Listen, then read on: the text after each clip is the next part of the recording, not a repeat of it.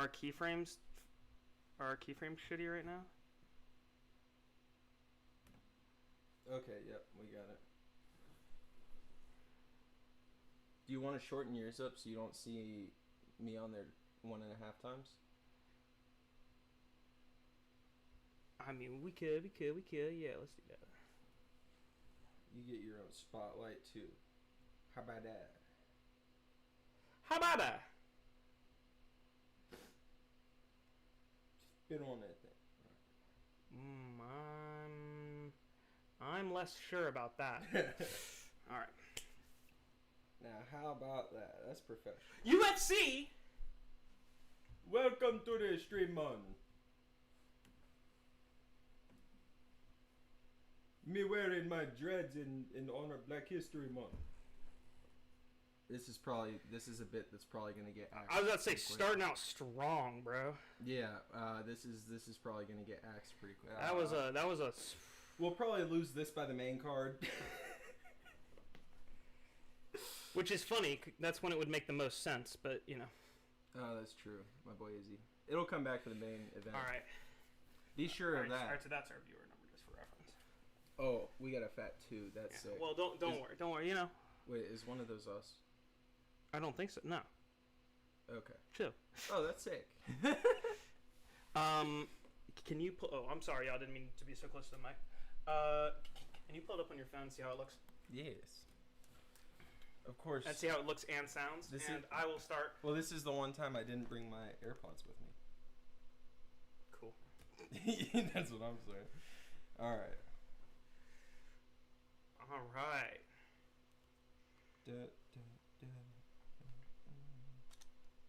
Let's see if I can find it. I believe in you. I see us. It's clear. It's quite clear. It's are you insanely clear. All right. How about the shorts? How the shorts look? How the shorts looking? I don't know. The frame cuts off. I can't see your shorts. You absolute. I'm messing. You absolute goon. Is there? It's the one that says shorts live. That one. There it is. And that looks good too. Yeah. How does it sound? Is our audio balanced? Y'all got a good angle of Bones yelling at me. How does it sound? Is our audio balanced? Here, turn it up and talk and speak. Is our audio balanced? And speak, I don't know. We're talking. Sounds good, but it's a little glitchy. Are you on the? Wait, I'm confused. What? It sounds good to me. Okay. Well, you said you were confused. What's confusing? I was hearing you saying. I think what KG said it sounded glitchy. It's a little glitchy. Are you on the shorts or the normal one? The shorts is clear for me. And it was telling me there might be issues with the.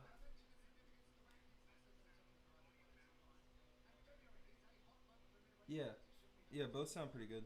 All right, cool. And like it looks okay. It's synced up and stuff. Yeah. All right. Oh yeah, the shorts is where we got viewership at. That's what's up.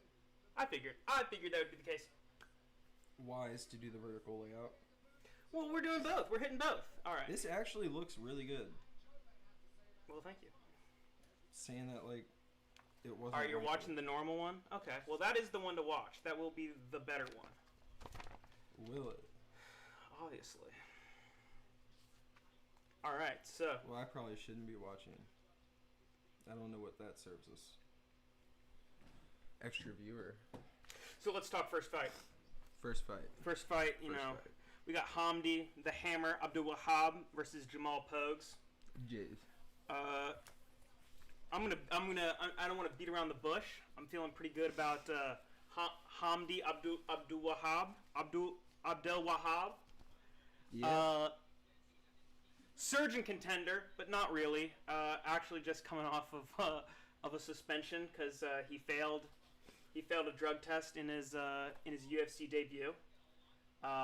He was not cut from the promotion though, so that's good. He got to keep his job. I like how you follow along the paper with your finger like a grade schooler. I like that. he made this big thing in notes, and it's much more detailed than anything I would have ever considered. He's 3-0. All his knockouts are first round. They're all knockouts, I should say. Very quickly, I think all within a minute. Yeah. But if you consider I'm a bare knuckle MMA, then his record is 5-0. Still all knockouts, still all first round. Oh wow, 2 of those were game bred. Those were that's Masvidal's promotion. Well, and so is Icon. Icon's his regular MMA promotion. That's what's up. Yeah. I'm sorry. I'll correct myself. 4 of his 5 KOs are in under a minute.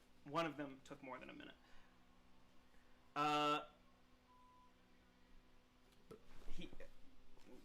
What? No, don't worry about it. I'm gonna wait till we have an actual point between talking about these.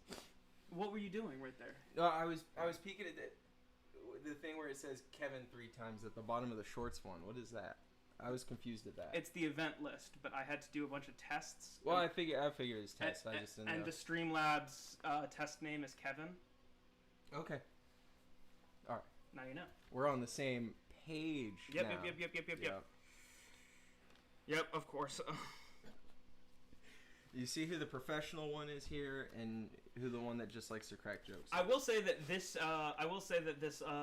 first fight is kind of a representation of how desperate they are for people in the people within the heavyweight division, because Hamdi, they caught him taking steroids, and not like little boy steroids, full on like let's see, did I write down specifically what it does? Yeah, he took anabolic steroids like he's a fucking bodybuilder or something. Like he's competing at the goddamn Arnold Classic, and they kept him on. His opponent, the Stormtrooper Jamal Pogues, was on the Contender Series twice, once in 2022, once in 2023. He lost by knockout his first time, and when he did win and actually earn his contract, it was a unanimous decision, which, if they're signing Contender Series people off of unanimous decisions, weight class is in a bad spot. And Jamal Pogues was really, really good in his minor promotions. He fought in a Gladiator Challenge. The one thing I know Gladiator Challenge for is they were the MMA promotion that had the fight with the gentleman who was born with no legs. Oh, so that's what I know Gladiator. That's what I know Gladiator Challenge for. So I obviously know them as only the top flight of competitive MMA. High flying action. Yeah. So he got all knockouts there, and was one of them against the guy with no legs? I don't know. And and it wasn't just there. That's free. That's an example of the places he was fighting in, where he was successfully knocking people out. Once he got to the UFC, and even pre-UFC, once he got to a major promo, he is only winning via decision. Even LFA, only decisions. Yeah. You don't really like those. Yeah, and in major promos, he gets submitted. He's been submitted in LFA and in Bellator. I don't believe is this his first UFC fight? No, he's had a few other UFC fights. Oh, right. His best UFC win, which best is in huge quotes, is against Thomas Peterson, who's also on this card. We'll see him later. His only loss is a unanimous decision versus the surging contender of Mr. Mick Parkin.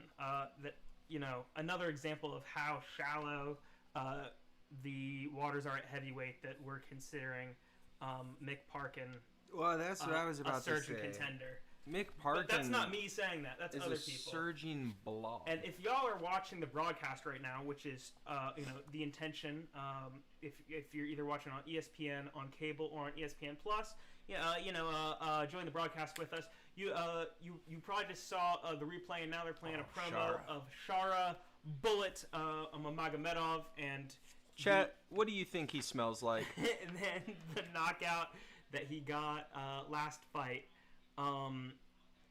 We'll talk about that a little bit later. He's very confident that was the best knockout, basically, of all time. He didn't say that, but he said of the decade. It was sick. It was cool, sick, but I don't know about all that. Yeah. I feel like that's like me saying my video was funny. All right, well, hold on. Let's actually think. What's the knockout of the decade? Anybody can toot their own. What's the knockout of the decade? Knockout of the decade, I'd say, was Max dropping Justin, literal last second. I was gonna say Joaquin Buckley when he did the backflip out. Oh yeah, he got his kick caught when and they did caught a the spinning kick back and he yeah. flipped out of it. Bro, that. And then that the was decade sick. before that, I'd say the Anthony Pettis Showtime kick on Hendo. So nice try, Shara. Try again next decade. Maybe it's just me having his signature on a fake belt at home, but I got to glaze DJ for one of the best knockouts, the flying knee against Moraes. Yeah, that's a good one. If you watch it back in slow motion, people break it down. There's so many people that have broken it down, but it's just like the technicality behind that flying knee. The timing of it, the just everything about it lined up so perfectly. And I would also give DJ submission of the decade for his with the flying armbar. Yep. Yeah. Underrated. DJ wins. DJ's underrated fighter. And I know a lot of people are going to say, how is DJ underrated? People still don't appreciate him. Dana didn't. People still to this day. Dana, you can suck him. All right. You should have kept him. Anyway, so look at Jamal Pogues, bro. Yep. Look at bro's cut. Bro's a blob. He's the definition bro makes of blob. Jamal Hill look like Arnold. Bro looks awful. What is he wearing? Jamal Pogues is the before. Yeah. Jamal Pogues is the before to Jamal Hill's after. Both suck. Bro, is he wearing the dog collar? Which I hate this thing that he does. It's ridiculous. But him wearing the dog collar reminds me. I was shown this video. This is not a new video. This was posted a while ago. And he posted it to his own shit. Of him eating food, chews it up, takes his dog's snout, and feeds it to his dog like a mother bird. Yeah. Do you not do this? I actually wanted... How do you think Butterfinger got to be as big as she is? I was praying a capillary in my brain would explode at that Butterfinger moment. is my beagle that is the size of 3 beagles. FYI. She is a barrel. Yeah. Bro's just really, really into his dog. Girl's built like me. I don't know what else to say. Yeah, well, I mean, like... Bro's really into his dog. Hold on, I'm going to pop this out and close this. One of the fun things to talk shit on was... What are you closing? The overlay for us? Yeah, here, hold on. Okay, I was gonna say, as long as you keep the pop-up chat there so we can see what's going on in there. Is there a way to center that or enlarge it at all? Like maybe a slight zoom? Oh, bro got bad eyes. I do. I'm an old man now. She sounds cute. She can be. Or the last time I was over, she was tweaking. Yeah. Well, yeah, I don't think she was the one tweaking last time. That's real. That was old trash.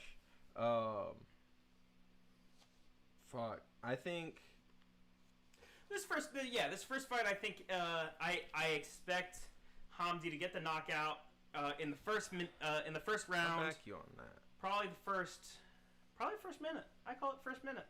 First 2 minutes for sure. If he doesn't get it done in the first 3 minutes, he loses. His previous...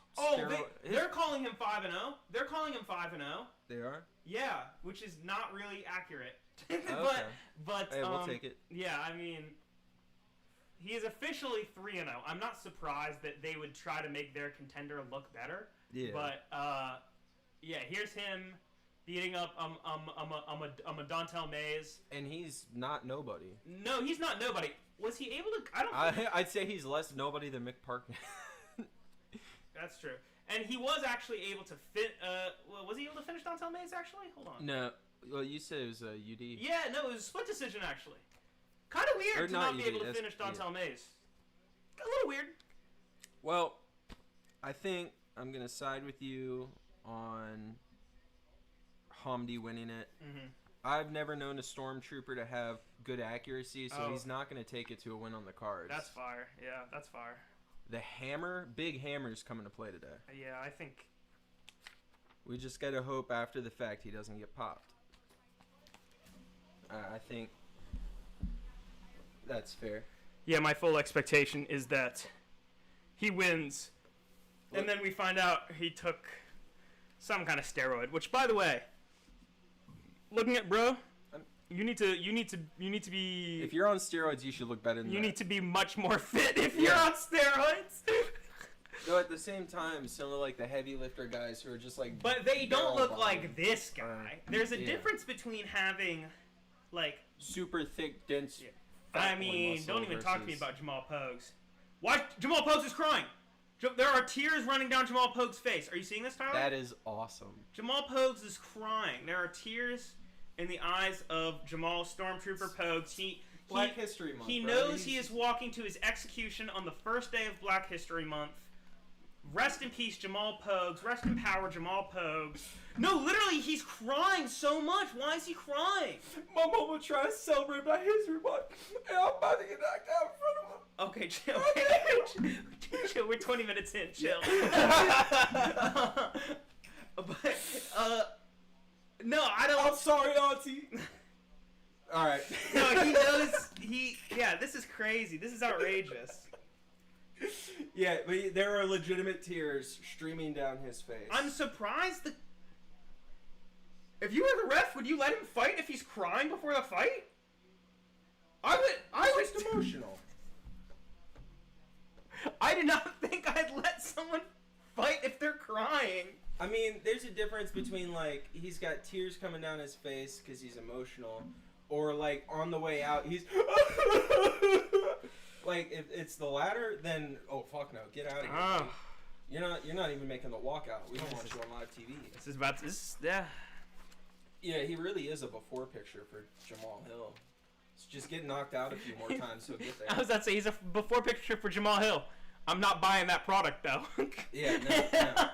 It looks like this is the before, and then to get to the after of Jamal Hill, instead of doing it the right way and putting on muscle as he loses weight and eating properly, doing it healthily, he just starved himself down to a little fucking beanpole, like... Which is funny, because he's, no, he does have 60 pounds on Jamal, never mind. I was supposed to be like, he's not that much bigger than Jamal. He's huge. Trust me, if I stopped eating, I could cut that weight in a month. And then I could still probably fight like Jamal. You'd be like Christian Bale for, what's that movie? From The Machinist? Yeah, that's crazy. He's the only Egyptian in UFC history? Is that true? That sounds like bullshit. Yeah, that doesn't sound true at all. Excuse me, y'all. You're going to hear some typing real quick. When you get the recording of this later, you absolutely have to clip me and send me that the Jamal Pogues walkout. Yep. Well, you're the only one who's ever going to see it, so... I tickled myself with that one. Day one of Black History Month, I've already...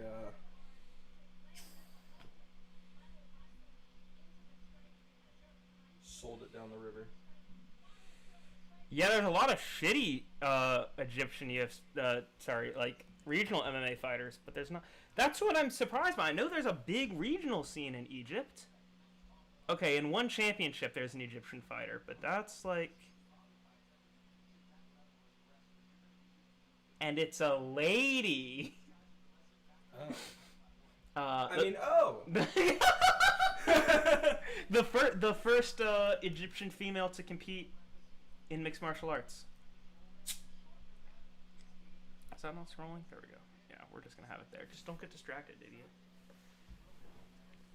He does look a little more fat than Pose. Like instead of his tummy sticking out, he's got like actual pecs. Mm-hmm. This is exactly what I wanted to avoid. What's the reach difference? Conversation about body. How does Jamal have I have different numbers. I have different numbers for reach. I have a 4-inch reach difference, not a 5-inch reach difference. But they have a 5-inch. But, you know, that's whatever. I went to his house and measured him. I don't know how they got theirs, but...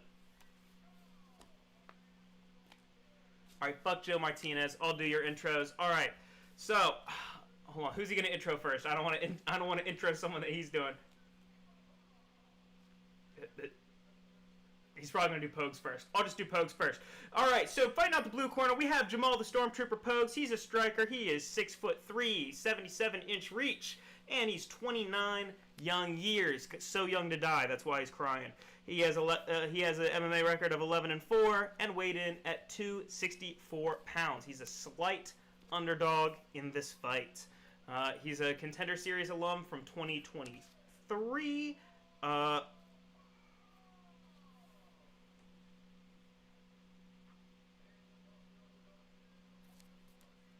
in the other corner, we have Hamdi the Hammer Abdulwahid out of Egypt, 6'2", 73-inch reach. They say 72, 32 years young. A record of 3-0, 5-0 if you count bare knuckle MMA, with 1 no contest because he's a steroid muncher. He weighed in under the limit of 260 pounds. That's how you should look when you're on steroids if you're a fat man. He actually does look pretty cut. You get that shape. He looks pretty. I will say though, I have that shape and then a gut to follow. That shape leads into my gut. So I am well out of shape and still do have these. My weight started to spill off the side, so I don't get to see it. I gotta work a little harder. How old do you have to be to retire in the UFC? Usually you choose when you retire. It's just when you feel like you've made enough money. Ask Tony Ferguson. Or you're too beat up. Ask Tony Ferguson what age you should retire from the UFC. Some people never retire, unfortunately. And Tony isn't even retired. He just moved to the Geriatric Fight League. Like, he is in GFL officially, right? And yeah. Isn't he like 40 years old? Yeah. All right, hold on. Fight started. All right, hold on. We're 30 seconds into this fight. We said it would only last 30 seconds. All right. All right. We got both boys fighting from a conventional stance. All right, yeah. So it looks like Hamdi's kind of throwing some out. All right. So we got an oblique leg kick from Pogues. Notice both have their hands down pretty much the entire bout here. The entire exchange? Yeah. No one's playing defense. I think we're just gonna see a slugfest. I'm expecting Hamdi to catch him with a counter. I didn't like how Pogues kind of dropped his head. Oh yeah, never mind. He hurt him with that too. Look, as long as the hands stay down. Yeah, he turned that boy to a wrestler real fast. Yeah. And he's down. Yeah. All right, we're done. That's vicious down strikes. All right. Hammer fist to the head. I was about to say transitions to the back fast. That was clean. Nobody at that size should have that kind of speed. This is heavyweights. Nobody does that to Jamal Pogues. I was thinking for a second that this was like light heavyweight at least. No, and he's giving him beats. Chris Tognoni all up in the way. Jamal Pogues is set. He's trying to catch these punches almost. It looks kind of silly. I think right now he's determining if he wants to go out like his fellow namesake or if he wants to try and fight through this. But it looks like he has no way of standing up. Oh, just as I say this, he does attempt it, and the mat return. Yeah. Hamdi is very good with this grappling control. Yeah, he's got him against the fence. All right, he's out of it, and we're exchanging again. Notice, Pogues went for the takedown. Yeah. Hamdi controlled him for the entire exchange, and he barely got up. Striking Pogues through the guard there, just broke through, actually. What guard? Yeah, I was about to say, it's like how I play UFC 5. Just spam the block meter down. You can't hit... I didn't know we were hitting in the face. The tiniest little leg taps. Bro's just protecting the gut because he just he's not protecting anything. He's just holding his hands up to throw. The gut has built-in protection. But I just think the fat man knows he has no tank. Look, I speak from a position of a fat man, so I can say it. Oh, he did catch Hamdi a little jab pop right there.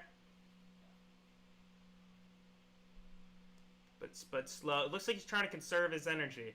You know, I'm really looking for Pogues to just walk into another heavy straight from Hamdi. Yeah, that's pretty much my expectation. It's just a matter of if he follows his patterns. Yeah, this little in and out from Pogues is risky. He's gonna get caught one of these times. He could stand to follow up with We multiple we strikes. are past the 3-minute mark though, so according to my prediction, it is now Jamal Pogue's fight. Did I call him Jamal? Oh yeah, his name is Jamal. I thought we were comparing it to Jamal Hill so much. I was like, Jamal.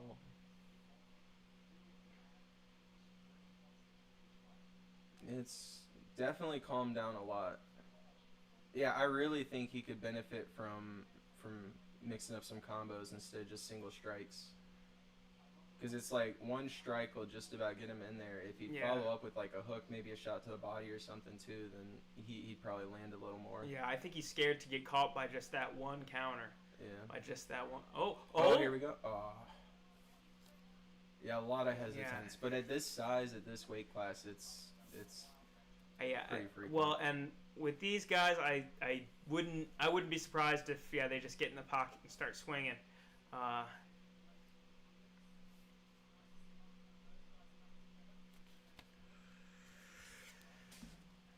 I don't look fat. Oh, well, the camera's doing me some justice. I appreciate that. It's just the filter. It looks like Hambi's trying to catch this left hook. Yeah. As Jamal enters. He makes me nervous the way he puts himself off balance, though. Mm-hmm. And Chris Tione dying to get in there. All right. Like he'll be positioned up, and then throw one, and by the time he's through with his right, he hasn't pulled it back either, so he's all the way extended. His right leg is crossed over his left, and one shot, he's on the floor just on a matter of balance alone. He's got his penis out. Yeah. Oh my God, can't forget the penis out. Just flopped out when he got knocked out. Was that woman pregnant? Sorry, we're watching a Starbucks Knocked ad out, flopped now. out.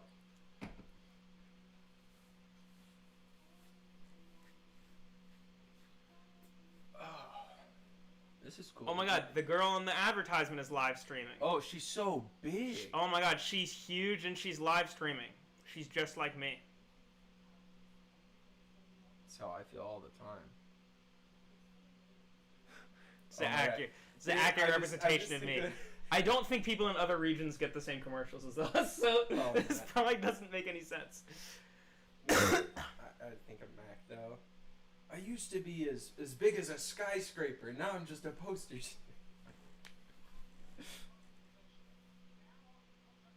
I'm starting to think I'll never be that monster again. Yeah.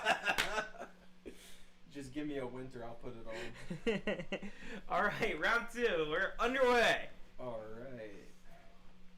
Hey, Jamal's got his hands up. Maybe his coach said something. No, they're yeah. Well, I mean, you can't. It's MMA. You can't have too high of a guard, or else you're open to takedowns. No, for sure. But it looks like he's paying a little more attention defensively, keeping his hands up there. I didn't like that though. I didn't like that really fast one too, where both of his hands were out at the same time. That was dangerous. Wasn't there a fight where someone punched with both hands at once? On the ground. Who was the fighter that kept doing double ground punches? Yeah, so he got the knockout too. That was pretty funny. Knockout by. I wonder what the Sherdog listing says. Knockout by double ground and pound.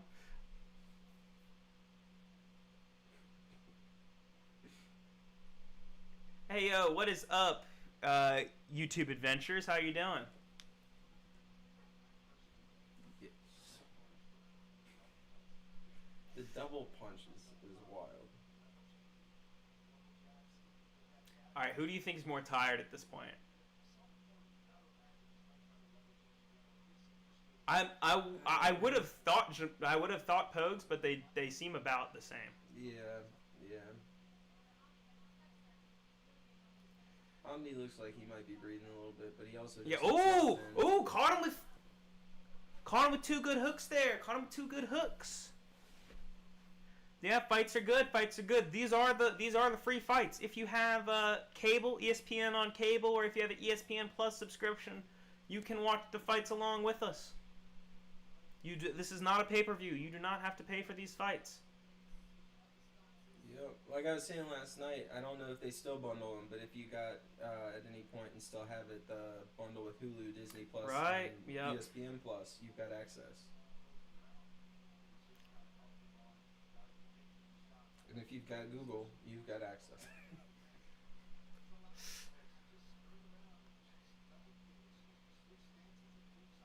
It's kind of looking like Hamdi's a little bit lost in there. Yeah. Like he's not really sure. Like he's not really sure what his route to victory is now. He's like, Jamal's this guy keeping him at too long of a range. Yeah. He's not really getting close enough. Mm-hmm. He wants to just be able to just blast power. Yeah.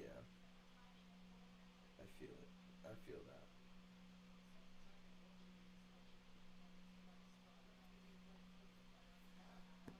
Well, thank y'all for joining us this morning. Yeah, This should be a good day. It is an early morning start, but yeah, you got us all day. Bones Man, the Bones fan, set up this nice little overlay for us. Got everything running. This looks good. Mm-hmm. Well, thank you. And guys, if you do drop a subscription, we'll get a little alert. I'm not trying to touch you. A little alert down here.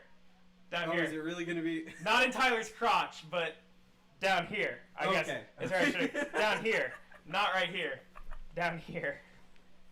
I was scared. Down here. Not that kind of stream, guys.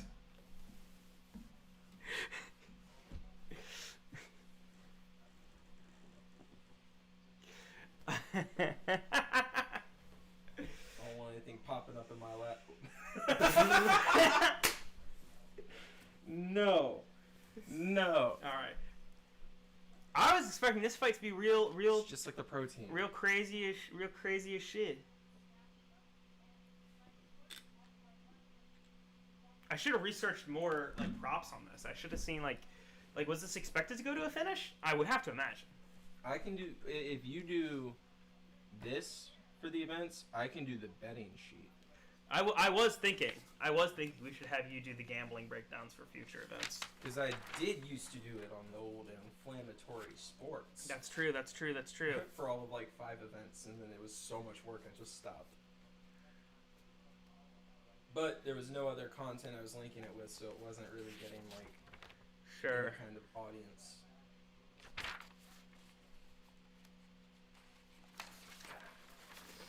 The occasional gambling chapter that I'll take is just wild. Oh god, remember when you played lottery for a little while? That was funny. Yeah. All right. That was fun.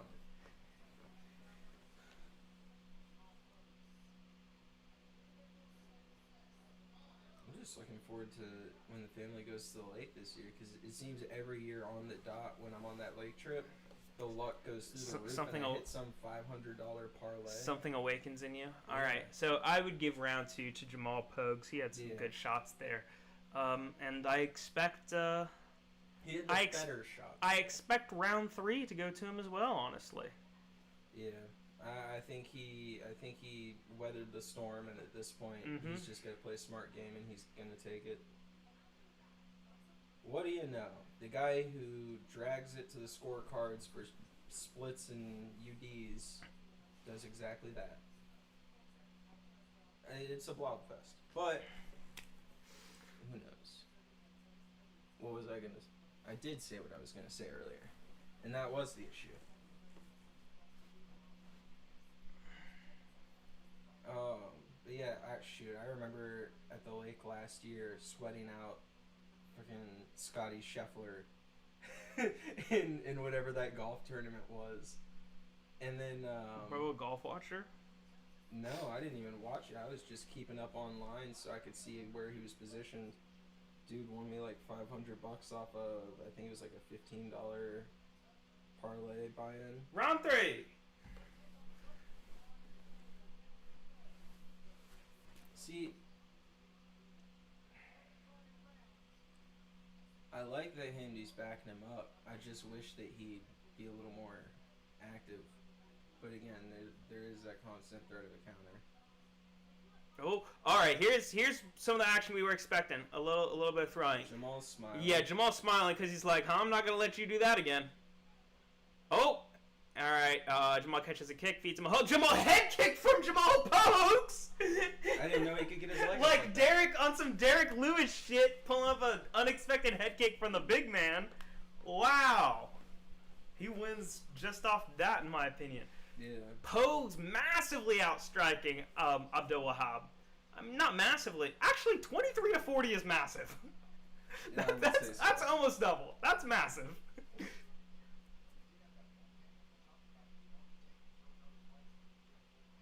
Hamdi looking ragged.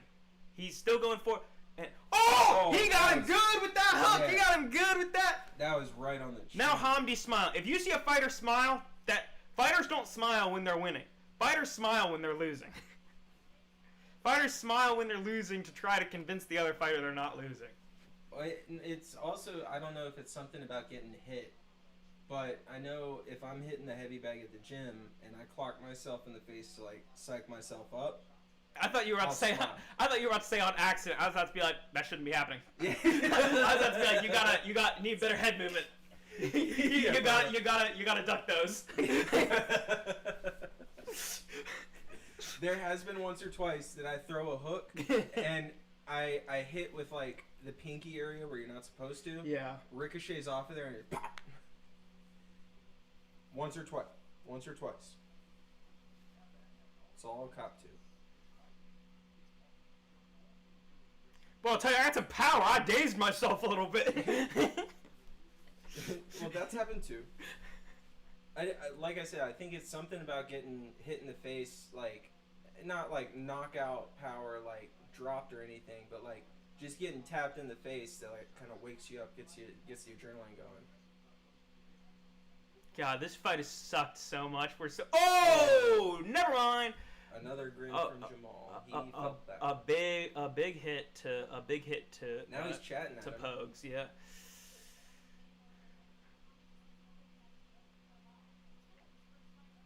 I never understand when people will throw leg kicks like in the last 2 minutes of a fight when you haven't been throwing leg kicks the whole fight. Yeah. That makes no sense to me. You either build it up over time, especially early on, so that you can have them slowed down later. The value of leg kicks goes down the more the fight goes on.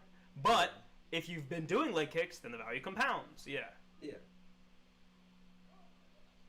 Well, yeah, I mean, leg kicks thrown in the third round, especially the latter half of the third round, you don't have any time after that for them to... Unless you're Michael Venom Page and you can get like a leg kick TKO with just 2 kicks, then... Because what you want is to leave them going into their corner between rounds with a bunch of leg damage, because once you're just kind of sitting there, standing there, it's going to start to set in. You're going to feel it. And if you're... Coming back, you'll be awkward. And if you're Shamil Gaziev, you know, your leg might hurt so bad you stop being able to see. Yeah, honestly. It looks like they're both getting a little second wind. Chris Towney just picked something up off the floor. I don't know. Maybe it was a piece of glass. Don't like Mark Goddard in the cage. It looks like they're both catching a second wind. They've caught each other a little bit here. The first and third round are hard to call. Second round I'd give full. Jamal Pogues. First round I would give a slightly into Hamdi. Second round, absolutely Jamal. Third round is... a lot. This is definitely the most action. Because it's like when they exchange, even if Hamdi's landing heavy, they're both landing. Mm-hmm. It's not just him. I don't think there's been many points where he's had Jamal's number to where like he can throw an answer. Why the fuck are they yelling at each other? Just like they're like you have the opportunity to fight. Yeah, they're yelling. I never get this, and they'll yell mad at each other. But it's like you better knock him out. You're literally yelling because yeah, I don't get it. When they'll be so mad at the other person that they'll start yelling at him, it's like you're actually fighting right now.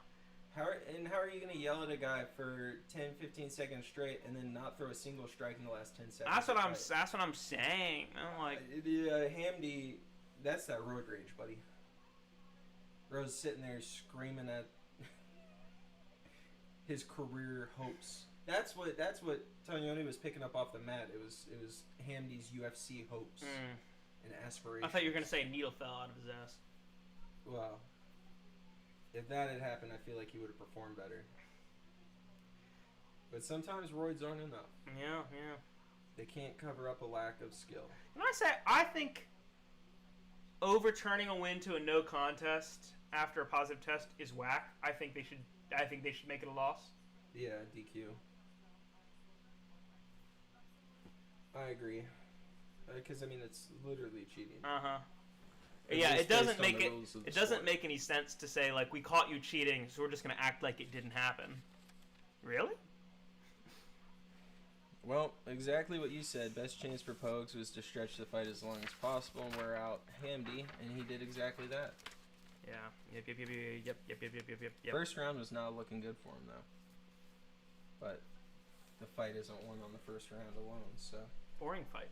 Boring fight. Boring fight. Speaking of boring fight, there's our main event. Our main event will also be boring. Probably not as boring as that one just was, though. I'm hoping Izzy's fun to watch today. But that's up to him. Alright, let's see. And a small part Imavov as well, but...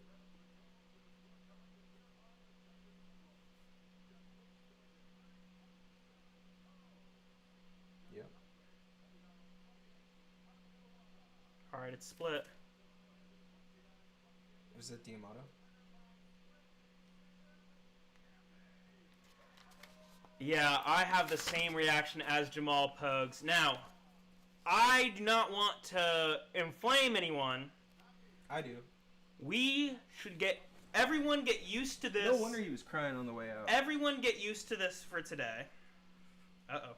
Everyone get used to this for today.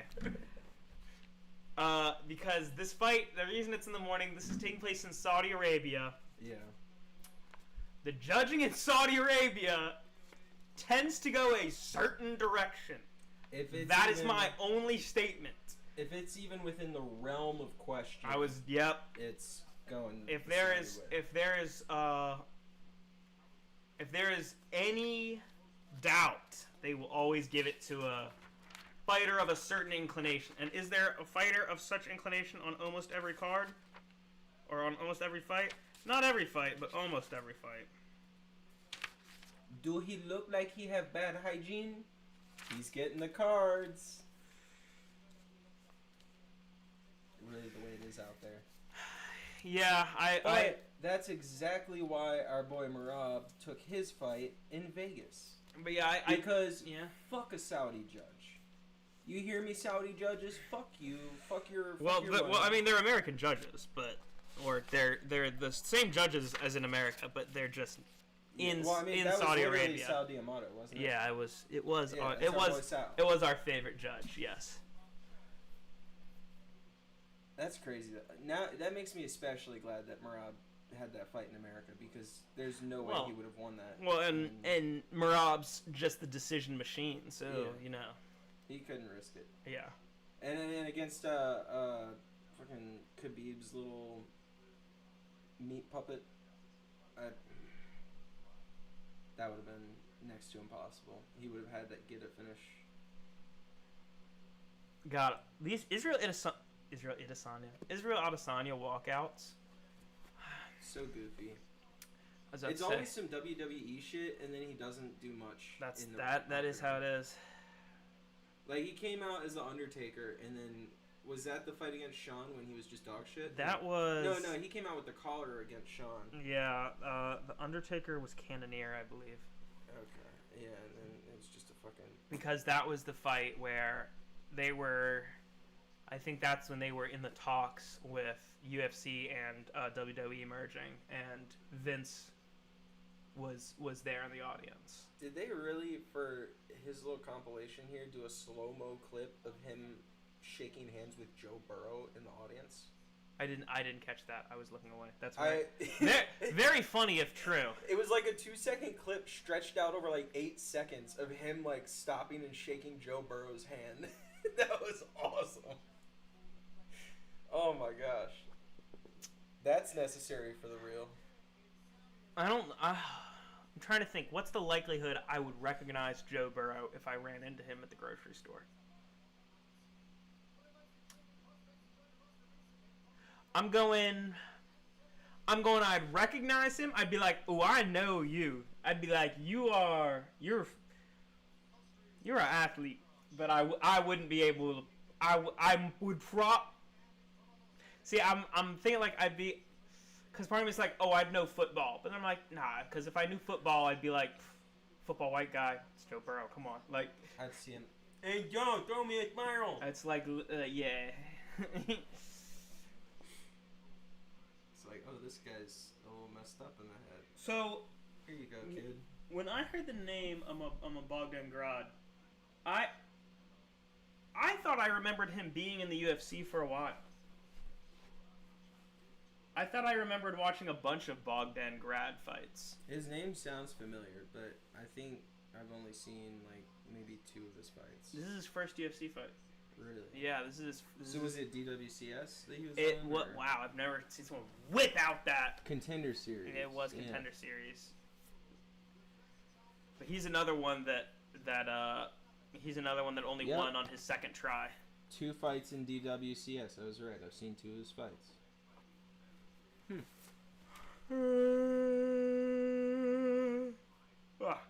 Yeah, he's kind of like Merab. He uses a lot of cardio. He's just gonna keep pushing forward. Oh, and Lucas missed weight. He is the only one on the card to have missed weight. Boom. And by 3 pounds. To be fair, I've missed weight. Or 2.5 pounds. It's a lot. Not for any event, just in general. Yeah, 2.5 pounds is a lot of weight miss. Fuck, I came into this event overweight.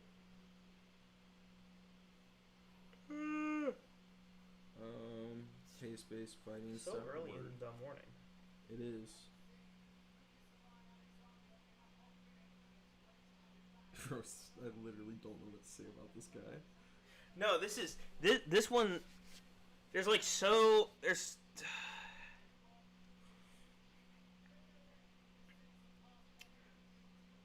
no, literally, like, he lost to, like...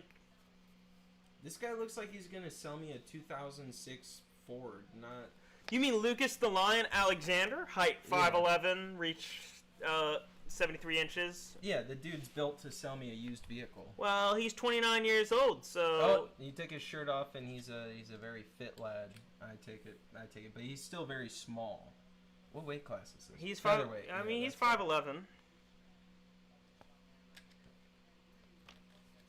That's pretty tall. It's pretty tall for weight class. Excuse me. Oh my goodness. But yeah, it's pretty tall for the weight class, you know. So he's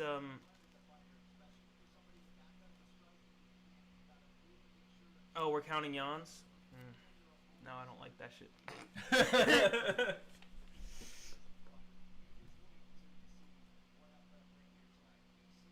7:51 there. Yeah, it's early. We're nearing 10 a.m.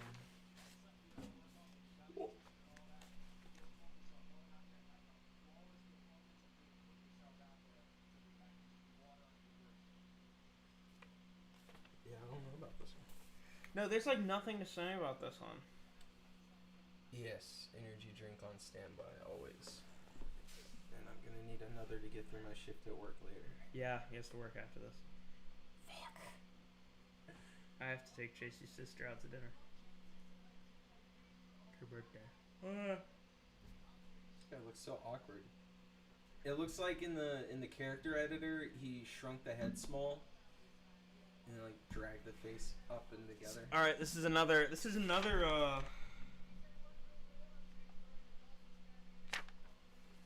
Yeah, this is another weird one. They have him listed as Romania. I have him as Austria. I believe he's born in Romania, but fights out of Austria, so... If any of you have ever seen Impractical Jokers, it looks like when Murr had to shave all of the hair off of his head, including his eyebrows. This guy has eyebrows, but he looks like Murr when he didn't. So you mean if you're familiar with that one particular episode of Impractical Jokers? If you're familiar with one episode, you're familiar with all of them. That is true. That is definitely the case.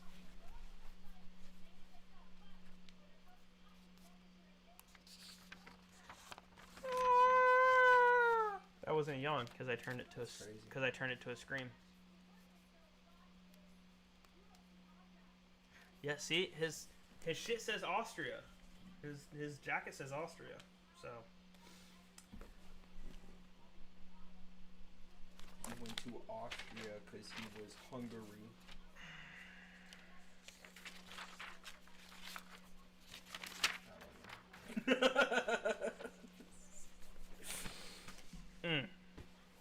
Fascinating.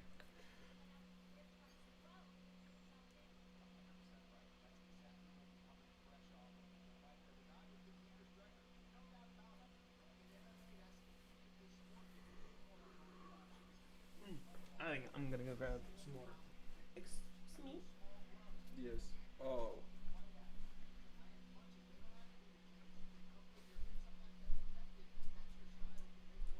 Alright, you're stuck with me now, chat. So what we're gonna do here...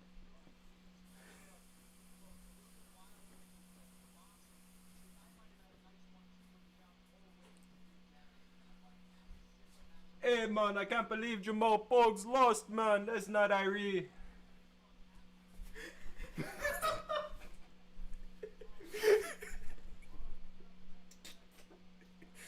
That wasn't Irie.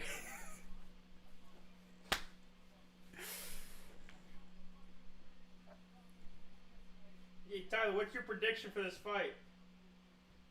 I don't know. I'm kind of confused just looking at the guys. I like Bogdan by decision. That sounds good to me. Oh, he winked at us. You see that?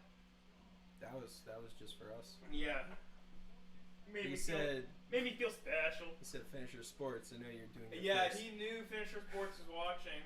He actually said, guys, if you're not watching, he said, shout out Finisher Sports. See, so next time, now that I know what the move is, what the plan is, next time I'll bring the Elgato face cam thing. I'll send you a link to the software so you can have it downloaded and set up ahead of time. Shit, I might have the actual camera by next time. I'm juicing to buy this camera. I'll tell you. Oh, I understand. Then the content investments, I get it. It's exciting. And will I finish taking this dab before the? Oh no! When it catches on fire. That's a bad time. Whatever. Ain't shit gonna happen in the first round anyway.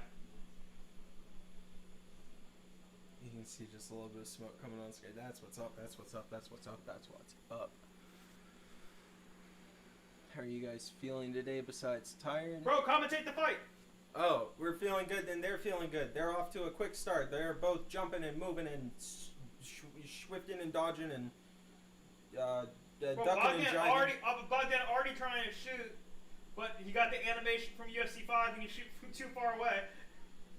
And you fall on your face. Oh! There are some strikes and some grappling, but oh god. for the most part, it looks like they're moving around in a fast-forwarded motion. Bro, Bogdan is doing everything in his power to try to get this to the ground as fast as possible. Indeed. I expect that his plan is just to let... Some elbows in the clinch. I expect his plan is just to lay on top of him for 15 minutes. Alexander's reversed him up against the cage. He's now controlling the exchange. I was thinking about this. What do you think is the most common name in MMA? I was thinking it's either Alex or Sean. Probably. I'm sorry. I should have asked this between fights. I'm sorry. No, you're good. You're good. All right. They're back kind of out to open space off the cage, and they have split up. No, they were so good together. Bogdan initiated, but I'd say Alexander got the better of that grappling exchange. He just landed a good knee on him. Missed the front kick. But Bogdan is backing him up against the cage pretty well. He's got the big overhand for Bogdan. That was big. Oh my god, he's swinging for the fences, quite literally. He just got oil checked by Alexander. Alright, now he's got Alexander's back. Let's see, is he going to go for the oil check or is he going to take this cigarette? Obvious fence grab, I would have given him that position. I think fence grab really prevented that takedown. I would have given him the grab takedown position. Yes.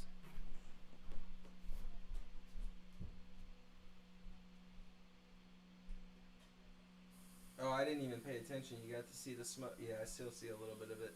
That's awesome. See, I don't think we can do the full smoking process on camera, but you get that little glimpse of it to be like, yeah, I know what the boys are doing.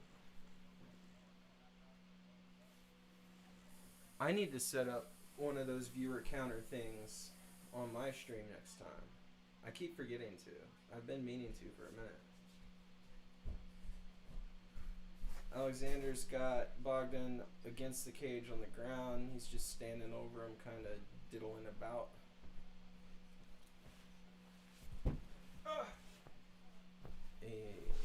Oh! It looks like he's trying to get a position for some ground and pound, but he's having trouble finding something comfortable. He's going to get up kicked if he's not. I was about to say, why even engage with someone on their back like this? We're getting... Our broadcast is freezing. Like we're watching an illegal site, and we aren't even doing that. ESPN is acting like Netflix on the night of that Tyson fight.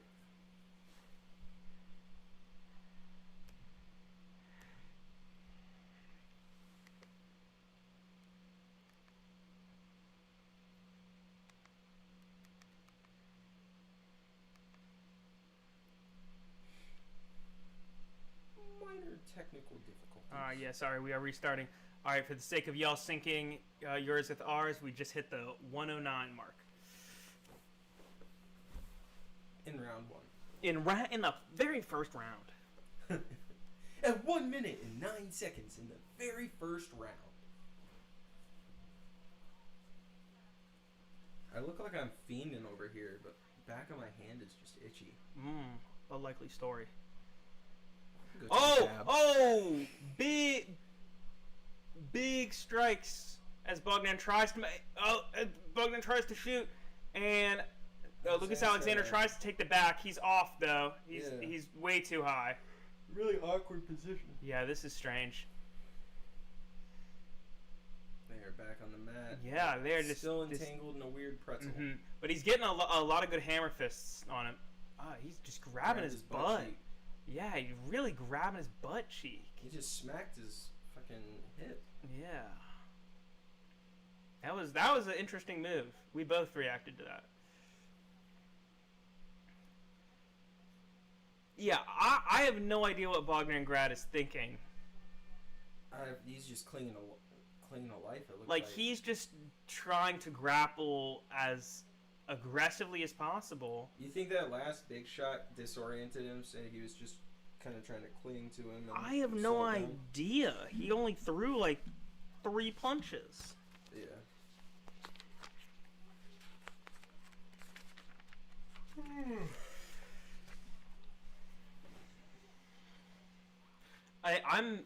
I'm thinking how it's gonna end is the same way Majal Almeida got knocked out. He shoots for he gets the body lock and just won't let go, and he just didn't give up on it when he was taking all the hammer and fists. just gets pounded out. I think that's what's gonna happen because that was so great to see. Because he just kept getting hit and hit and hit. That was so exciting to see when that happened. Because, I mean, he'd just been running through everybody. So the same way you like to see everybody get fraud checked, seeing Almeida get fraud checked when he went for that takedown, got pounded out, that was beautiful. Got exposed so heavily. Mm-hmm. I mean, he's still a great, great talent, and he has a lot of potential. But it was exciting to see that happen.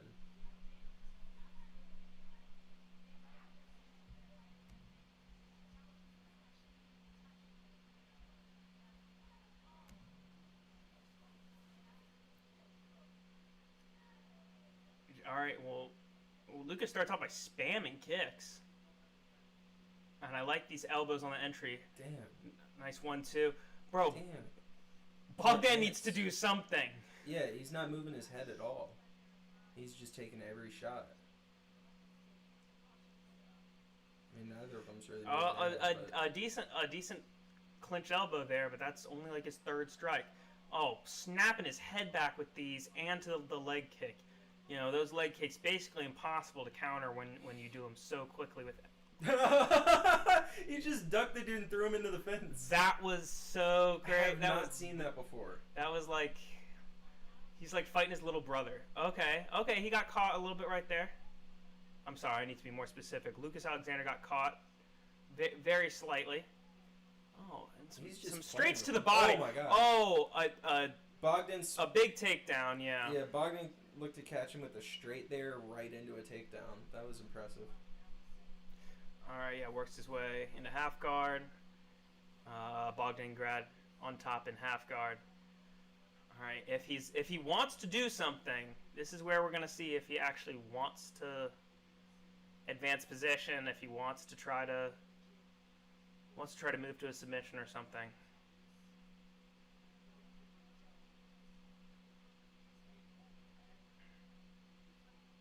Oh, he might be giving him back here. Yeah. Alright, Bogdan's controlling this grappling exchange. He's got the back. He's got Alexander's... Nope. Alexander's rolled back to... I don't even know what you call that position. Alright, and he's in full guard. Yeah. Or, sorry, full mount. Yeah. Yeah, sorry, he's in full mount. He has mounted him. Mm-hmm. He has mounted him. Very descriptive. Bogdangrad has put Lucas Alexander in full mount. Let's see. Looks like Lucas is going to try to turn to the back to stand up, but that didn't last long, and he's managed to slide Bogdan into half guard. He's just holding him down. 2 minutes left in the round.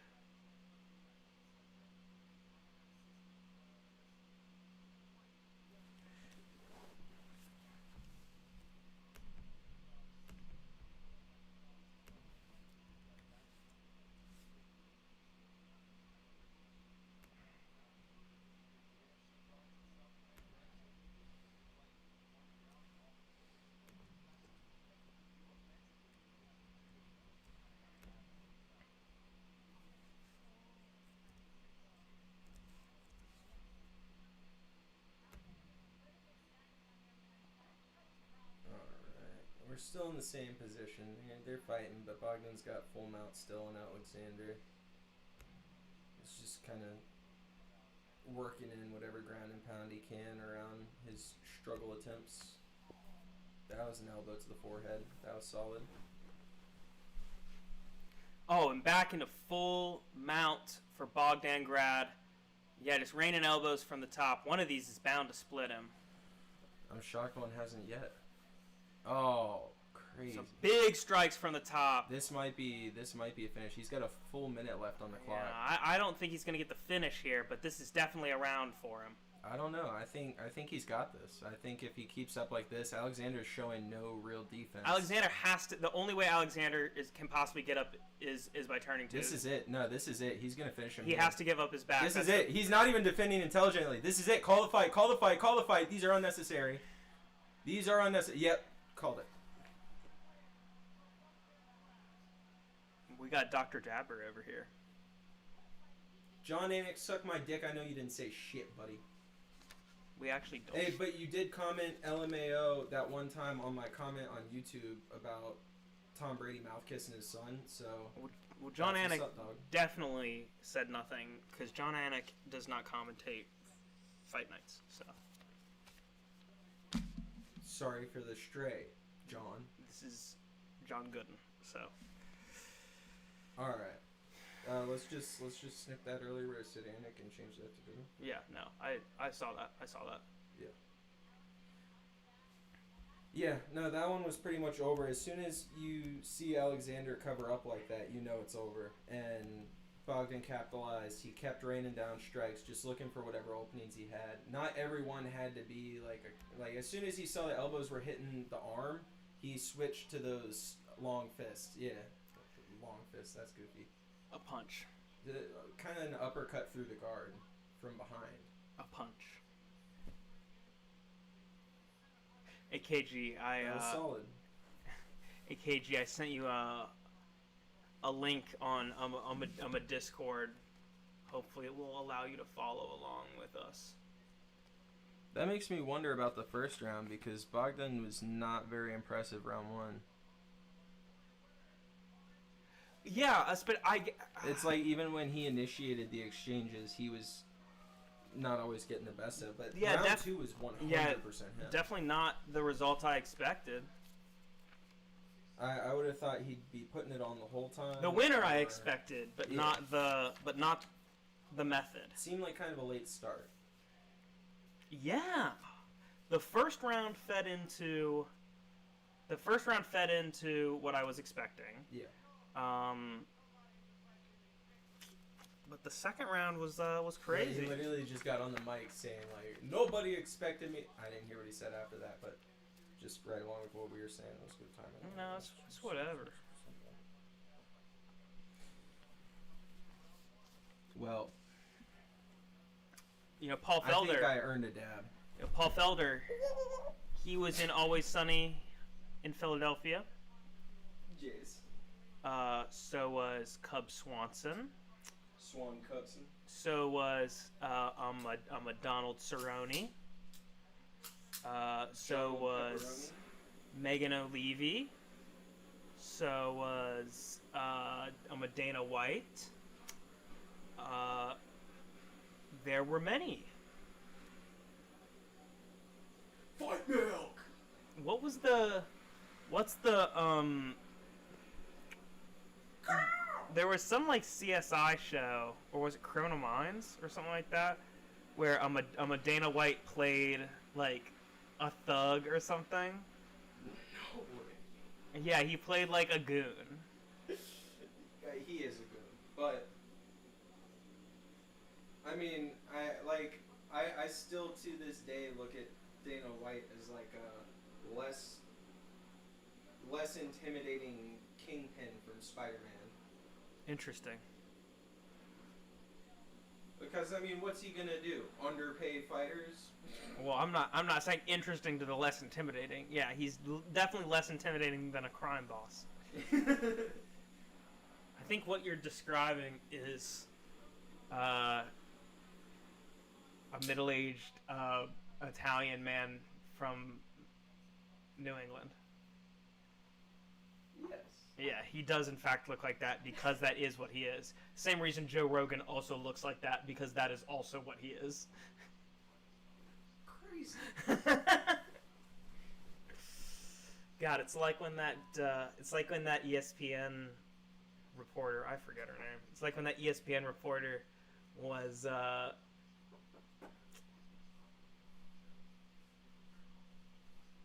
spaced out super hard there.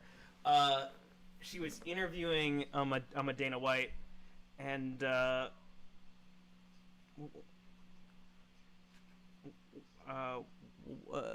what are you taking hits out of? Out of a dab rig, but that's.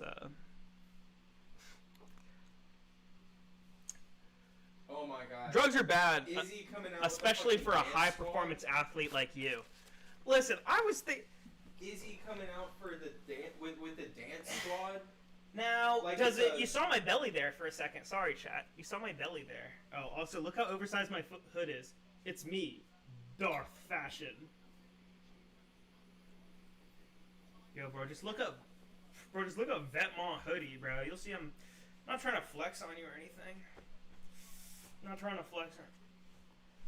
It's me, Darth Fashion, bro. Oh shit, bro. The smoke coming over Darth Fashion made me look so sick. Bro, look at the smoke on Darth Fashion. Gotta be. You have no idea what a dab rig is? Okay, we're allowed to show the rig.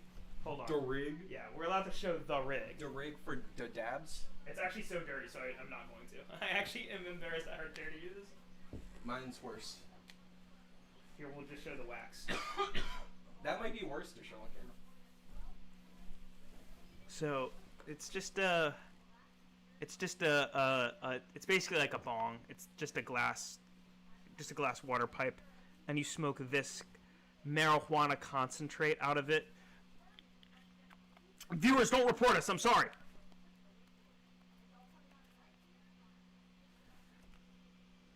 Yo, is my computer spazzing? Okay, no, it's not. This computer old as shit. I got this computer before I went to college, and I haven't been in college in a long time. I'm old.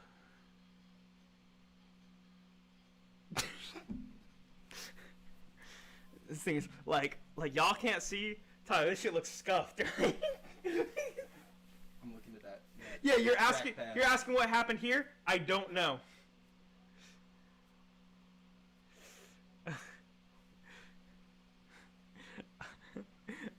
Like the coating came off or something? I don't know.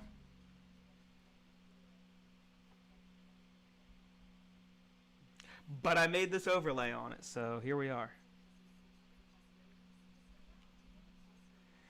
All right, what am I doing? We just got ads happening right now, so let's preview the next fight, Tyler. I thought this was interesting. We're in Saudi Arabia, right? Yeah.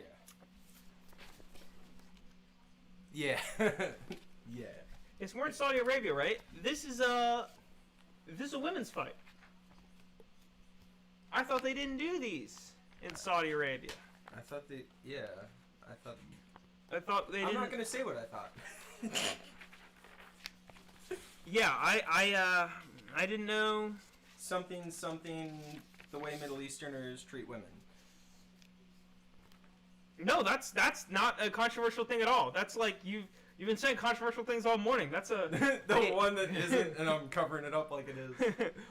Women are treated poorly in Saudi Arabia. Yes, this is the case. These are true facts. I was gonna actually, when I was making the thumbnail, because the thumbnail is based on I'm a promo thumbnail, for the event, and at the bottom it says like Saudi Arabia on the actual event thing, and I was gonna make it on ours say like Saudi Arabia is somewhere I don't want to travel or something like that, yes. But I didn't want to get assassinated. I like the Saudi Arabia assassinates people who talk badly about them. What was it you put at the top of it, like not an official stream of the UFC or something? Yeah, because at the top it says UFC, and I made it say not UFC approved. Yes, that was good. That was a good touch. But yeah, I'm.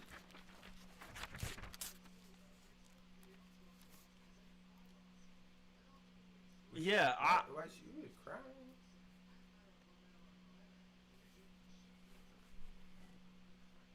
Yeah, they just showed her. I'm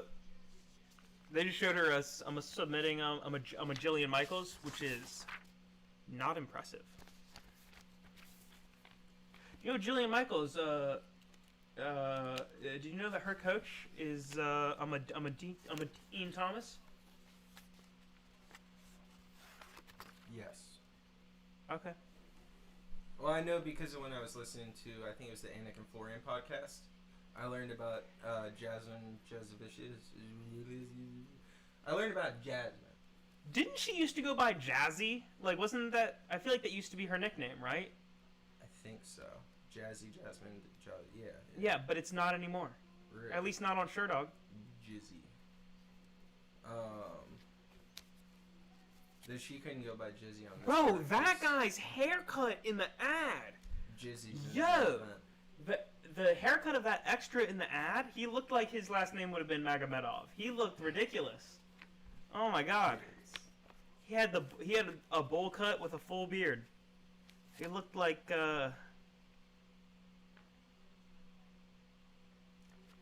Weird Al in the Amish Paradise music video. Bro, I'm just seeing Bueno Silva had a fight overturned for Ritalin. Bro. Yeah, Mayra Bueno Silva she submits Holly Holm, which is very impressive, actually. Are you telling me that if in some alternate dimension I were fighting in MMA, I could have a fight overturned to a no contest because of my Adderall prescription? You cannot. Yes. That's some dick. So what she said is ADHD is real. So for reference, the thing that we're talking about is she submitted Holly Holm in what was that 2022 or when? I like to imagine Holly after the fight. This bitch wouldn't have done it without the. In July of 2023, she submitted Holly Holm in July of 2023. She was so focused, which is very impressive. Holly Holm wasn't submitted by Ronda Rousey, so she gets a very impressive submission, and then it is overturned because she doesn't even test positive for Ritalin. It's, I believe, a Ritalin metabolite. Her response is she has a prescription. She has taken it for all her fights. Not for all her fights. She takes it while in camp. And then... Myra, I don't like the way you said that. And then she says the Monday before fight... The Monday of fight week, she stopped taking it. And she says in the past it hasn't been a problem. Well, see, but I would even wager to say that it puts her at a disadvantage because that initial stretch where you're off of ADHD medication, at least in my case, maybe it's just all the weed I smoke, but I feel super cloudy if I'm not on my medication. Like it's noticeable if I go a day or two without my ADHD meds. Smoking weed would do that, definitely, yeah. But I mean, like, when I'm on my meds, I'm not. Well, yeah, that's because you're speedballing taking meth with your weed. That would do it. For some reason, I'm way more alert when I take this upper. I don't know. It's weird. No, I get it though. I get it. I just remember I haven't taken ADHD meds in years and years and years, just because I don't like how stimulants make me feel in my tummy.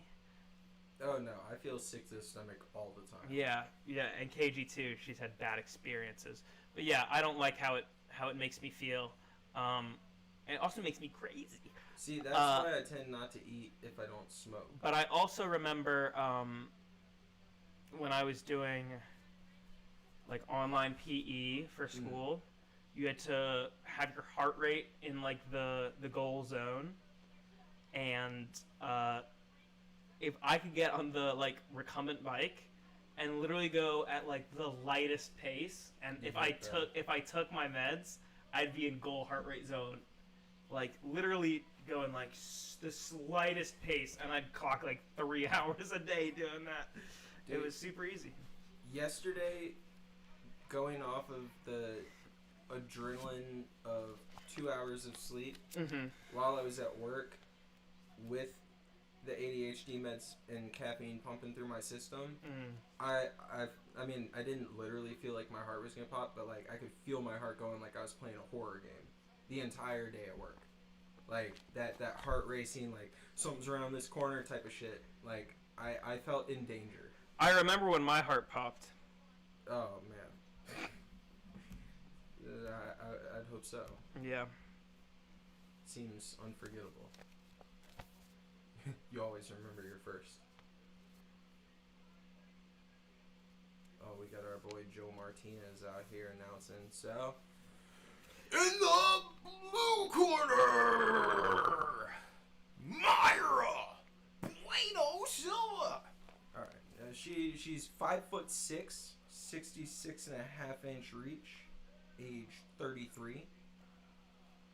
Girl's got a 10-4 and 1 record with 1 no contest, officially weighing in at 126 pounds. She's a plus 210 dog at the time of taking these notes. And in the red corner, I'm not going to do that anymore. That was intense. Jazz Devicius.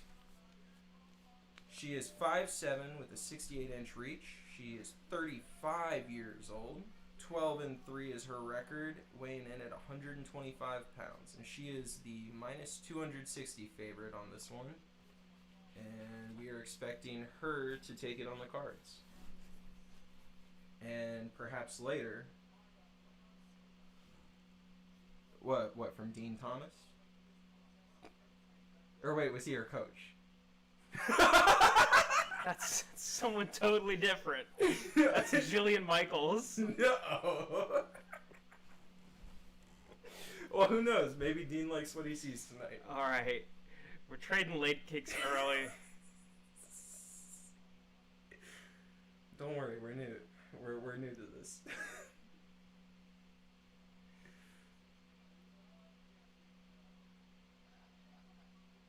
There's a lot of Yeah, so as we see Jasmine Jasvizius trying to get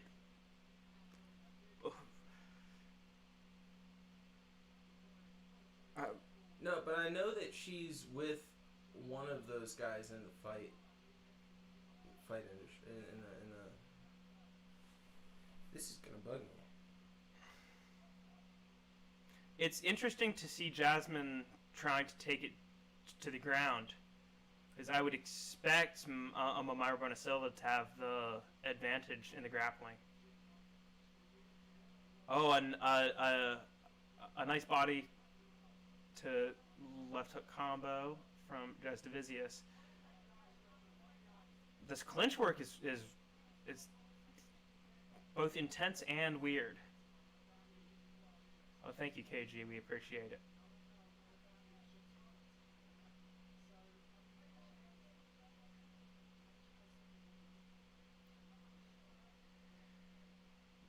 No, but she is dating her trainer, Chris Prickett. That's interesting. That's interesting. So is Rose Namajunas. Pat Barry started dating her when she was like, I don't want to say the wrong age. So, but not the right one. Not an okay one. But I don't want to say the wrong one. But younger than 18.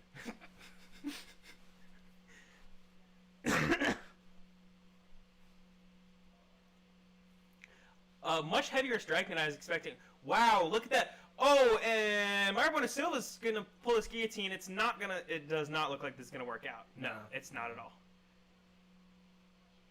See, if I'd worn the guillotine hoodie today, then maybe we'd be in a different situation here. Oh no, she's got it under the chin. She has it under the chin. chin. Has the grip. Yeah, I don't even think she has her hands clasped. I don't know. No, I can hear them talking about her just having one arm.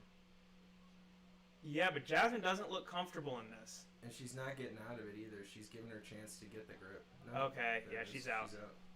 She's in Myra's full guard. Mm-hmm. Myra's got a good grip on her. She's trying to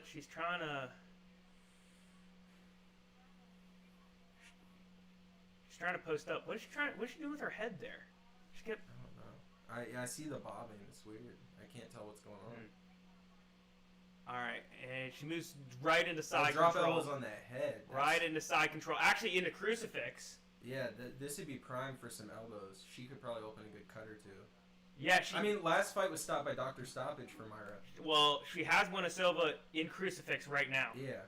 Wow. If she got Mayra Bueno Silva in crucifix. That's so impressive. This is a position I love in UFC 5 when I'm playing the career mode. Is get somebody in this and then just drop the elbows on the forehead until they're bloodied up and little game advice. You actually can throw just as effective elbows just from side control in the game. I know, but I like to get in the crucifix for those because then if they shift out of that, it's into side saddle. Side saddle, and then they shift out of that, still side control. So there's 3 angles I can hit elbows even if they're. Yeah, but you can't manually shift from side saddle to side control, from side saddle into crucifix, which I find kind of annoying. Anyway, enough about the video game. Yes. Sorry, my bad. All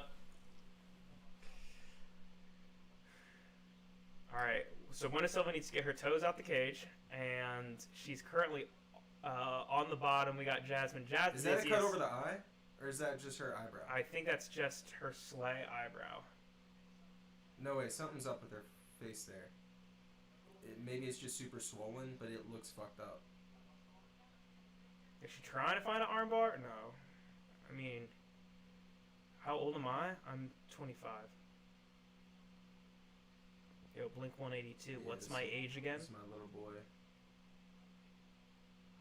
Alright, she's looking for a leg lock or a knee bar or something. And round's over. Oh boy, Nick Bosa. I know it's hard to tell how old I am because I'm so aerodynamic.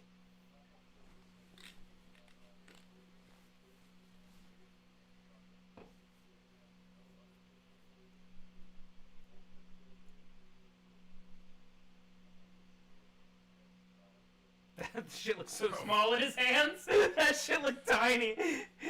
That shit looked like when Shaq drinking the water bottle.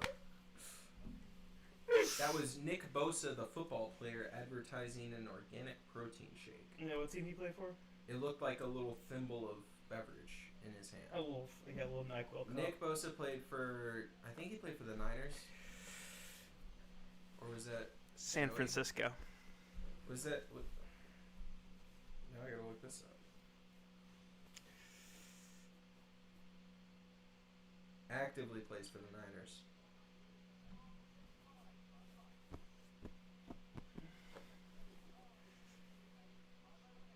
Bro, look how drippy Buenasilva is. Not like in terms of like she's cool, but in terms of like she's sweaty as shit. Or maybe they poured water on her head. I don't know. But she's literally dripping in liquid. Oh no. Oh, Buenasilva gets caught when she throws a naked kick, but literally catches the kick of Jazz Divisius.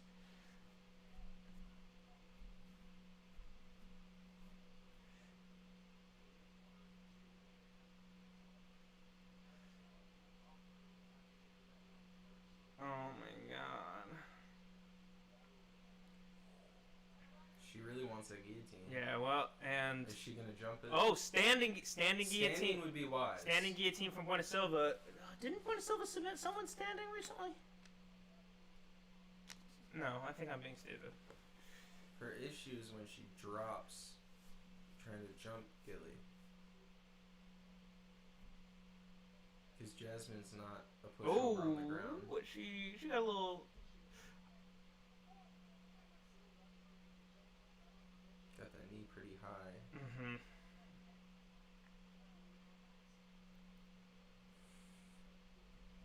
It's more evenly matched on the feet, but you know. Yeah. Which wasn't what I expected. Ooh. Yeah, Buenasilva is just keeps returning to this a tie clinch as often as she can. I don't know if that's something. I don't like her stance. I don't like. She's got her shoulders and everything rounded, like down and forwards. Like I feel like she's just putting her head out. Yeah, it's I don't know if she's doing that because she's preparing to sprawl a takedown or what. Yeah. But yeah, you see Jazz Divisius continuing to feint that takedown, just so that Buenasilva can't really get comfortable in her striking. Well, and if it keeps her leaning forward like this, it keeps her head close. Mm-hmm. Oh, yep. For that nice 1-2. And yeah, she just keeps feinting that takedown. Leave the threat there. Make her prepare for it. Keeps and then take doing advantage it, yeah. of that defense.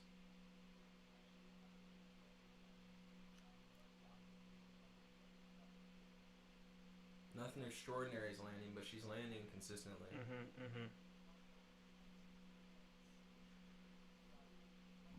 Excuse me. Wow.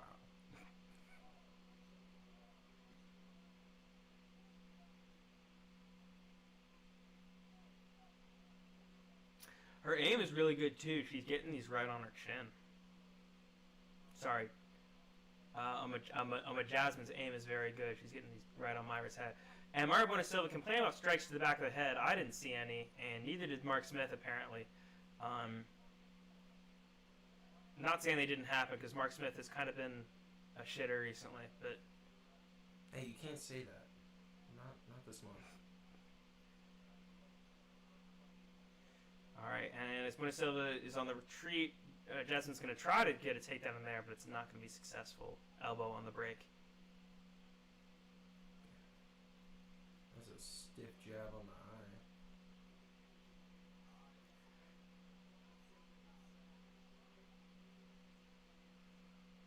All right.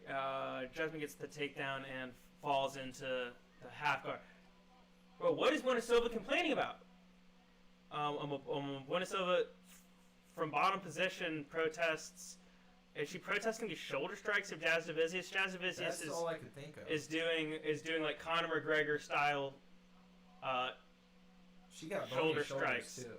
Yeah, she's doing these Conor McGregor style shoulder strikes from now she's from top position. She's presenting Myra to the camera. Only the essential commentary. Look at this! What are you telling me I'm wrong? This is a wild position, definitely. Jasmine is in Myra's Jasmine is inspecting. cavity. Is giving... We're getting a full TSA. She's giving Myra Silva a womanly exam. This is outrageous. This is. Myra, you should have just taken the shoulders. Bro, well, that was almost a foot. Bro, this is happening in Saudi Arabia, too. Think about that. That's crazy. I think the guys are probably protesting by the cage. Alright, I probably.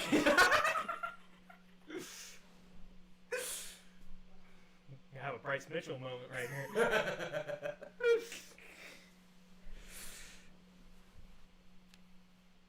Speaking of that, did you see Connor's tweet? No, I didn't. Oh, cool. I want you to read Connor's tweet on air. Right. Not out loud. Okay. Good gracious, not out loud.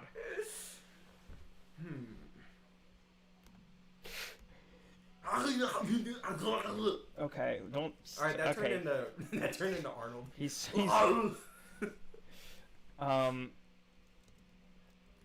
just make sure Put some clothes on. Make sure that your face is on camera as you read this. Oh no. Can I read it aloud? Hell no. Oh, Connor goes, oh yeah, I really can't. Whoa, that's in the first two lines. Who gave Connor that card? 15 minutes. That's crazy. Cousin fucking motherfucker. That's crazy. No, his wife is his cousin and also a towel, allegedly.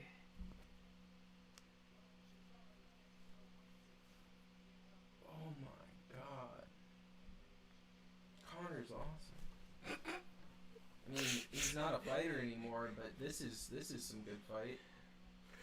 You're laughed at behind your back in Dagestan. Connor entered your realm. Internet fight. Yes. Oh god, I dropped my notes. These fights are much easier, brother. Welcome. You can make your money and you don't have to get hurt. No, someone said he got jealous of all Bryce Mitchell's attention.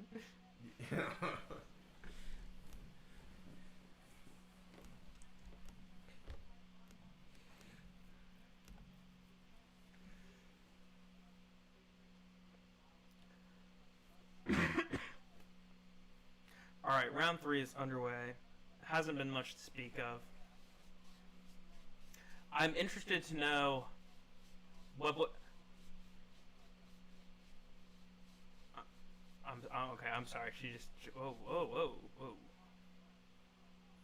Okay. Jasmine is massively outstretched. I was about to say, Tyler, take over for me. This is wild. They are really swinging. Myra's putting on the offensive right now, backing Jasmine up to the cage and really throwing when she gets opportunities. So front kick got caught. Jasmine's turned it into some clinch knees. Oh, clinch moment. knee right to the chin. Buckled there for half a second. Myra looks she's bad. She's open mouth breathing. Very beat up. Jasmine just grabbed the ass. Big for a takedown. Into half guard. Yeah. Hand placement's essential on those double legs. That was a double cheek takedown. Yeah, she cupped it definitely.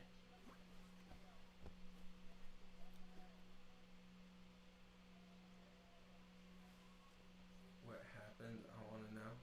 What's that in regards to? I think the Connor tweet. Oh. Connor said some gamer words. Yeah, he had a controversial choice of words. Yeah. On Twitter. What? Yeah. Alright, so Myra... So, this guy Khabib... I don't even know why Myra... this is the second time she did it. She, pretends... she's like, I'm gonna put you in rubber guard. No, you're not. This guy Khabib is from this desert in Dagestan. Oh, this hold on. Dagestani desert. Yo, triangle. Where their It's not a desert. It's mountainous. their marital culture is Again. is Hold that, on. Let's not. It's not a desert. It's in Russia. It's a mountain. It's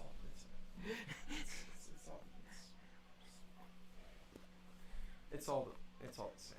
Look, it's Black History Month. We don't need to go to everybody's defense.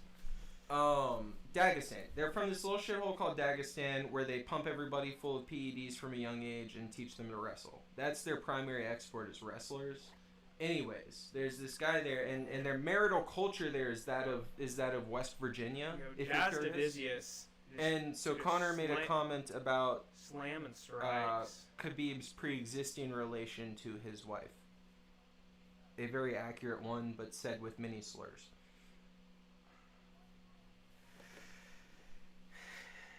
KG said it's not the same.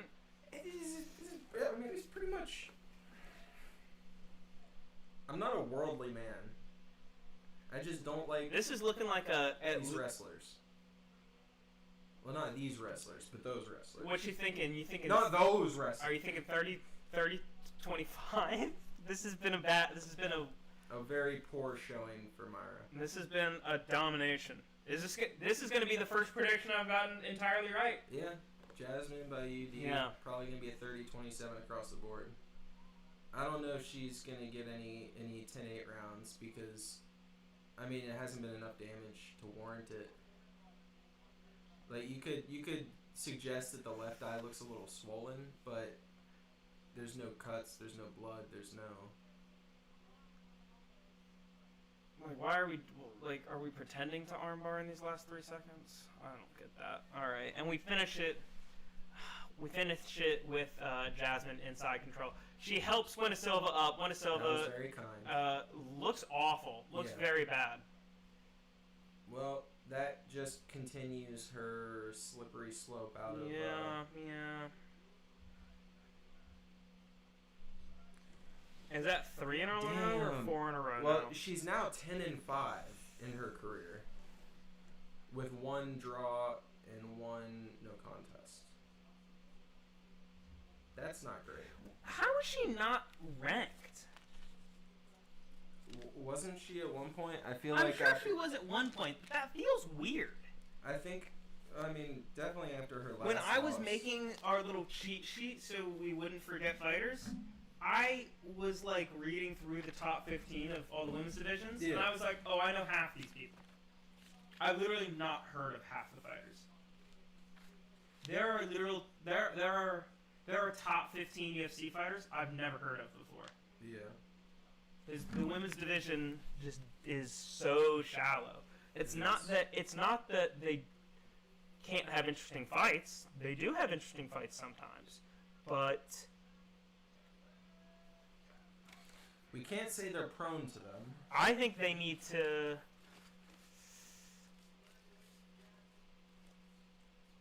Yo, Myra almost kissed her square on the mouth.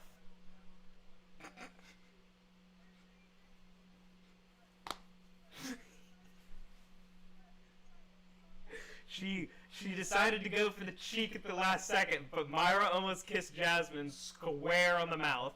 That was... They locked eyes for half a second. KG, you better be treasuring that one and just... Oh my god. Playing Resident Evil, KG was in there talking about kiss with Rebecca and Billy in Resident Evil 0.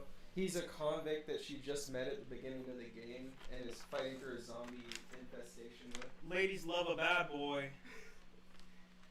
That's no slight to you, KG. And speaking of bad boys, Just a funny situation. up next is Terrence McKinney. Terrence McKinney, not a bad boy. T-Rex. No, he's not a bad guy. Wait, he's a fun guy. Yeah. I'm not gonna say that. Not this one. You know, and when we say he's fun, he's never even had a decision. I don't think so. He either gets knocked out in the first I know minute- so. It's in the packet. It's a fact.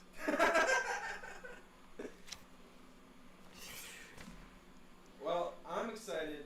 Terrence either gets knocked out in the first minute or he puts on a fun performance.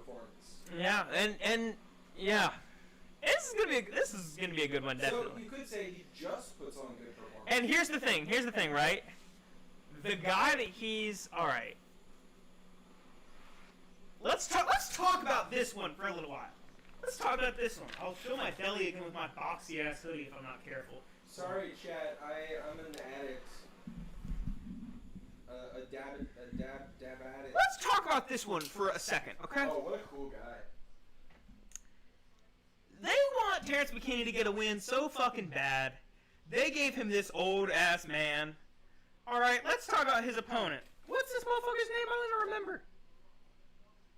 The Bosnian bomber. His name is Damir Hadžović. All right. So basically, he sucks. He has more UFC losses than wins. His last win was over Yancy Miedros. Anyone who plays the UFC video games knows that Yancy Miedros is the worst fighter in the game. Yancy Miedros and Sam Alvey are the two worst fighters in the entire game. What's up? I was just gonna say, when you pick his character in the game, it goes. I was so loud because you were all up in the microphone, bro. The microphone can hear you from over there. Oh, that's true. I forget. It's literally the one that picks me up across my room. Yeah. Look, I'm slowing ahead. It's okay. It's okay. And when I say that his last win was to Yancy Miedros, when I say that his last win was to one of the worst, like when I say, like, one of the worst fighters, he's not, like, actually one of the worst fighters, because there's unknown-ass fighters. But, our shit froze. That did or this? No, this. Okay. Sorry, gotta pull up ESPN again. We'll have to resync with the outfit.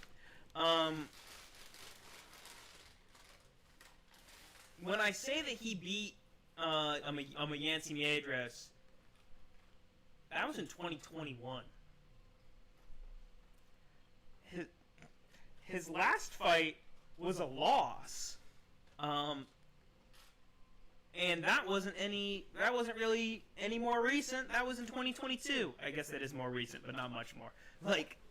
So he's 38, hasn't fought since 2022, hasn't had a win since 2021.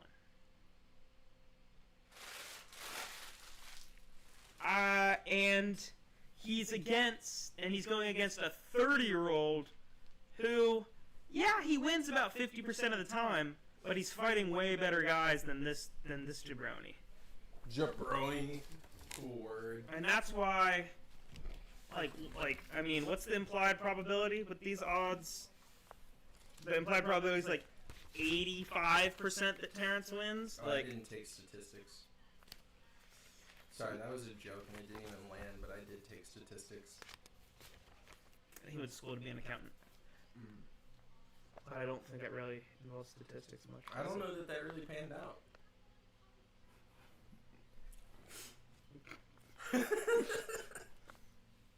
Who's Mackenzie Pavlovich? Or Pavlovich? I would assume Sergey's Pavlovich. They have, because I understand they don't get Megan O'Leary for this because it's a fight night. Where's Charlie Arnaud? Isn't she their other girl? Who? Charlie Arnaud? I don't know who that. I know who that is. She's the girl who usually does the job that Megan O'Leary does when Megan O'Leary's not here. But now there's someone else. Historically, I'm only recently able to place a face to Megan O'Leary, so I don't know about this other person. And I watched UFC for years. I remember Megan O'Leary played not major, but a much more major role in UFC 3, the game.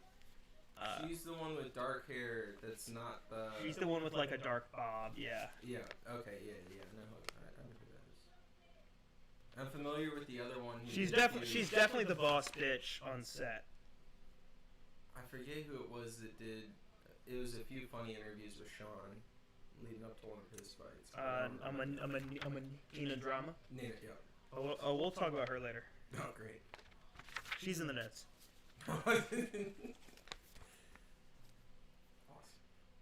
Oh my God! See, the odds have gotten even crazier. He's a 6-1 favorite now. Yeah, this is gonna be. This is gonna be the solution for some of the more boring fights we've had.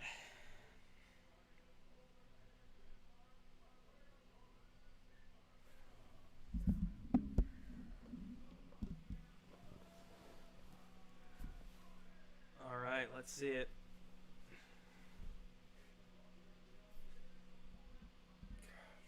Demir looks like he's going to be a hell of a competition. 4-5. Last win 2021. Yeah. I said all this while you were smoking. It's okay. I know you can't do something and listen. It's all right. Yes. I liked your joke in your video though about the same thing. Yes. Hey guys, don't forget to check out his most recent video. KG was pushing the video in the chat last night. It was Word. much appreciated. Yo, shout out the guy who has the actual app Daily Dabber. Everyone message him and tell him fuck him, we hate him. The actual what? The guy who actually has just the normal at Daily Dabber with no numbers. Tell him we hate him.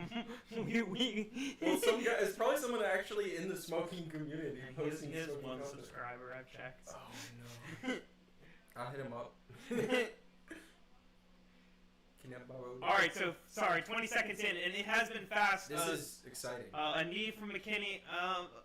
Bro, if Hadjovic wins this, looks like then what happens? This looks like you and me playing UFC 5. If Demir wins this, what happens? Oh, Demir has no idea what's going on. He kind of looks scared there. Oh, big uppercut. Oh, he's already... Is that he's wobbled.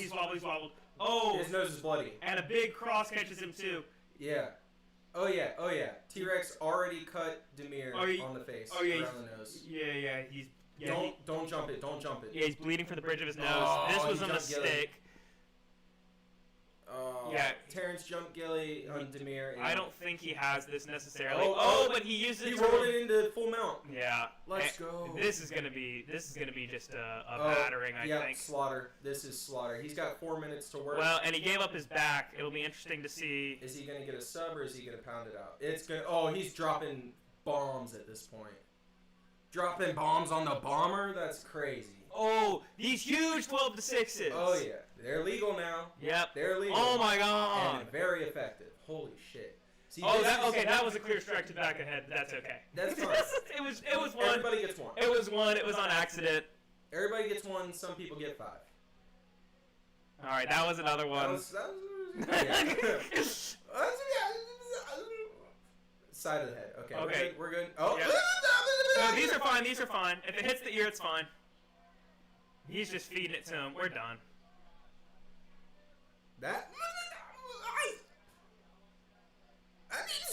Is he not gonna stop it? That whole time he was just getting beat up. That whole time he was just getting beat up.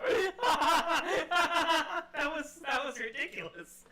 Like, I guess he wasn't really getting hurt, but like he was just getting beat up. Yeah, that was pretty funny.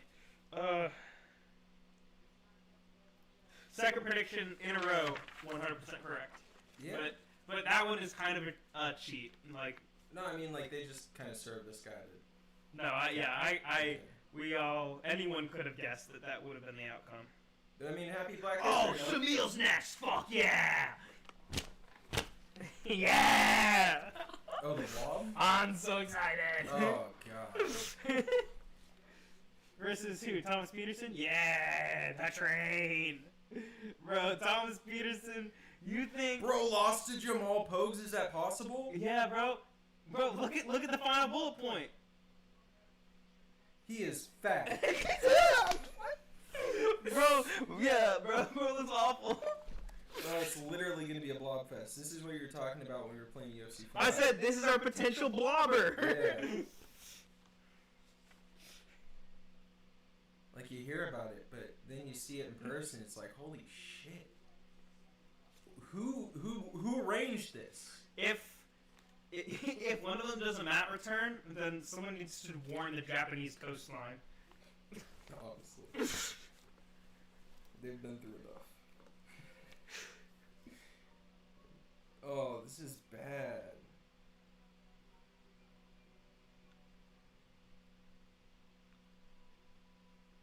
You know what grinds my gears? He's a blob that lost to another blob, facing against a blob that's beaten some other blobs and gotten fraud checked as a blob. I don't know if you feel the same as me.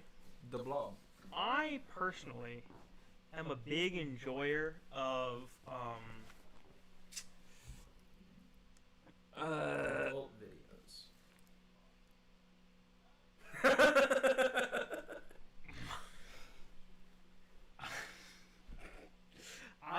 I forget what I'm talking Evan, about. why don't you have a seat? Should we email Adam and Eve and see if they want to work with it? Hold on, we'll check that.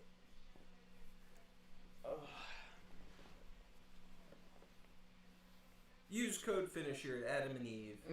Then we might have to age restrict. Because at Adam and Eve, it can be Adam and Steve. Also, I feel like code finisher applies even better to Adam and Eve sponsorship. Apply code finisher for 69% off. That doesn't seem like a viable business to be giving 69% off, but I like it. Hey, that's up to them. That's not on us. That's fair.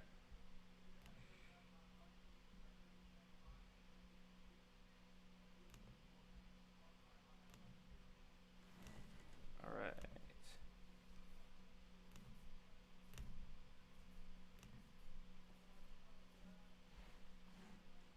He gave it all to God. What a stand-up character, this Terrence McKinney. Yo. For a T-Rex, his values aren't prehistoric.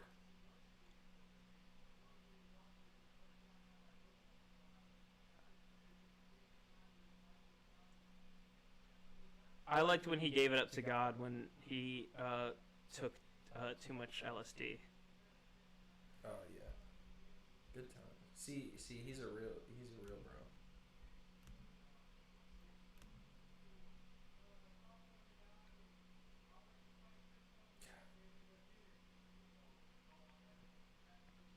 Who did he call out there?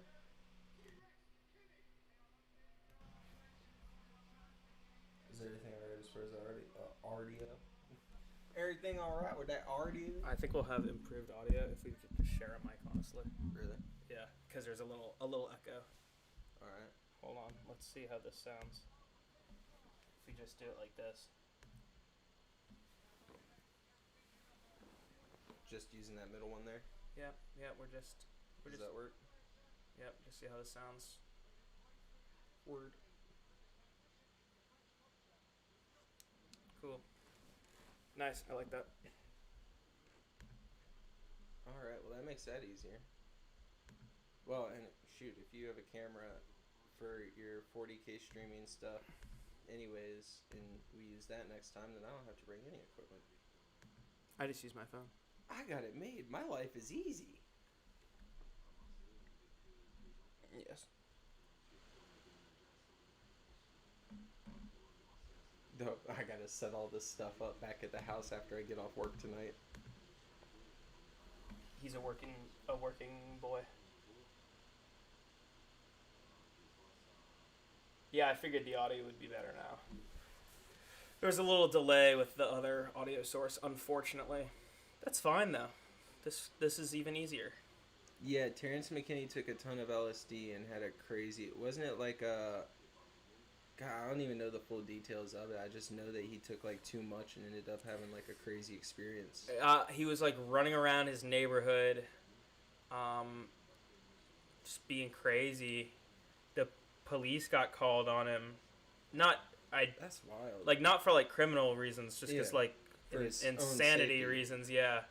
And, I just remember, like, the UFC showed the body cam footage, which I thought was an interesting choice. Yeah, that's interesting for sure. Which I thought was interesting to show body cam of literally the worst. You know, they wouldn't show. I'm sure they wouldn't show the John Jones body cam of him smashing his head into his own car. It's out there though. You can find it. See, that's crazy. He was running around the neighborhood freaking out. Had the cops called and all this. I just locked in my room for 4 days and watched the entirety of George Lopez. Real, bro. I just remember listening to Baby Metal. Like, that's y'all not know, a joke either. Y'all know Baby Metal? Y'all ever taken LSD and listened to Baby Metal in Tyler's bedroom? While his washing machine in the next room is really, really loud and...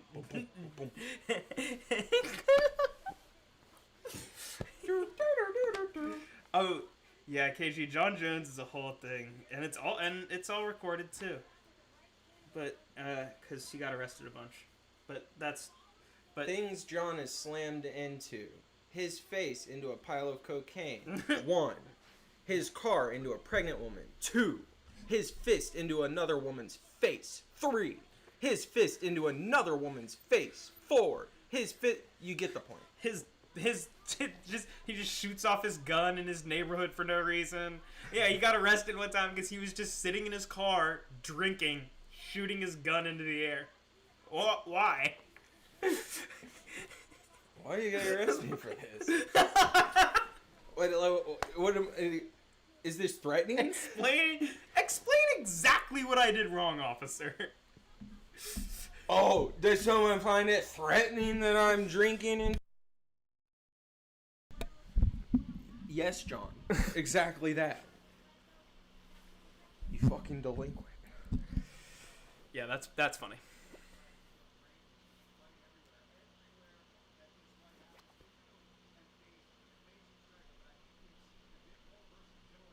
Yeah, they got the they got the steak.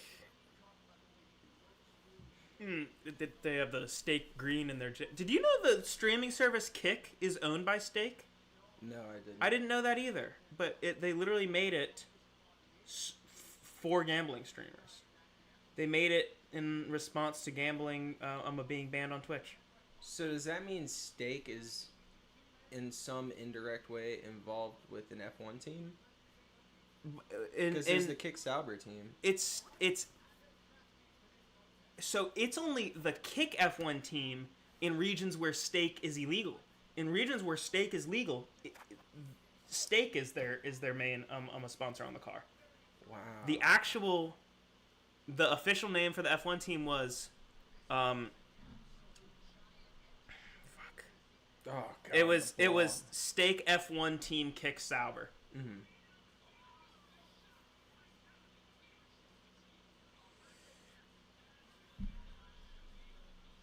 Please, Shamil, show up and actually fight.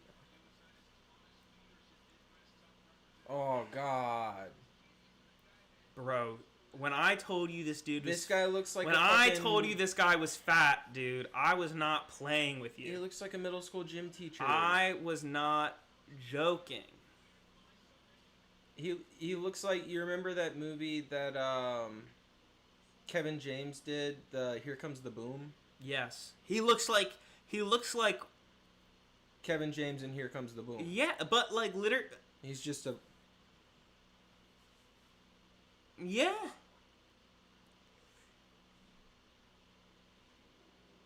That's crazy. But hey, you know...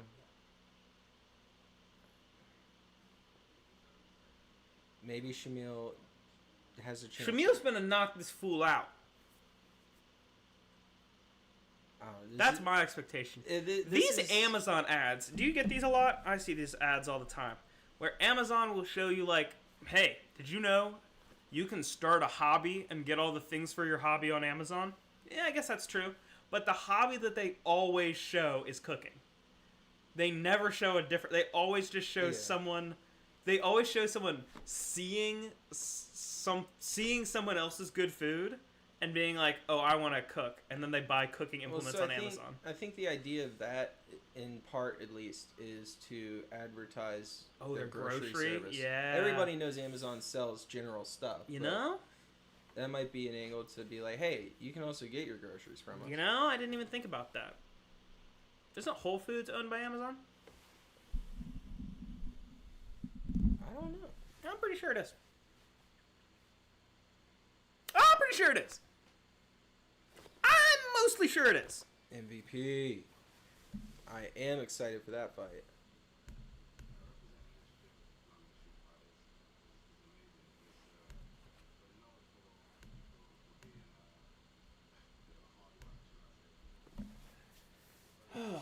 We have 2 fights left on the prelims.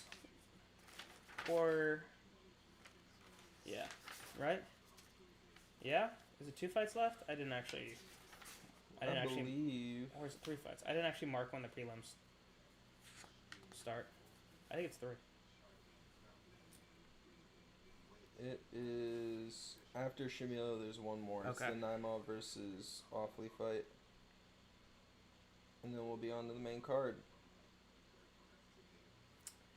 Yeah. Main card should be fun. Do you remember Con Offley from I'm a Tough season 32? Sounded familiar. The only person I remember from the show is Rudy, honestly. And that's just because of how Valentino would say, Rudy! Rudy, I need you here! Yes. Well, fun fact, he did submit Rudy in 30 seconds. Oh! Yeah.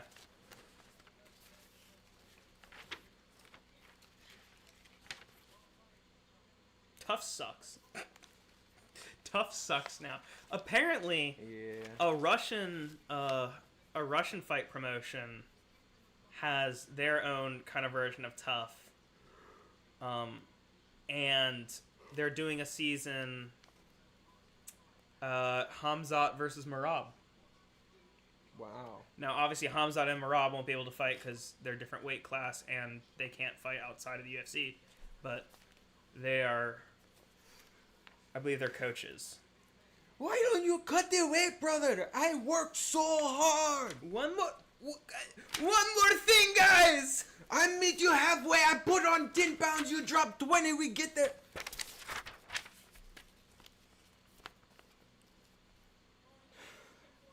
Just flashbacks to editing that. Oh, she's so shiny. Okay, Mackenzie Pavlovic. Pavlovic.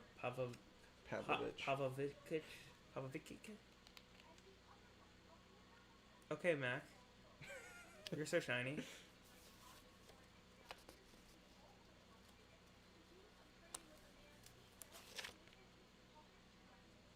All right.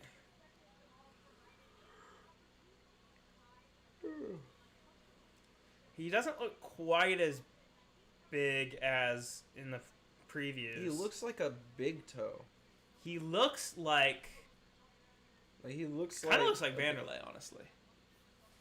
He looks like he doesn't look nearly... I mean, Vanderlei's face is like 80% scar tissue, so he looks different in that way, but... he doesn't look as big as Jamal Pogues. No.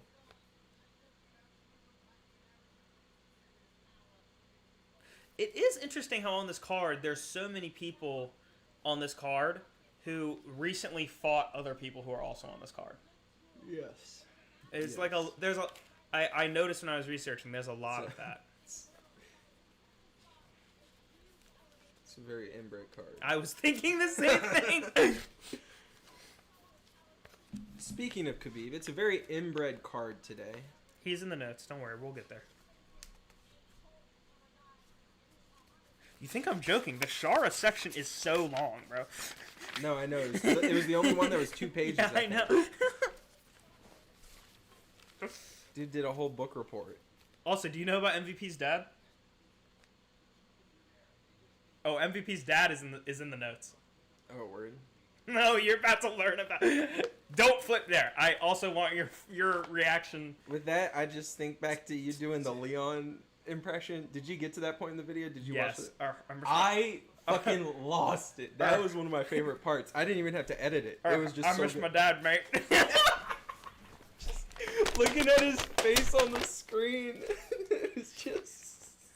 By the way, Leon and his dad are also in the notes. Oh, thank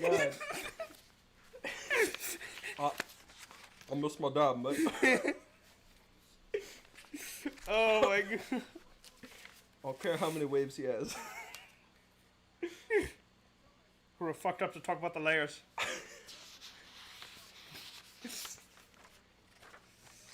Oh. So stupid. This stuff's so fun. Yeah, this is gonna be a good. This is gonna be fun to cut up, especially since I'll be. Yeah, KG. Since you're not able to watch the live fights, you'll be able to get a lot more enjoyment when I post up the clips, because I'll be able to put the actual fight footage with it, so you'll be able to see what we're talking about. Yes. Whenever there's a big reaction, post. Yeah. Yeah. I love watching videos like that. Shit, I'll watch anytime DJ does a good fight reaction video. When it's like a good fight, I'm excited to like rewatch or see some more footage on. Always watch him. And that's gonna be Mighty Mouse on YouTube. Watching Shamil walk out high-fiving everybody with a big grin on his face, all I could think of is like Lenny from fucking of mice Emmett, yeah. Yeah. Tell me about the rabbits. Okay. Yeah, they're talking about. Hold on, what I got in here? Oh, guys. I'm sorry, Shamil. Oh, but guys. why you look like that? The Ultimate Guide to Pokemon? I didn't know this was in here. Why him look like that? Oh, guys. Animal Crossing.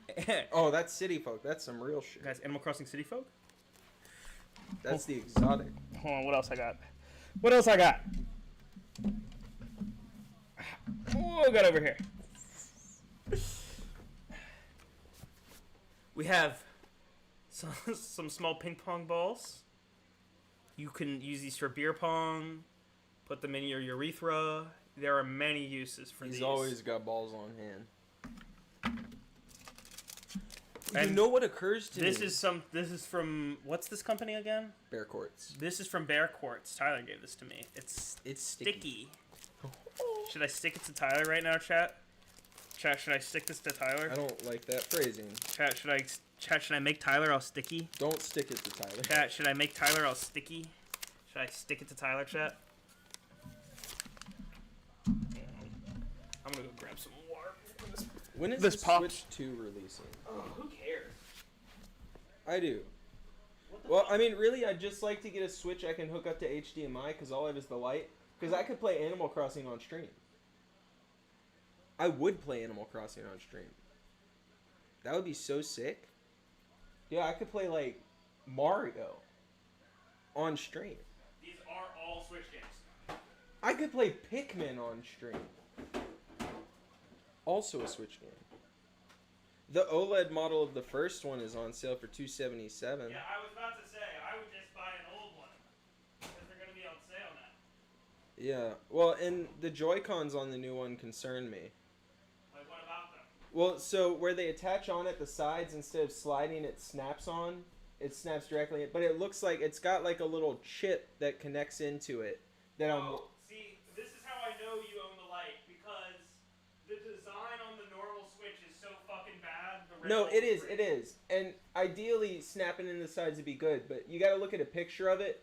On the device itself, the little chip, the little card that sticks out on either side. Oh, commentate this fight. That it docks into is bad. I'll show you later. Alright, I see two blobs. It's just two masses of flesh kind of bouncing, jiggling around. Shamil is throwing a few kicks. I'm surprised he can actually manage. His beard is asserting its space a little more than he is. There's a kick to the belly of Peterson. He didn't look to be phased. Real time, I'm literally calling out every strike. There's a another right straight from Gaziev. Left straight from Peterson, who's fighting out of a southpaw stance, to Gaziev's orthodox. Gaziev hits another straight. There's a light exchange. Neither's really landing. It's a very slow fight so far. It's exactly what we expected. Most of what they are throwing is whiffing directly in front of their target. Not ideal.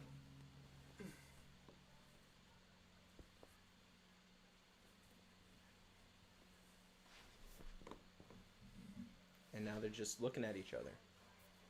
Peterson is expertly taking him down. That was a double leg. He's back on his feet, but he had the back. Not what I would have expected. He's lost that position entirely. And they're back at range. Yeah, he just scooped him up. He was on the floor so quick. Yeah, Peterson has... he has no UFC submissions. Yeah, KG, I think I'm going to look into finding a way to stream the Switch stuff, so that'll come up at some point. Like, I don't see this guy who has no submissions submitting a Dagestani fighter. No. I don't think so. That's not your starting point.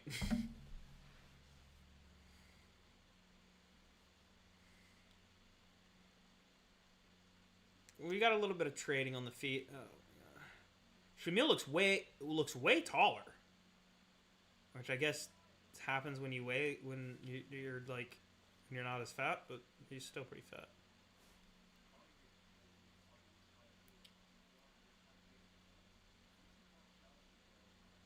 They're definitely moving faster than I would have expected.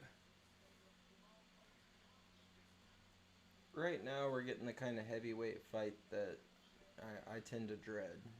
Mm-hmm. Oh, wow! That's a walk-off knockout. The way that... I was giving up on this. I had just written it off entirely. Gaziev just landed a straight that took Peterson down. And the way that... He didn't go to sleep. He just went down. He didn't get up. I don't think the ref was gonna call it until Peterson just took out his mouthpiece. The only reason the ref stepped in is because neither of them moved. Yeah. Like, neither of them followed up. He didn't go to get up. Gaziev didn't go to follow up. He just let it walk off. Interesting. Well, on that note, I'm also going to do a walk-off. I'm going to go to a local establishment that we're quite familiar with. For my one-time break. He's really going to leave me alone to cover Muhammad Naimov versus Khan Offley. I will leave my spirit right here.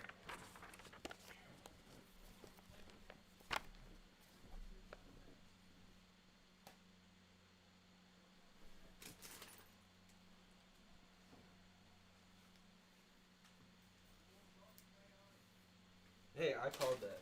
Yeah. You just hear him through the TV. Walk off KO. Yeah, yes. Alright.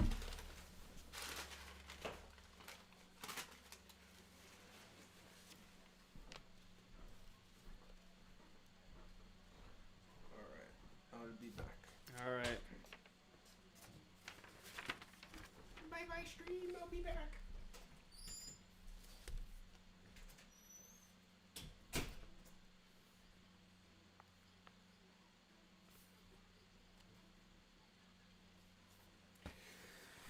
Alright, guys. He will be back shortly. Alright, our next fight is our final fight on the preliminary card. Alright, we have Tajikistan's Muhammad Naimov versus Australia's Khan Offley. Khan Offley was a competitor on the most recent season of The Ultimate Fighter, season 32, which was Alexa Grasso versus Valentina Shevchenko. Sorry. Ba-ba-bum. Muhammad Naimov. He fought on a Contender Series. He lost on Contender Series. Ended up being signed 3 years later in 2023 after racking up a few wins on the regional circuit and more minor promotions. Excuse me, slurping.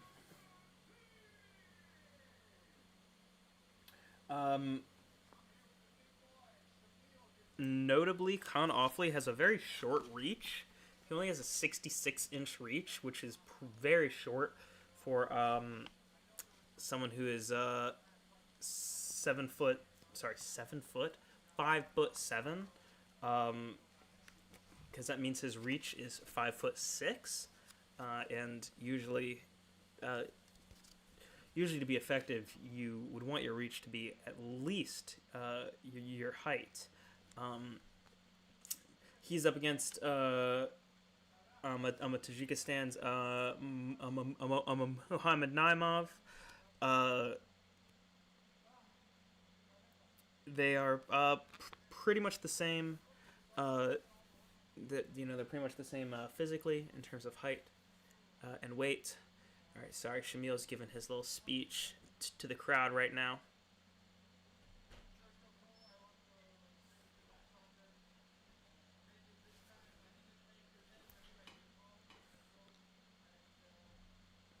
All right, and we briefly got to see he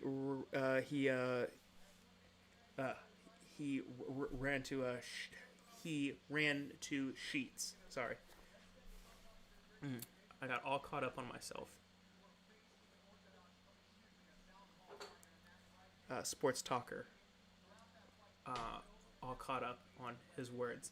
I was just speaking to prolific TikTok creator, The Mellow Angel. She may make an appearance later in the stream. If we can convince her. But, she has a different schedule. She's very busy. She's asleep right now.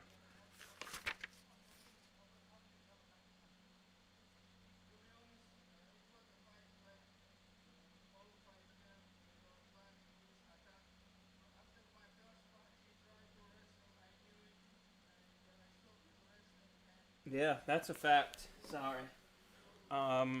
They are interviewing Shamil, and he just said that that after his first punch, his opponent Thomas Peterson started trying to wrestle. Exactly accurate. When a striker is able to make someone who usually strikes turn to wrestling, that's when I say that thing. I say they turn that boy to a wrestler, and that's what you got to do. That's what you got to do.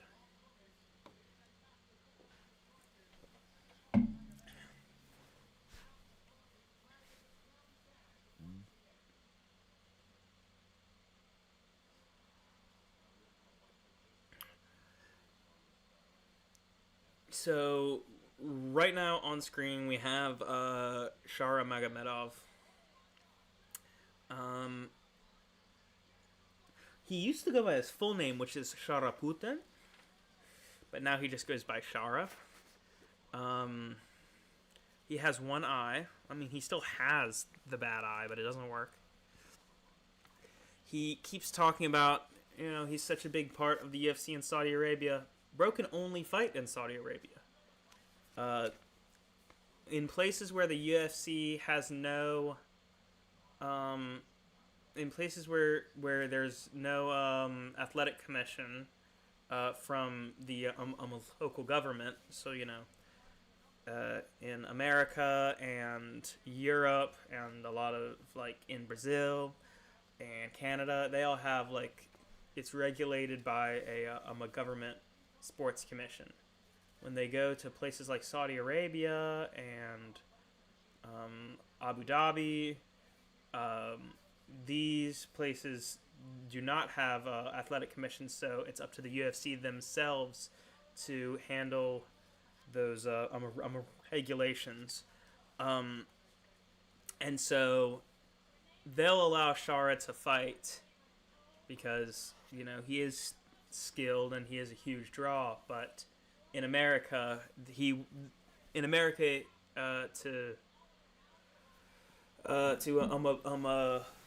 be able to fight, you have to pass a pretty basic physical, and they would test both your eyes in that. So he is only able to fight in certain regions. But we'll talk about him later. That's the fight I'm most excited for. I have so much to talk about with that fight. It's a whole big old page. There's been some good drama recently to talk about with them. Just a lot of fun stuff.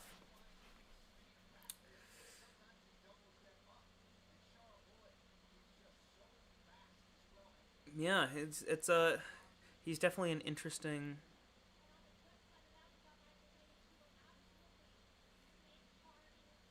I won't.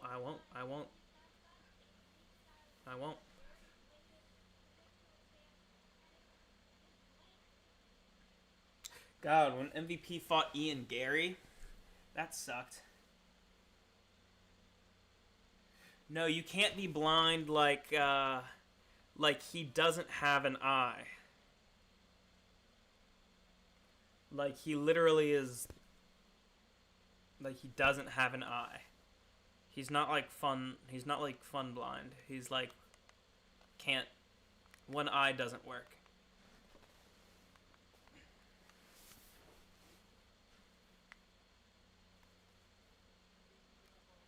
Yeah, indeed. But hey, our final fight of the prelims.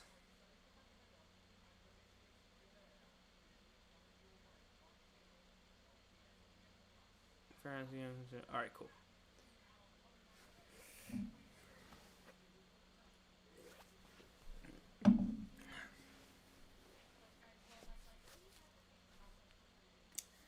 All right, we have Michael Venom Page being interviewed by. I was about to say another woman I don't recognize. It's Mackenzie Pavlovich again. She has changed outfits for a third time. How many outfit changes is this woman gonna do?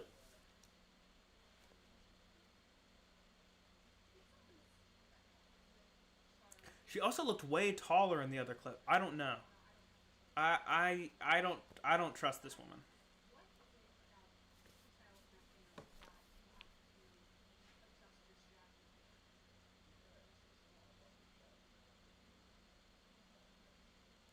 How many times are they going to ask this man the same question? At media day, every interview, every cutaway. Yeah, how do you think you need to adapt to the style of Shara Magomedov? Yeah, what do you think it's going to be like fighting another fighter who fights unconventionally? Yeah, what adjustments are you making for this fight? Like,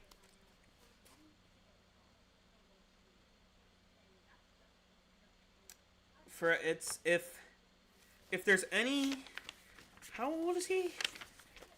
MVP's old. He's 37. Ugh.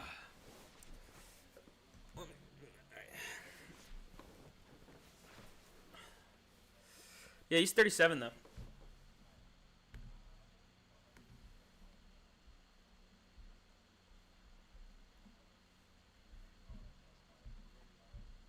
Sorry, y'all. Boom, boom, boom, boom, boom, boom. All right.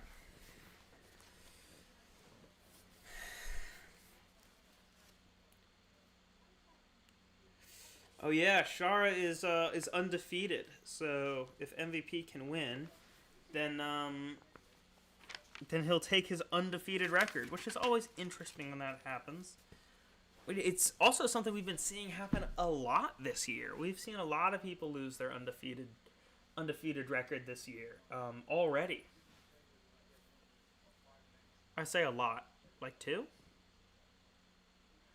but still, that's a lot at the start of the year.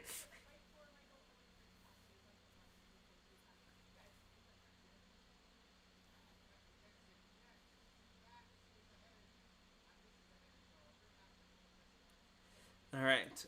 They are previewing the upcoming UFC 321. We will not be doing a stream for UFC 321. That's a paid event.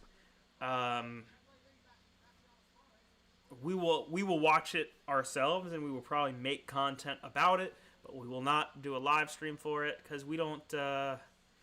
There's just too many added elements when it's a paid stream, and there's much more competition for those larger events. For those paid events, almost every MMA creator is going to be doing live streams, so it's just not worth us trying to compete.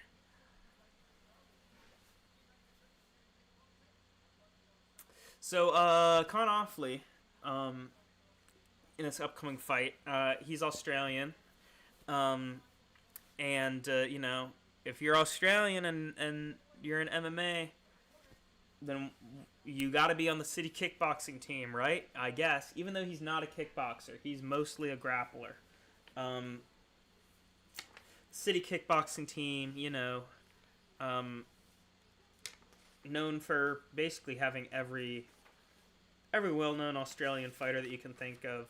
Kai Kara France, Israel Adesanya, you know.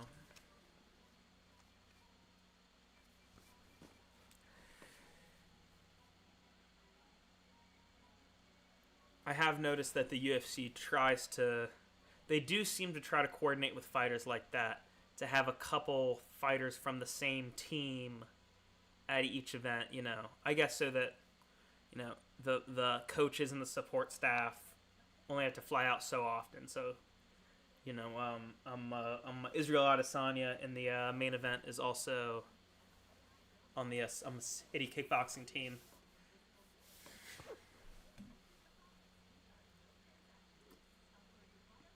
Guys, this stuff. This is I'm a Bold Rock cider, the non-alcoholic version. It's way too early to be drinking any alcoholic anything, but the non-alcoholic version, it's just a nice carbonated apple cider. Delicious. No sugar added. Delicious.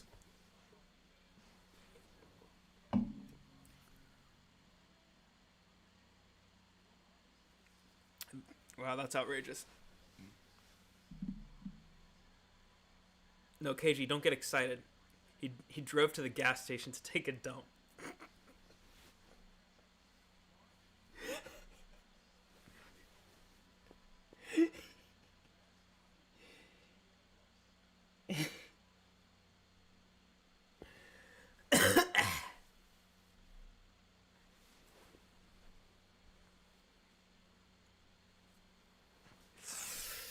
Oh.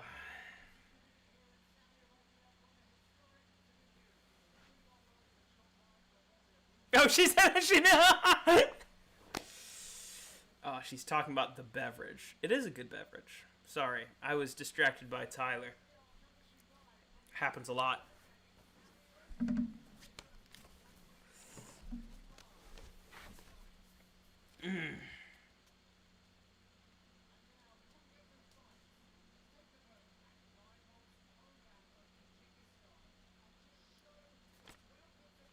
Are they about to give us a geography lesson on Tajikistan?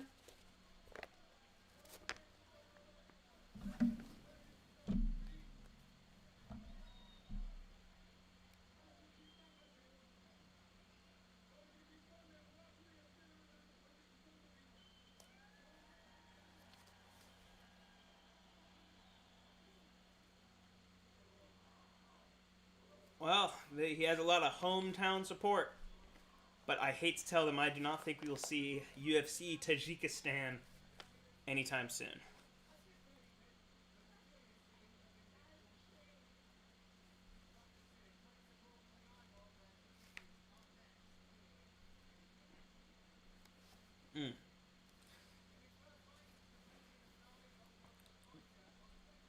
But it is just one of the, you know, it's one of those, we will have a geography lesson later. One of these fighters from a country I'm sure you've never heard of before. We'll get to talk about that later. Lots of fun stuff to look forward to. Lots of great, great stuff to look forward to right here.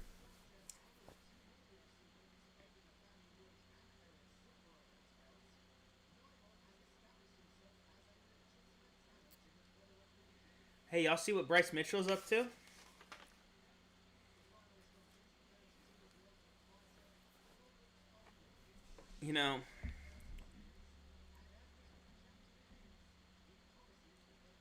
I experience a very small percentage of what Bryce Mitchell's co-host experienced. I understand that, man, on a deep spiritual level.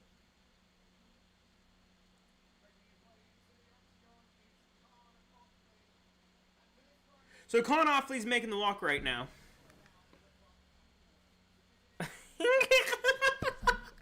Oh, Tyler, you suck. All right.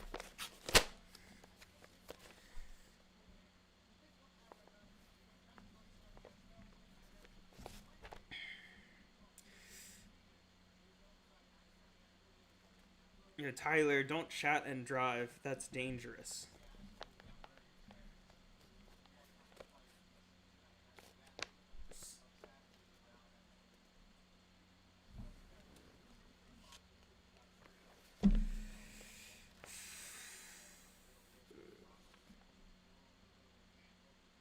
Yeah, unfortunately, I already did all my talking about these guys. I already did all my talking because I was alone.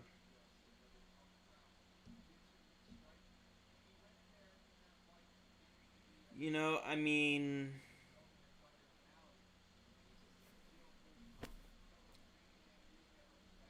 this fight is...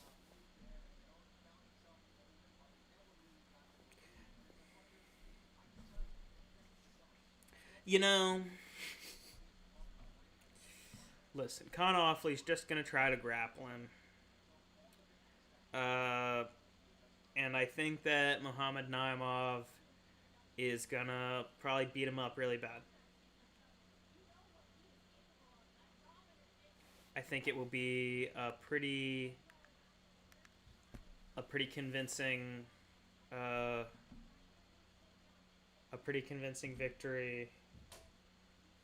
Probably a knockout victory for Muhammad Naimov. That's my prediction, at least.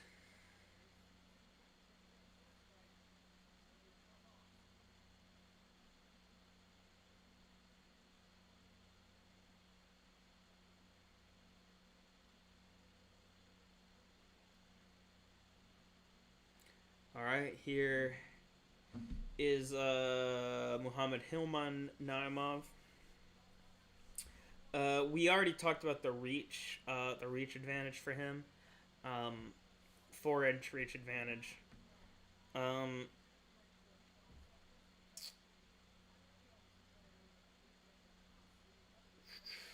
He lost his most recent fight to Felipe Lima via submission. Submitted in his last fight. Con Offley could make something happen. I'm having fun. Yeah, I'm definitely having fun. This is a good time.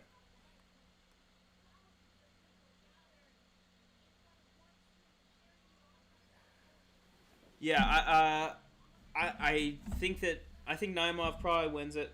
On Tough, on the show, Khan was able to use his physicality a lot and just his strength, and I don't think that's gonna work as much in this scenario.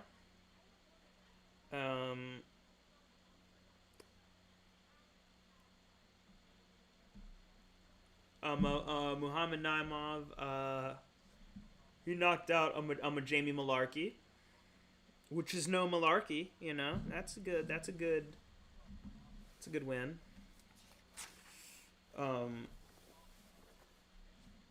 He's hairy as shit, I'll tell you that, but He's about to go. He's about to go werewolf up in the cage. I tell you. Excuse me. Mm-mm. But yeah, he's definitely about to go full werewolf.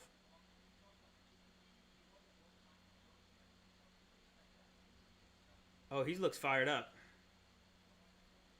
And I hear Tyler on the stairs right now. At least I think I did.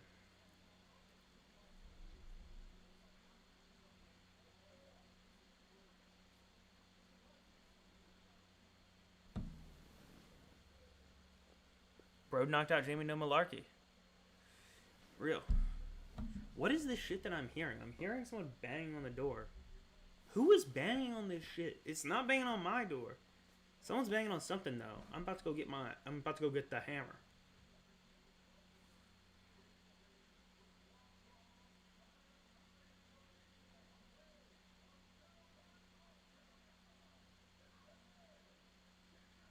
Yeah, I don't know what that's all about.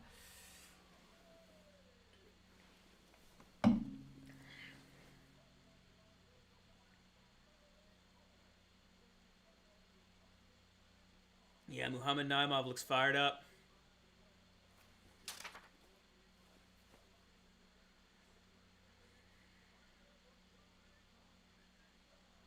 Did he...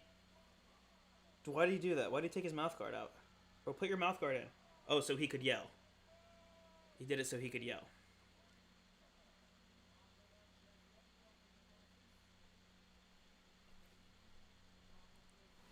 The hammer is a colloquialism that refers to a firearm. I don't know what YouTube's rules are about if they see a weapon. On Twitch, I know they ban you. All right, first round. First round's underway. I think we just look for Colin Offley to try to get it to the mat as quickly as possible. That's his clearest path to victory is a submission, and we've seen that Naimov is susceptible to submission, and that is Colin Offley's preferred method of victory.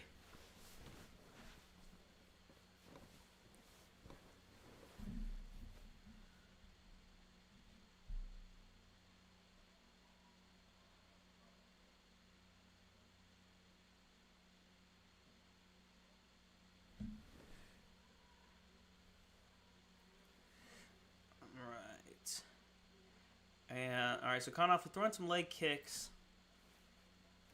but a fairly slow start. They're sort of feeling each other out a little bit.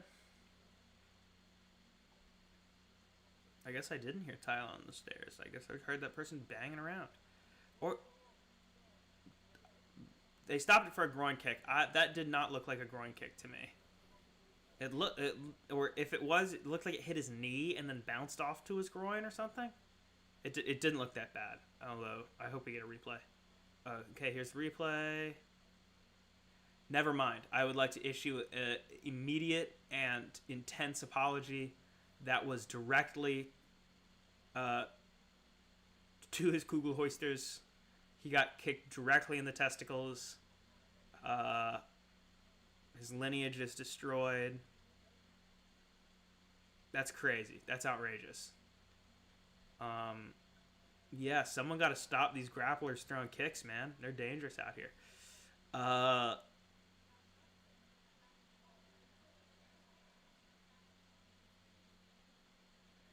Oh, and Colin Offley still throwing those body kicks. Those are dangerous, man. They're gonna hit him in the boys again.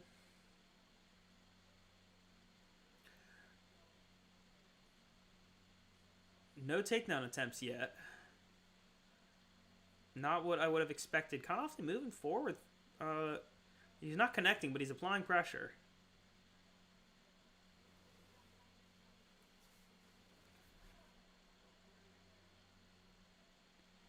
He locks up the tie clinch and Offley feeds him to the body, but we're not really getting anything done. Offley reverses, tries to get a trip on him. Has him up against the cage right now.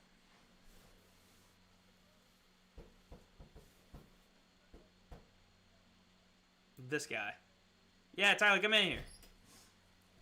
Look, I told you there'd be door play. Oh, this guy.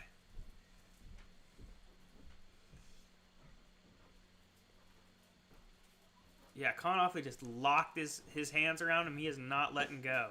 I don't even know what... He has this body lock, but I don't know what he wants to accomplish with it. Oh, we love hugs. Hugs, not thugs. Yeah, bro, this shit looking like a Jake Paul fight after round 3. For real.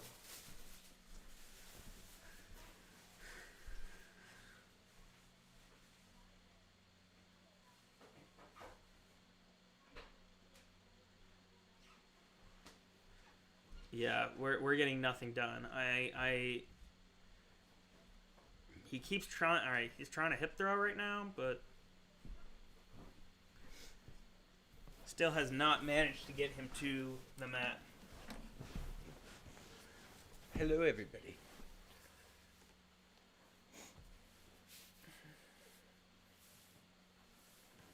Yeah, what I had to do would have gotten me kicked off set. Hostile work environment.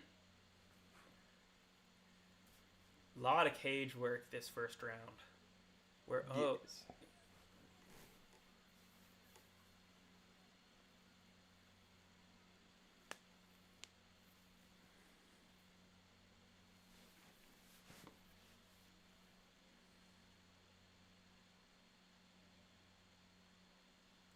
Hard to really. Oh, a little bit of connection for Naimov.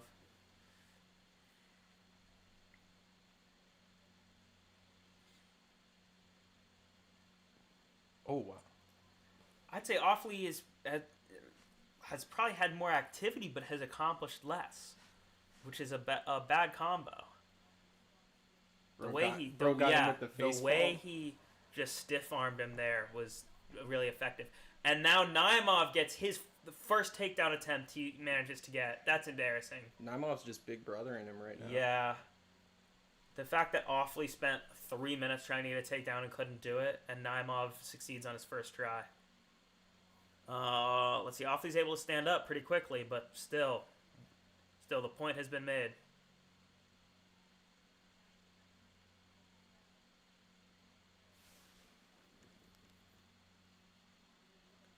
I don't know how to interpret this message. Yeah, I don't know. Okay. I'm sorry, I don't know how to... I'm not sure what that means. This guy was in Schitt's Creek and then said, fuck it, I'm going to be in ads forever. He literally said, I'm going to be in Schitt's Creek and then I'm going to just do ads. Wow. Isn't his dad, like, super famous? I think so. His real life dad plays his dad on Schitt's Creek. That's the guy I'm familiar with. Yeah. So I'd say he's probably more famous. The father. He's someone my parents know. I know that. Yeah. I don't know him, but I'm vaguely familiar. oh, she said you got a fat badonk. She's sexually harassing you, is what's happening. She's making comments about your body. This is exactly what I wanted to avoid. A conversation about body mass. Yeah, right.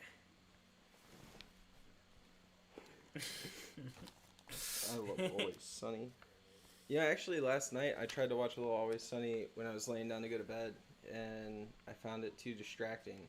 So I had to switch to something less funny. Too funny, yeah. I get that. When you're laying down, eyes shut, ready to fall asleep, and then you hear some goofy shit from Charlie and start cackling, it's a little, what's the word? Have you watched any of their collab with that other show? Abbott Elementary. I haven't seen any.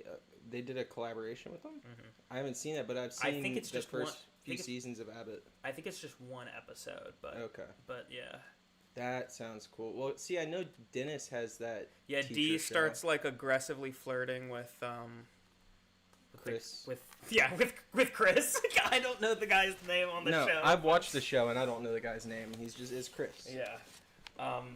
Everybody hates Chris. I have not watched it. I've seen a couple clips.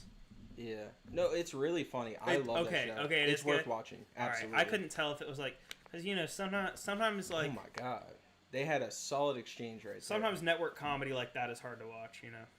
Oh yeah, no, that one. Someone got me into it. But it's very, very funny. Okay. I enjoyed it a lot. All right, I'm gonna rewatch it. I've just been looking for a time right. when I can actually like lock in and pay attention to it. You know, I'll watch their collab episode, see if that's my gateway. Anyway, round 2, we're a minute and a half in, up against the cage again.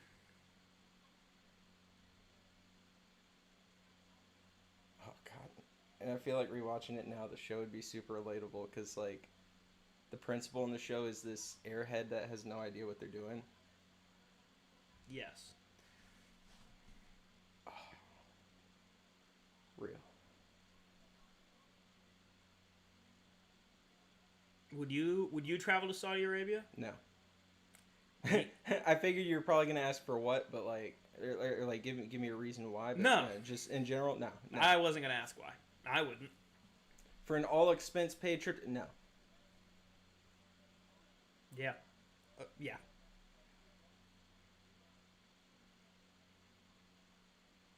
Literally fly me to the Apex for one of those events before I'd go to Saudi Arabia for fucking even a numbered event. Not a chance. I watched a little bit of Wow. Didn't really like land anything. Yeah, flush Naimov there, unloading on Offley, but he had a pretty all on the forearms. a pretty high tie guard for it. The Saudi crowd was hype as shit for the power slap event that happened there, though. I'll tell you that. They fucking loved that. Oh, of course. It's the first time I'd ever actually seen like a crowd be like excited about it, because you know when it happens in America, it's all just like influencers and stuff that like are just there because it's their chance to be on camera. Yeah. But like, nah, shit. It was a good audience. If they were that good of an audience for that bullshit, I can only imagine how good of an audience they'd be for something good. Yeah. Like, if Brazil is the worst audience for sports, then UK too is pretty fucking awful. Saudi gotta be one of the best audiences. Because if they don't cheer, their king will execute them. I didn't pay for this for you to for you to not show jubilation. All right, Muhammad Naimov is complaining about something. Live TV audiences over there have to go crazy whenever the applause thing flashes. Yeah. There's guys with like machetes at the side, like. Yeah, so Muhammad complains about something, but Mark Smith apparently doesn't care. It must be a piece of glass in his foot.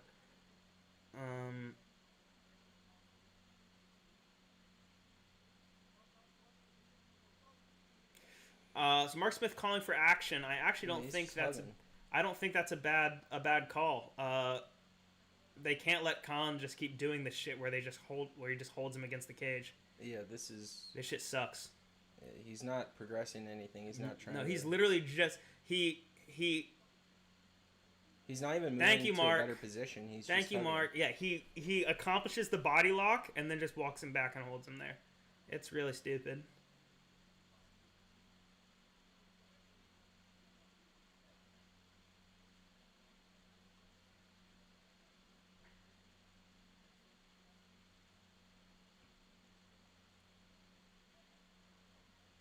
Oh, boom, boom.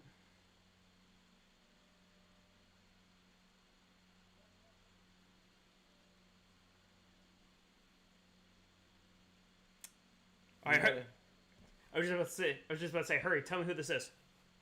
The boss. Who's this athlete? Oh, I don't know. This is David Beckham. All I saw was underwear. You saw Bryce Mitchell's favorite brand.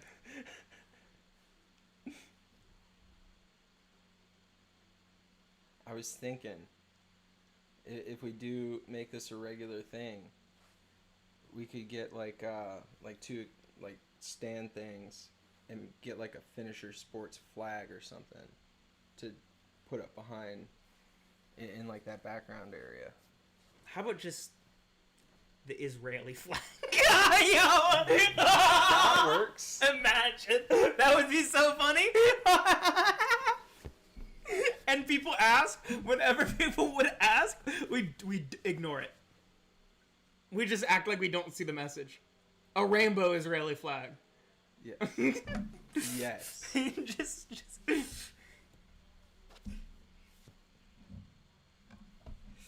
I do. Oh my that. god. Oh, spinning heel kick from Imavov lands, but does not put Offley down. But that's that Taekwondo they were talking about.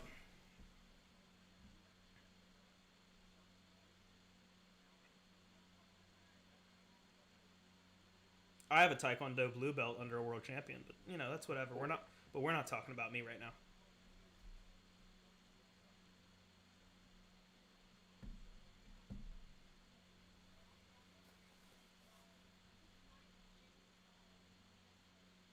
Oh, that was a pretty good. Well, it was good until Offley. How did he end up on the bottom of that? that was so sick until it was so fucking stupid. Offley seemed to duck a swing really expertly. He's getting the shit beat out of him. Yeah, then he ended up under Naimov in full mount. Oh, he's getting pounded. Yeah, elbows to the forehead. Oh my god. He owes him money. Yeah, he did a. Now he's got his back. He has Offley's back. He pulled a very slick duck and takedown, but Offley used dodge. It hurt itself in confusion. Yeah, literally he pulled Naimov on top of him. That was pretty silly.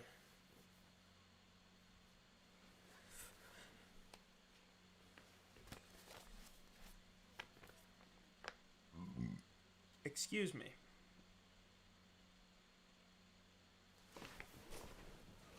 Ugh. Yeah, stay on your side, buddy. Oh yeah, I wasn't even looking at the shorts thing. I was like when you weren't here and I was sitting in the middle. The shorts probably looked fucking awful. you're half of you. I know, literally, I was right here. I was on both. Awesome.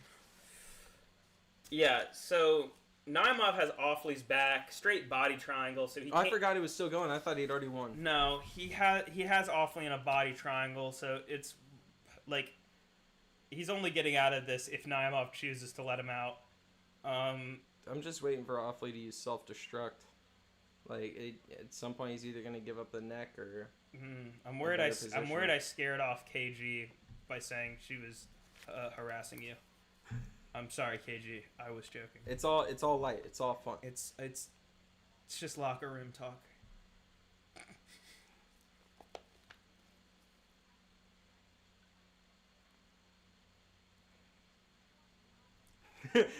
No, harassment. It's all light. It's all good. Like no. Offley doesn't even know what to do from this position. No, he doesn't. He's just. I mean, I'm saying that not like I'd know what to do. Just...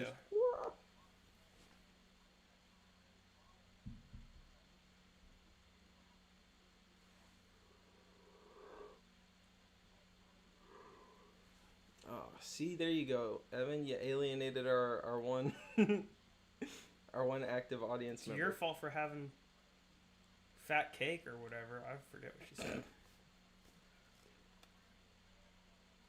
No, you're fine. You're fine. No, it was a joke. I'm sorry. I'm more fluent in sarcasm than English. Yeah, we don't really take anything too serious.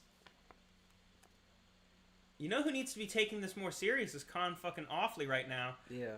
Well, this is Naimov has his back, drops down, which is smart. He would not have been smart to backpack, I don't think. After all that, Offley decided to use the Derek Lewis method of just standing up.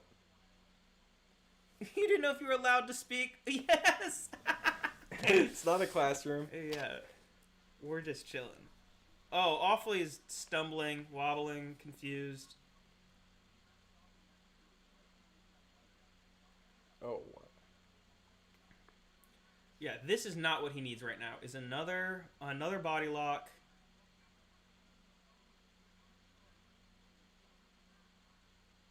Hold on. I bet he hops his back right here. No? No? Okay, he's unloading a little bit. That was solid. Yeah, at least he gets to feel good a little bit, but yeah, he's not winning this.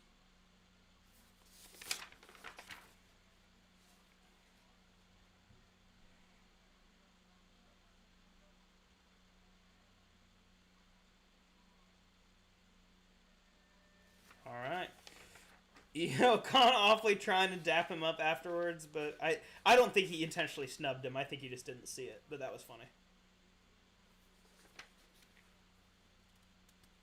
Have I predicted all the winners correctly? I have. Fuck. I should have parlayed. Crazy. Well, and see, I considered earlier pulling up DraftKings and placing some stuff based on it, but I have not. My methods are mostly wrong. My methods are about 50-50, or I think even less. Yeah, I was joking. I'm sorry, KG. No, we're all if we were upset with someone in stream. Oh yeah, no, you're not. If we were upset with someone in the stream, we have like streaming tools to remove them from the stream, and that's for like problematic people. We're so jokey in here.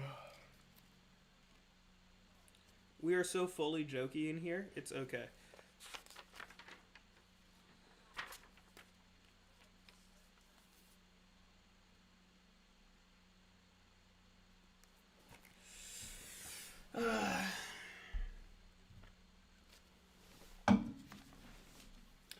Yo, Tyler, do you hear me cutting a promo for these? I did. This is so fucking fire. I was driving and I saw a billboard for them. First time I've ever bought something because of a billboard. Yo, Mike Davis is on the quest with Holloway and Zuckerberg. Yeah. Yeah. Saw an IG post of him playing on the quest with Holloway and Zuck. Wait, he lost to Sadiq Youssef? Yeah. The same Sadiq Youssef that lost to, what was it, Diego Lopez in one punch? Or no, it was my boy that just got checked recently. Peyton Talbot one-shotted him, I thought. I don't think that happened. I think he did lose to Lopez. Lopez sounded right.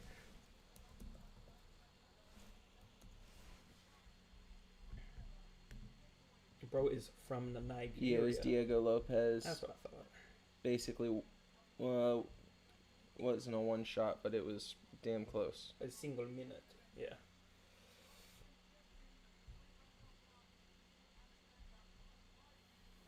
Yeah, well, and he's not a bum. He's 6-3 in the UFC. Yeah. I hope Izzy shows up to play. Well, the thing about Mike Davis is is he the one that won the? Yeah, he's the one that won the scholarship. I say scholarship. That's my way of saying it. The Tiger Muay Thai team has tryouts, and he won their tryouts in 2019. So he got to like stay with them for a year and train with them. That's cute. Yeah. He did say that. I went to this competition, and I got to go to summer camp, and I got to stay the whole summer and train with these other guys, and it was a whole lot of fun. I learned a lot. That's Mike Davis, 2019. Bro, terminal hater over here. No. Yo, what's up, Roy? Oh, what's up, Roy? How you doing, Big Roy? I don't hate Mike Davis. I don't have any opinion on him. I just, the way it sounds when I read it off of paper, that he won some competition in 2019 and got to go train with these guys for an extended stretch. It sounds like he won like a trip to a summer camp or like a vacation or something. It wasn't like a competition. It's not a sweepstakes. In 2019, I sold enough magazines. Yeah, he didn't buy cereal and find codes inside to redeem. He didn't buy Danimals.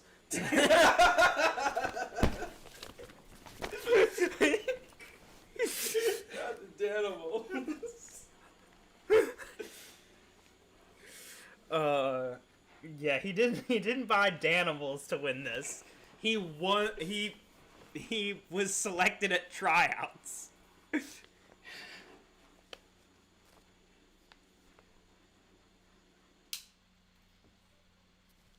Now, not that that's like. You said he was taste testing at Danimals and he got invited to tryouts. Yo, KG, chill out. Yo, chill out. Chill out, player. You're all right. You're all good. We were just just doing a little joke. All right. It's all good. Just it's all right. Just move on from it.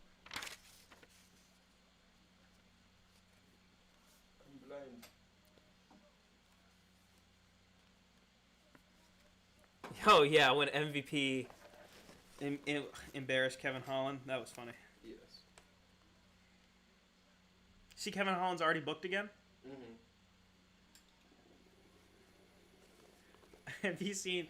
I think it was MMA Guru said he took 45 to 70 days off. Are you understanding? Are you understanding that reference? Or is that he went on the Jackson podcast and was talking about like he talked about guns a lot on the podcast for a fighter. And apparently he kept talking about like I'm a 45-70 I'm a caliber, and like so everyone said. Yeah, he only took 45 to 70 days off before rebooking another fight. That's funny.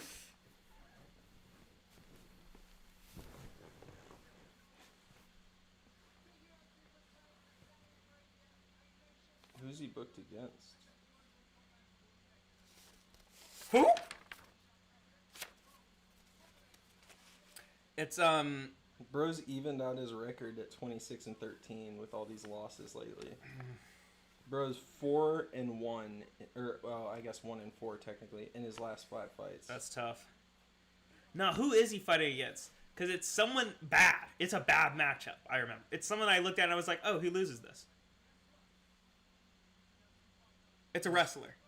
Gunnar Nelson. Yeah. I remember. It's someone old but better than him. Is what I remember. Better than him? Maybe not better than him, but stylistically, it's a bad matchup. Yeah, it's a bad matchup for sure. But this is a wrestler that he could put into a submission. He's done that before, but he loves to talk about. I have a Travis Lutter black belt. Travis Lutter sucks.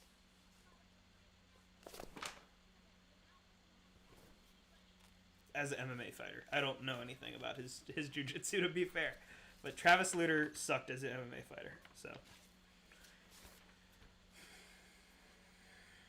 I think how he does against Gunnar Nelson is going to determine where he's at going forward, because anybody who's even remotely anybody has beaten Gunnar Nelson. You see, that's what I was just about to say. It's tough because like it's a bad matchup. Bro beat Brian Barberino. Ooh. Bro, Bam Bam?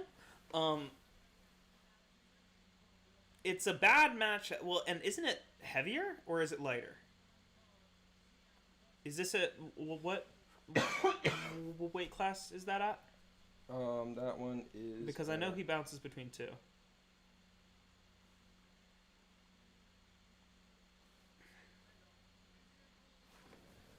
Let's see. Welterweight. Okay, so he's moving back down, which is good. Yeah.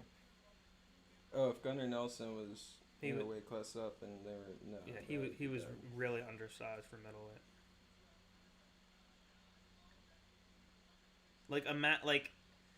To emphasize how undersized he is for middleweight.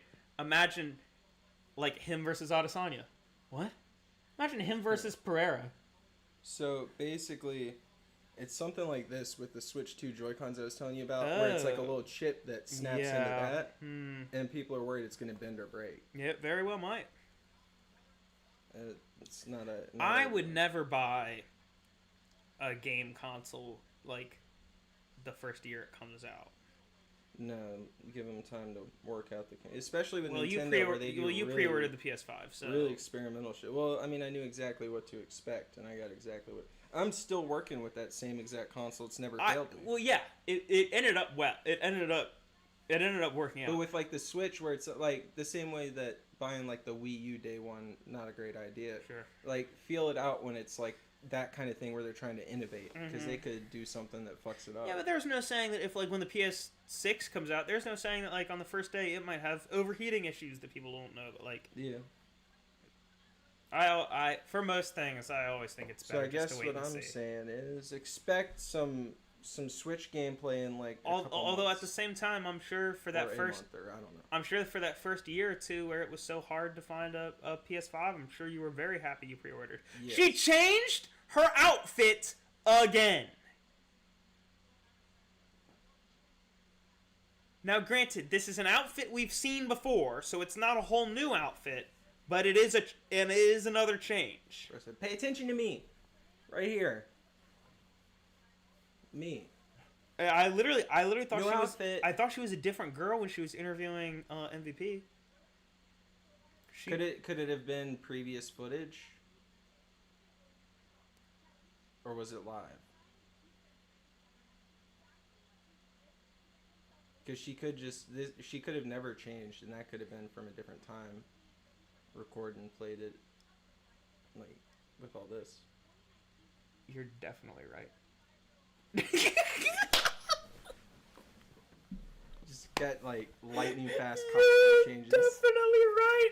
I thought she was in the back doing the Broadway style costume quick change. Like, I was like, how did she do that so fast? It was from Media Day, definitely. That was so funny. Oh my god.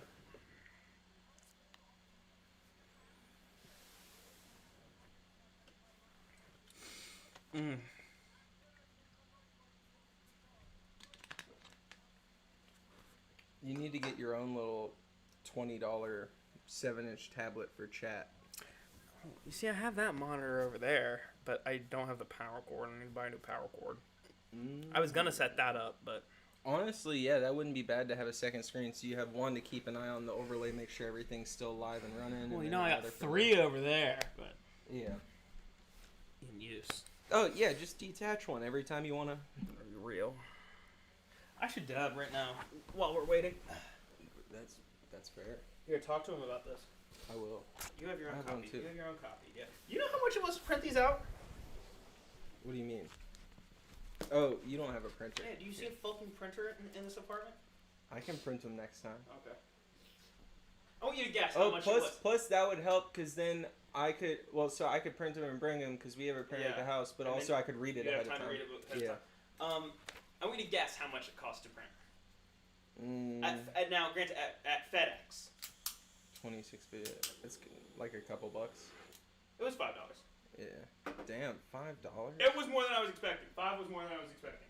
What do they charge? Like 20 cents a sheet? 21 cents per sheet. If you want color, 71. I know. Even in February? Well, this was January. To be fair, I haven't tried in February. Well, I haven't tried the one at the mall.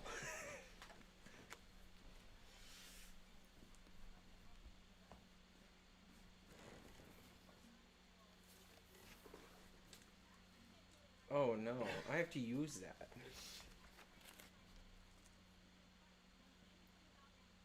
No, don't worry, it's muted on. The source is muted on. It's okay, I'm just being so silly. Go to stream later tonight. Is it Bull Rock? Alright, so let me do my job here. This is yeah. So right here we got our boy Mike Beast Boy Davis. You went over his victory at the Muay Thai sponsorship. Yeah. You got to go to Muay Thai summer camp for a year. He went to Muay Thai summer camp. It's a lot like 4-H camp, but you get hit in the face. He posted an Instagram video playing quest games with Max Holloway and the Zuck. That's awesome. I have a quest, so that's impressive. That's impressive. He just did a backflip before the fight. We are getting news now that he just did a backflip before the fight. Just a demonstration of how limber he's feeling today. Chris Toyota thought that shit was sick. Chris Toyota came over to dap Chris him just up. pounded him on the chest, all respectful. Chris thought that was sick as fuck. Would not have been sick as fuck if he hurt himself, though.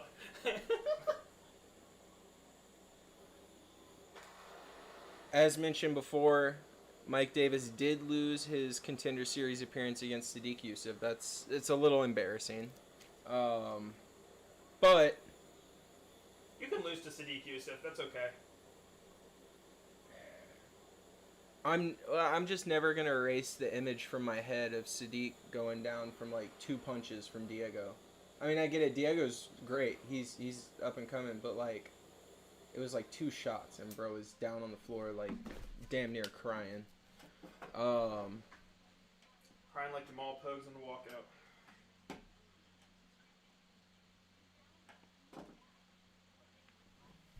Shoot. Sorry, camera. Mike Davis did debut with a loss against Gilbert Burns, but that's Gilbert Burns, and he's why the man. with Gilbert Burns? That's a pretty intense debut to come into. It's like Sergey Pavlovich having his debut against who was it? Overeem or something? I think so. And then I don't know how to pronounce this guy's name. Fares Ziam. His nickname, the Smile Killer. Old killer here. Tends to stay safe fighting strikers. He hasn't lost by knockout before, so that's good for him against Mike Davis here. He did go to Muay Thai summer camp after all, so that's very important. That's very important to be good against the striking. He had an impressive knockout over Matt Frivola most recently. But our boy T-Rex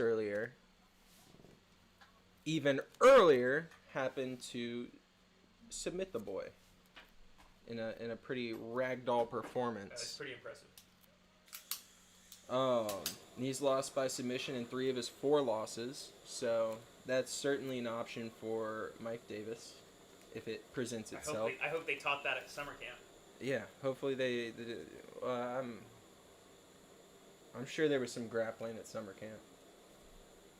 They do all sleep together in the gym. They definitely roll together. Oh. And he's got some pretty crummy takedown defense. So if Mike can get him to the floor, we could see this potentially in a submission. But more likely, I think we're hoping to see some striking. I think my prediction was what? Matt Davis by decision? Yep, Mike Davis by decision is the official prediction. Will the moneyline parlay continue? Will I get the whole event correct? Definitely not, because we're really about to get into some. This is the first fight that's like, oh, this shit could really go either way. Oh yes, and Mike Davis comes into this fight 11-2. Mr. Killer at 16-4.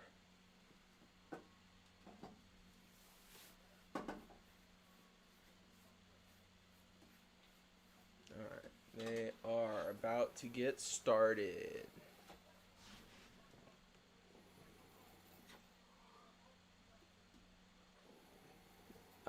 In response to the flip earlier. And there we go. KG said if he landed on his neck, he would have died. Very insightful. Indeed, it could have gone wrong for him. They are currently on the mat. Already. Ziam is in Mike Davis's full guard, though Davis is. Looks like he got back to full guard. They're kind of juggling in between half guard and full guard. Now they're back on the feet. Though Mike Davis is still looking to pursue some kind of grappling. I love how you say fighters' names like Chael. What? Like with I'm a Ziam, you're like Ziam. or like Hamdi earlier. Hamdi.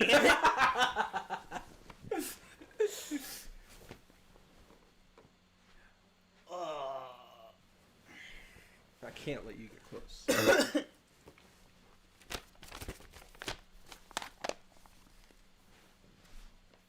Alright. We are back to... we're in side control for Ziam. What an embarrassing thing for him. And... We're back in Mike's full guard. Oh, they are standing again. Yeah, attempts an up kick, and ZM's gonna rush back in because I guess to get against the cage so he can't get taken down. I don't know.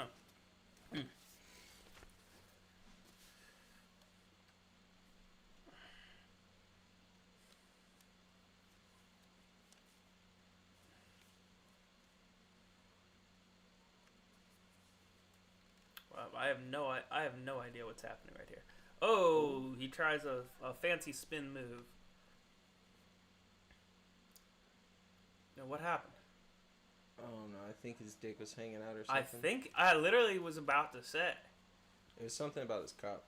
Something about his tip. I think Tanyoni got a little glimpse of his Tanyoni and wasn't happy. What is wrong with the ESPN stream? They heard we were doing our first commentary today. Yes. Yeah, the dig to the body. Yeah, that was a good body head combo for ZM.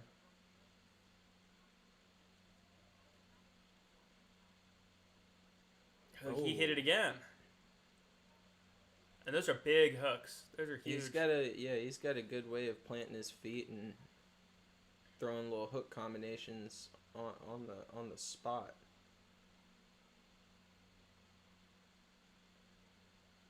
We've seen a lot of underthrown stuff, hooks going right in front of the face. Mm-hmm. He's actually... Oh, the uppercut catches him. It's a man that knows his range. Getting a little playful on the feet there. So he's backing up. Yeah. Oh, and... Davis trying for a takedown, but he's postured very high. I don't know what this technique is where he gets really low. Yeah. And an elbow on the break from ZM. If Mike wanted that takedown, he should have gotten a lot lower for the grip. He's got his big back hook and he's backpacked him. A very impressive takedown from Mike Davis. 1 minute to work. All right, he's got the back taken and a leg and a body triangle. Yes. Oh, he's using it. He switches over to full mount. All right. With 1 minute to play. He's got like a loose head and arm grip, but it's not anything he can really. Yeah, no, his. He'd need better positioning for that. Yeah, no. At this point, he just needs to try to posture up and get some damage in. Try to win this round. Yeah, 40 seconds isn't long to set up. Yeah, but if he gets damage in, he could win this round. Mm-hmm. All right, let's see. ZM rolls to try to get him off. Davis has to go back to half guard. Oh, an unconventional knee to the body from half guard. That was interesting. I've never seen something like that before.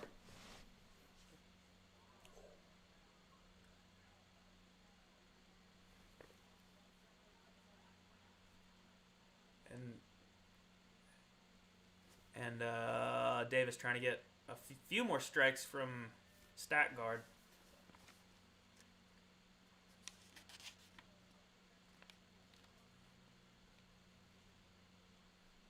It picked up towards the end there. That wasn't bad. Yeah.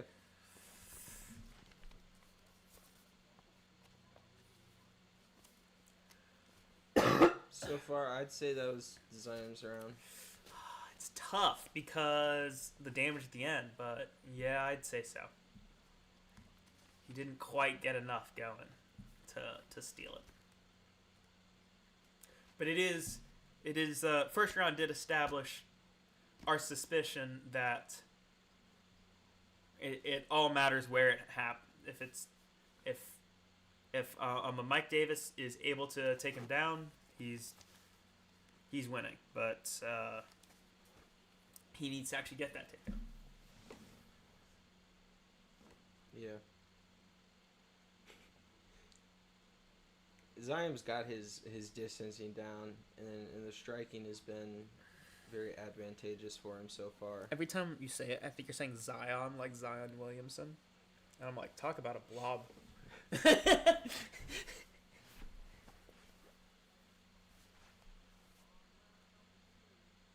Zion Williamson versus Derek Lewis. How long? Jesus, poor kid. Speaking of that, did you see here we go. Mike Davis going off.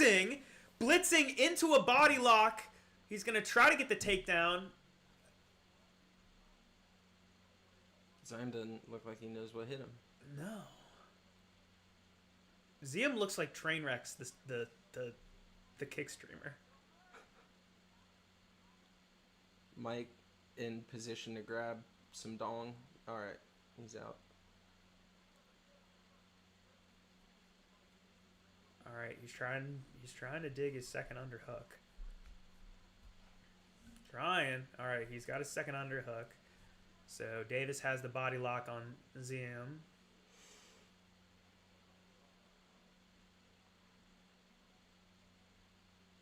And he reverses, so Ziem's against the cage now.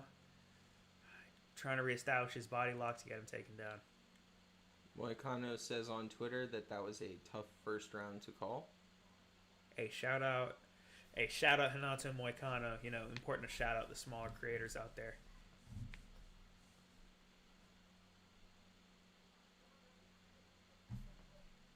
He couldn't afford to lose, and then he did. I saw it was a title fight. Yeah. That was exciting. I didn't expect to see him in a title. Whoa! Well, no, he was up. Yeah, he's like ranked 10 now. So. Oh, that knee opened up a big cut on Mike Davis's forehead. I didn't even see that. That's crazy. Oh my God! Yeah, they were tangled up in like a sprawl, but his hands I went saw down. the knee happen. I didn't see it open. I almost thought it was illegal at first, but yeah, he wasn't down. He was very much up. Well, and your full hand has to be down now. Yeah. Oh, wow! Wow, Ziem just carrying Davis as Davis reigns 12-6 is down while being held up like a little baby boy. This is crazy. Don't get ankle. Oh my God, he's bleeding. All right, I'm a Davis on the ground. Ziem standing over him. Davis going for a knee bar or a leg lock. Can't tell which. He might have it. He might. No. It looks like Ziem's gonna back it up. He gave up his back, but no, he's all twisted up. He's super twisted up. Actually, he might have this. Oh yeah, he's got his leg trapped. He might have this. I do not know. What's he doing though? I don't know the name for the submission he has going here, but Mike Davis has. Isn't it what it was? A twister when you spin the like. If he spins the top of his body, the blood is insane. It is. He needs to get this finish. Bleeding all over. Oh my God. No, he needs to get this finish because it's probably going to be stopped between rounds. And the blood is making the grappling so difficult. Did it just... Yo, KG, you are glad you're not watching this. Yeah, this is intense. This would be if you haven't watched the UFC before, it looks like a Rob Zombie movie. This would be a crazy one to see. This is brutal. Oh my goodness. If you've ever seen that image of Tony between rounds with the mouthpiece and the blood and everything. I don't think she even knows who Tony is, so. All right, and that was for the general. A Davis slides into this is full crazy. mount. Oh, but Ziem manages to kick him off. Ziem looks like he's just been butchered, but it's all Mike's blood. Yeah. Yeah, all right. Now Perez is giving him Ziem a little bit of a beating. Ziem barely has a bruise. This is probably going to be... It's probably going to be called between rounds, I would have to imagine. Forehead running like Saudi Arabia doctor, I don't know. Mike, did you see Mike wincing? Because all I'm saying is he's not even being hit, and he's like actively like... If I'm the King's doctor, I'm not going to call off the fight that the King paid for. Oh, God. Every time he gets squeezed tighter, it spurts out more. This is bad. It's in his eye now. It's in his eye. Oh, KG fell asleep? Good, because this is the craziest... This is the most insane fight ever. There's the amounts of blood are... Oh! That was an elbow right on. Oh, my God! Tanyoni's seen Wait, is he out? Oh, he looked like he was out for a second. No, he's lost. I think they're stopping it between rounds. They've gotta. Yeah. I mean, I saw some of it literally squirting into his eye. Yeah, his eye is shut. His eyes are squeezed. I mean, he's getting white with the towel, but like, I think he's got blood in his eye.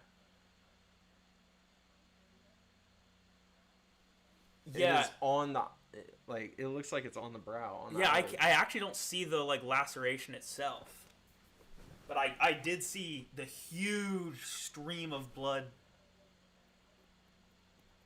Oh, and on the top of the head. That's crazy.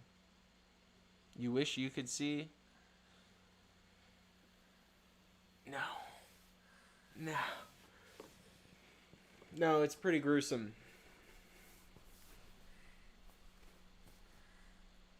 I'll DM you. I'll DM you a clip later if they post a clip, but otherwise you'll just have to wait until this gets posted.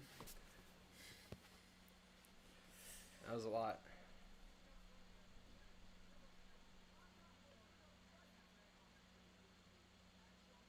They didn't stop it.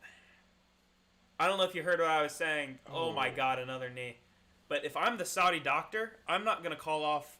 If I'm the king's doctor, I'm not going to call off a fight that the king paid for. Yeah. Or else the king's going to do something to my family. Like, dude, Zaim came in with white shorts. They are now almost completely red with Mike's blood. He has pink shorts, definitely. Yeah. He's coated in dried blood. Like, his body is stained red. White man in the white shorts. He's actually... he's not white, but like he's pale. He has a light complexion. Being that very well shows the blood. Is he? I should have this in my notes. Is he born in France? I don't know. Is that just the nickname, or is it? What? Oh no, he's fighting out of France. Yeah. With a name like that, I'd assume probably, yeah. Or somewhere nearby, around there.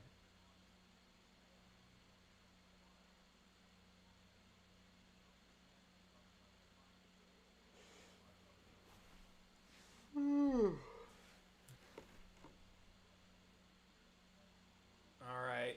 Ferezium has Mike Davis on his back. Ziem standing over him. Oh, he manages to get into north-south. I don't know what he's hoping to accomplish. He's just drilling hooks into Mike Davis's side from north-south. Mike Davis has his feet up against the cage. He's going to try to do a reversal. Yet, Mike Davis almost pulls off the sickest reversal I've ever seen onto Ziem's back, but does not succeed. I will say, sick fight. Two very sick fighters. Yeah. He's definitely ahead of me in yawns now, right? Yeah, I had a few at the start, but I'm pretty locked in now. But he's been going. That's 10, right? Yeah, he's definitely ahead of me, right? I have to work a 9-hour shift after this.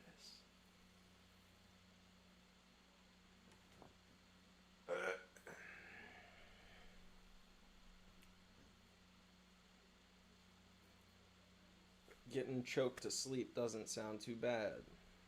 Oh, I'm only at 6, player. See, that's why that's KG's job. On top of it, look at how much red. I guess from being a north-south is on his crotch. It's like, looks like bro was on his time of the month. Looks like bro was on his period and bled through. Literally. Oh, that elbow. So sorry for my crude comment, but that's what it looks like. Looks like bro bled through his white shorts. Bled through his britches. Yeah, poor guy.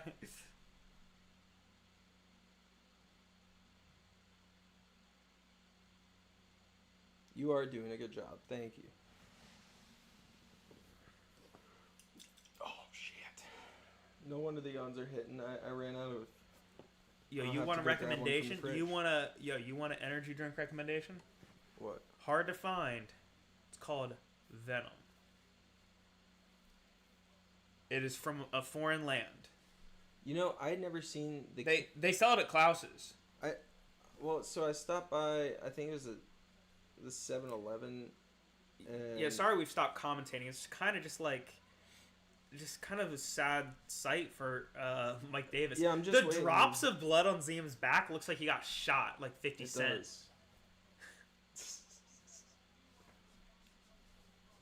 Oh, Mike's trying for a leg. He keeps attacking these leg submissions, and he almost had it last out. round. Oh my god, this poor guy. Oh, but Mike is now on top of ZM and his. But I also full have guard. some good elbow. I also have less sympathy for him because he busted my parlay. Oh, I think he actually cut him now. Yep. Oh! He opened a cut over ZM's eye. Yes. More blood. All's fair in shit. With an elbow in the last 30 seconds of the fight, Mike Davis has leveled the damage. They now both have a nasty cut. Oh, his might even be worse. How does that change the optics for the judges is the question. Because, I mean... even if it gives him the last round, which I don't think it does, ZM had the first two. That's true. That's true. Yeah, so Mike Davis, I'm sorry you had to get beat up so bad, but also, why'd you fuck my parlay like this? Well, I mean, he could have dropped that elbow 2 rounds sooner. That's what I'm saying. That's what I'm agreeing. That's what I'm agreeing. No, it's what I'm saying. Yeah, and that's what I'm agreeing. Retweet. Oh, great. Next we get to see a Nurmagomedov. But not really.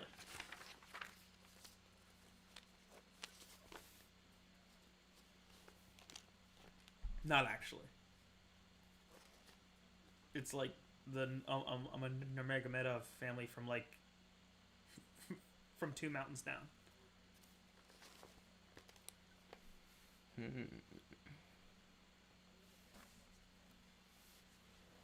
He strikes a lot more.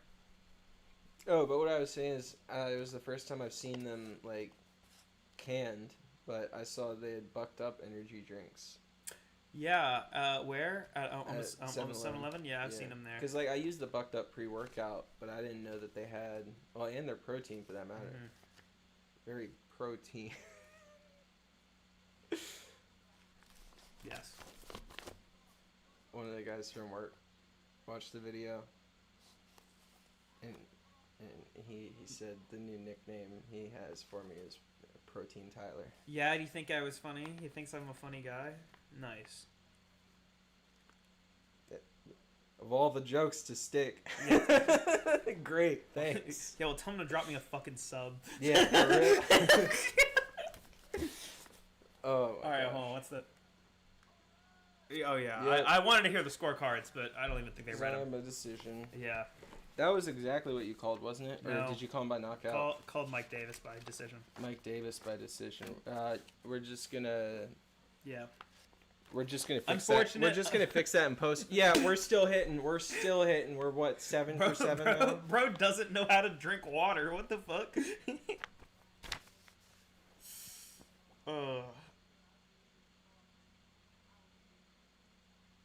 What a fucking stupid scenario. Bro, those win streaks next to Islam's look I know. childish. The- Patty's on a win streak? Oh yeah. I feel like I haven't seen. Yeah, him against bums and Tony. people that he didn't actually beat. I'm a Jared Gordon. Yeah. Speaking of Tony, do you know who Tony's first opponent in the GFL is said to be? No, himself. Dylan Dennis. Are you familiar with Dylan Dennis? Sounds winnable. Yeah. Dylan Dennis is the gum that you step in. Hell yeah. I did see someone say, I don't know, I'd rather see Dylan Dennis versus Alistair Overeem, but would be sick. But this works. Yeah. I agree with that sentiment. I mean, the idea of Overeem having his way with that little man. Is that Tucker Carlson? Yeah, it is. Right next to I gotta pull up. Someone pull up the picture of. Hey Jamie, pull up the picture of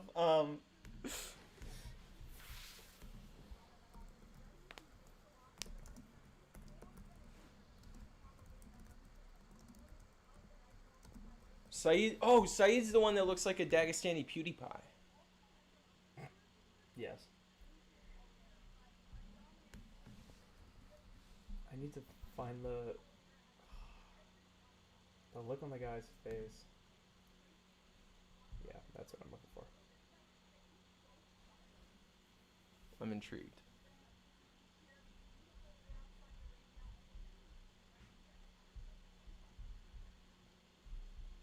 Really? He didn't put. Oh, I forgot. There's no fucking.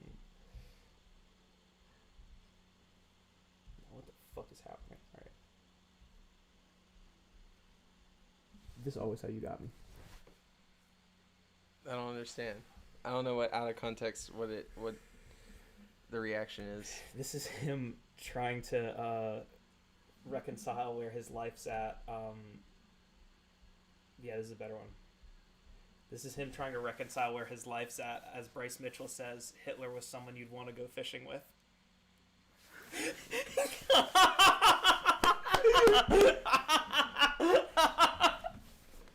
That's crazy. It's just like, what am I doing? Yeah. Oh, we might watch the clip later.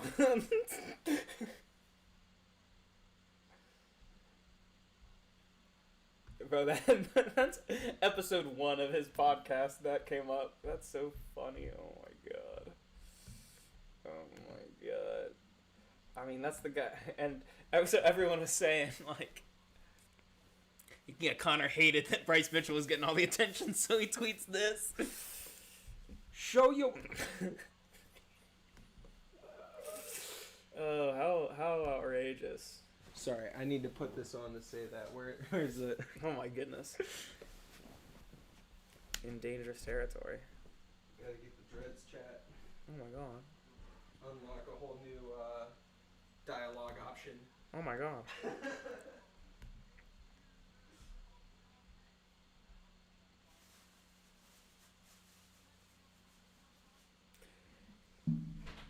Hey, Tyler, KG's calling you out for being blind. She said, how thick are the lenses on your glasses? That's so... I'm not going to say that's so rude because I don't want you to actually think I think that's rude. It is funny, though. I don't know. How do you know... How? Would you like me to go get the calipers so we can find out the millimeters? They're thick. Yeah, would you like me to go get them? I don't pay for the thinner ones, so... They extend beyond. Why would I frames. pay for thinness? I want the girth. Well, yeah, I mean, like, I'll just order new ones. Oh, Vinicius Oliveira. All right, I so need this to get leads new into glasses me and saying, new what do you think is the most common last name in the UFC? I would go Silva. That's a good one. There's at least 3 Oliveiras. I'm going history, not active. Yeah. There's at least 3 Oliveiras, probably more, because I can think of 3 off the top of my head.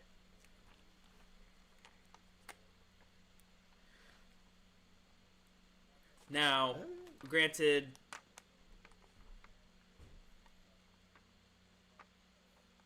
how many Smiths can you think of? Anthony Smith? Maurice Smith from... I said Anthony Pettis. I was hung up on the Anthony part. Well, Anthony, actually, when we were talking about first names, Anthony, because Anthony Pettis, Tony Ferguson, who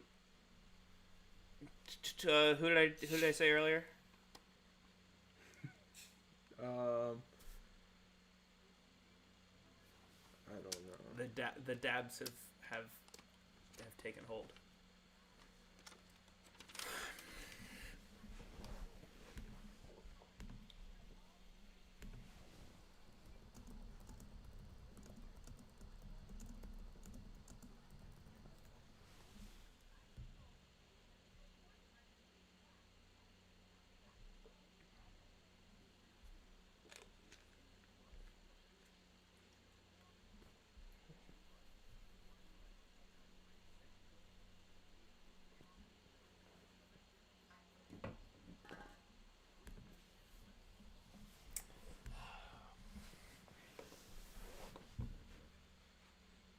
monster leaves the mark of the beast on my liver.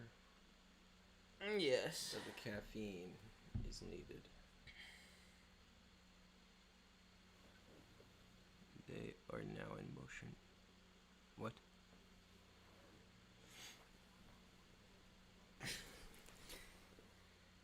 The dabs are in effect. You know, we got some time. Hey, talk to people about Saeed and Vinicius. I keep trying to give you a packet. I printed 2 for a reason. Yeah, if I was going to use your packet, you could have saved $250. I had to preload 10 onto the printer because it was actually like $5.47 or something. Mm-hmm. So I had to preload $10 on because you can only do $5 increments. That's so stupid. Oh. That's how dedicated I am to this content, brother. What are you doing, FedEx? That's weird. I thought you were talking to me, and I thought you said, "What are you doing, fat ass?" I was like, damn. That's what I needed to hear at some point, you know. All right. Next at bantamweight, Next at bat. we have Saeed Nurmagomedov versus Vinicius Oliveira. Saeed is a hybrid grappler. Well, don't say that. That's a term I totally made up. That's not a real term. I just put that on the sheet so you would know who's a grappler and a striker and stuff.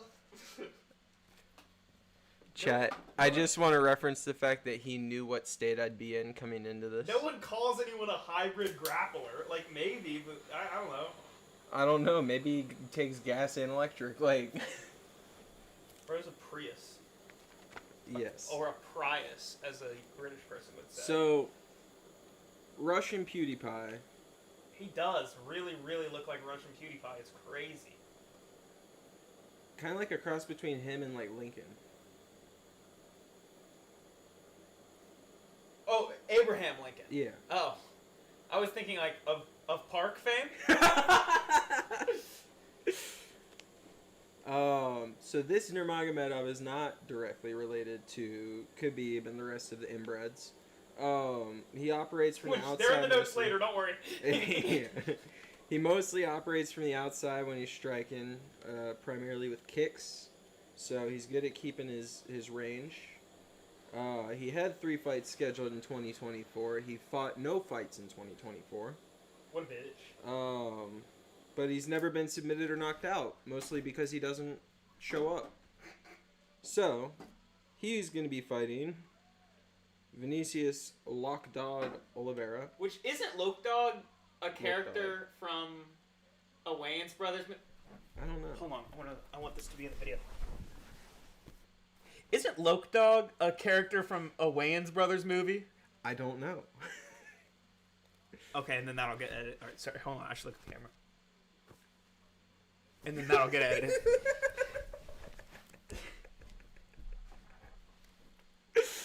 Perfect. Anyways, they're fighting now already. Quick little speed run. Vinicius Oliveira, he's a 2023 Contender Series alumni. He won via knockout round 1. He's only ever lost via knockout. His most recent loss was... that question mark kick was nasty! His most recent loss was to PFL champion Ali Taleb Well, back in don't 2022. give his bio anymore. Commentate the fight. And Saeed swinging. Saeed said, "Welcome everybody." Alright, and then he started swinging on him. He just took a wild chop at the leg. Alright, so they're both looking pretty comfortable throwing out there. Oh, Saeed with a spinning back fist that lands. Landed a little more with the forearm than the fist, though. Didn't do a whole lot, but pretty cool to see. Oliveira begins to take him down, but he's right back on the feet immediately, and they're back at range.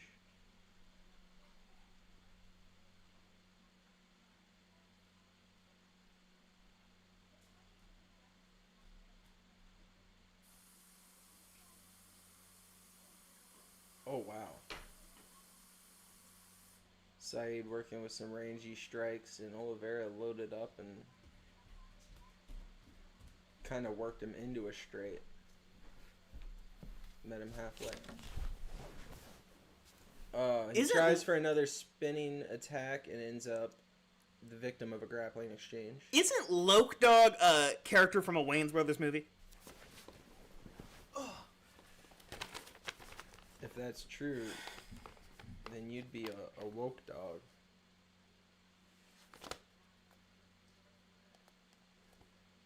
I don't know, man. I'm really tired. I got good sleep. Fascinating. They're grappling up against the cage. Oliveira is currently got a body lock on him, but he's taken a few knees in the exchange. Saeed looks so much bigger than He does. Saeed looks fucking huge. Fucking huge. Looks fucking massive. Fucking yeah. Fucking yeah. Big boy. That's the sound he makes. What? Saeed's complaining about an eye poke, Oh, Saeed and they getting stopped the action. Saeed getting to call his own foul. I mean, they both kind of stepped away, but for some reason, Oliveira stayed disengaged and just kind of like. Yeah, I don't. Let this Yeah, happen. I guess. Yeah, I guess he gets to. Fucking PewDiePie here said, "I don't usually get poked in the eye while I'm gaming."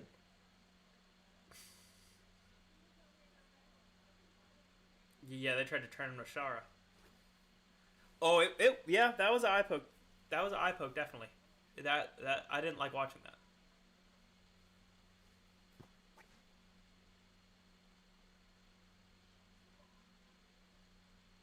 No, like it definitely occurred. Like the eye poke did occur, but I can't deny that the eye poke did happen. Bro, look at these little booty shorts that Oliveira's wearing. I just noticed that. Sorry, there's a fight happening.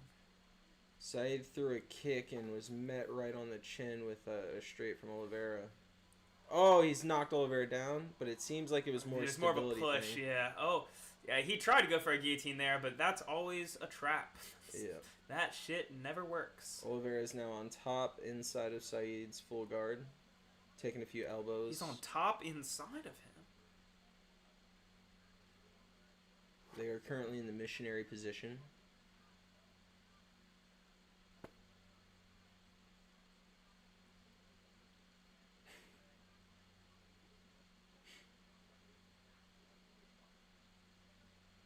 It's a very, very intimate position. Oh, that's a sweet little dodge right there. That's a sweet little. Yeah, that was just a slip. A slip like a dodge, and then a slip like a fall. Two slips. Slip followed by a slip. Type shit. They're still in the exact same position, just holding each other. It's a very loving embrace. Good to see two cultures come together like this. Yes. Alright, Oliveira looks like he's gonna...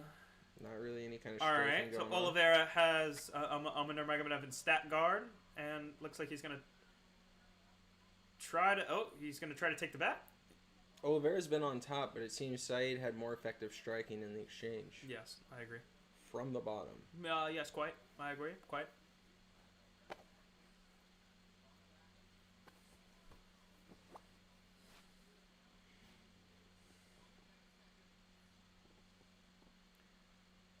Oliveira trying to take it back down. Yeah, trying to do a little body slam. They're on the feet, but he's got his back. A fairly effective elbow. Yeah, right I wouldn't want those. Are we? Oh, that was the end of the. I didn't. I wasn't watching the clock. I thought he was separating them. I was like, what? I was like, what? What? Why are you doing that, Carrie Hatley? What? I was watching one of the early fights on a Knucklemania. Bro, I wanted to write a love letter to this ref, bro. This ref was so good.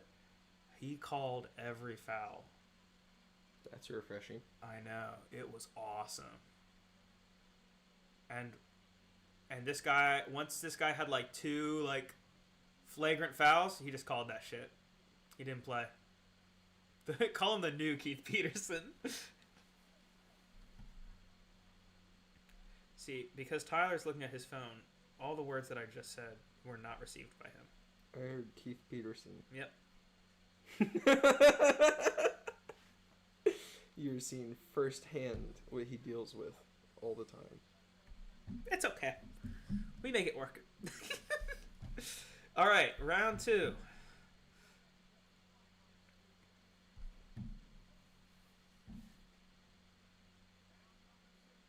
Oh, a spinning kick from Oliveira.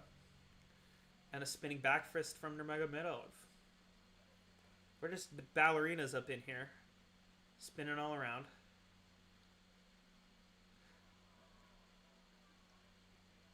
Why is he spinning like this? Why is he doing that? We're continuing to spin.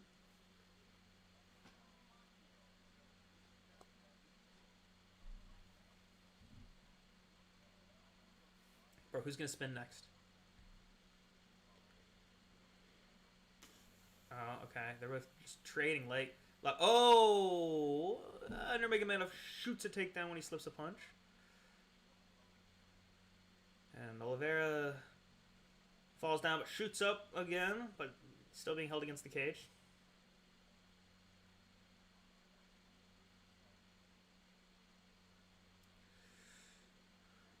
Just a clinch scenario. Oliveira holding Nurmagomedov against the cage.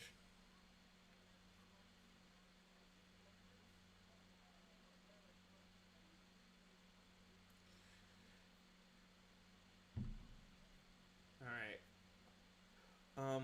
Oliveira definitely having more.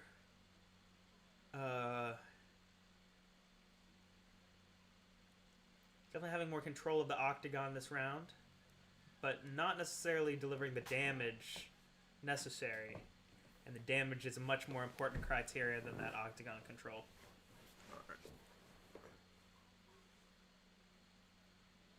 Wanted to reach out and give some notice to somebody that I will be working with. Naturally.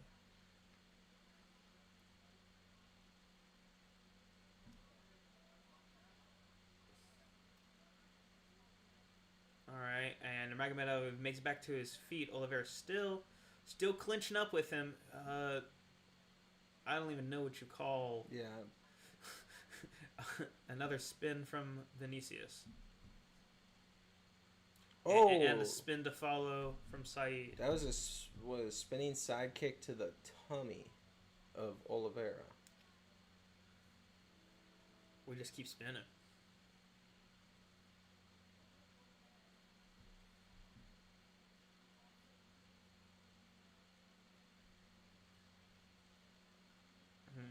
All right, Oliveira looking pretty tired in there.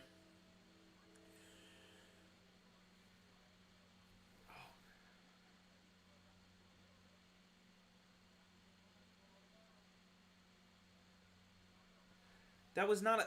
Okay, oh, yeah, so... Yeah, you should definitely thank God, punish we're not that. letting Saeed call his fouls anymore. Yeah, Saeed trying to stop stuff, claiming another eye poke, but Oliveira wasn't having it and just followed up with some strikes. That was very smart. And we're not saying the eye poke didn't happen. Hold on, let's see. Until a ref steps in, Let's see. I can't tell. It's too small of a window. It might have happened. But yeah, unless the ref stops it, it's not the other fighter's job to stop when you say stop. Yeah. Oliveira was fully in the right doing what he did. And I would even suggest someone do what he did in that position. At the end of the day, it is the referee's mistake because it protect yourself at all times. It appears as if the eye poke did occur. Yeah. And at that point, it's the referee's job to call that.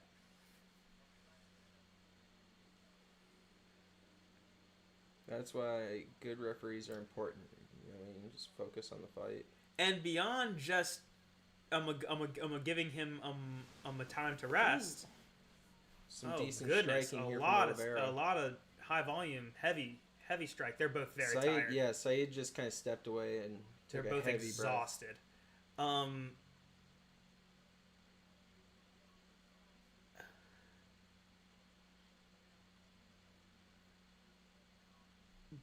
But with these eye pokes not being called, Vinicius isn't being warned to keep his fingers safe. I always get nervous when people are doing the move where they Ooh, that was a good where they put their start. hand on the other fighter's face and push him away.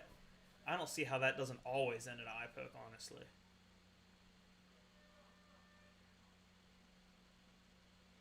Some pretty solid exchanges there. All right. Vinicius straight to the Vinicius floor. just falls, collapses to the ground in his corner. Dude dropped to his hands and knees Yeah, to take like, a breath. brother, the judges are still watching. Like, I don't know if I'd do all that. More importantly, we're watching. That's The embarrassing. true judges. Shame.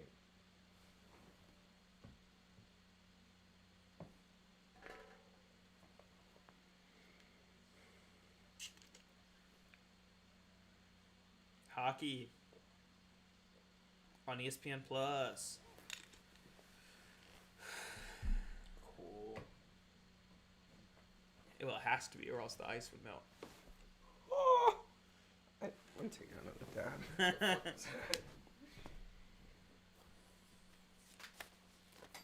Wait, was that the last round, or is there one more round? Oh yeah, there's one more round. Oh, then we're into the fun stuff. Then we're into the really fun stuff. Until the main event, then it's like back to being kind of fun. Oh my God, Vinicius unloading, using the last little bit of his stamina bar. Oh, Saeed trips, up kick central. Oh, he lands one of them, but Oliveira's gonna just try to get on there and pound him. Camera's in the way, can't see what's going on. All right. Bro, I think I'm bad luck. I get off screen, all of a sudden everything's like crazy from the start. There's actual action the whole time, no eye poke, no goofiness. This is crazy. Yeah, he's really feeding it to him. He came out. He really maxed his. Or said you're gonna dad. I'll give you something to watch. Yeah, he turned on his stamina drain. He really went full force.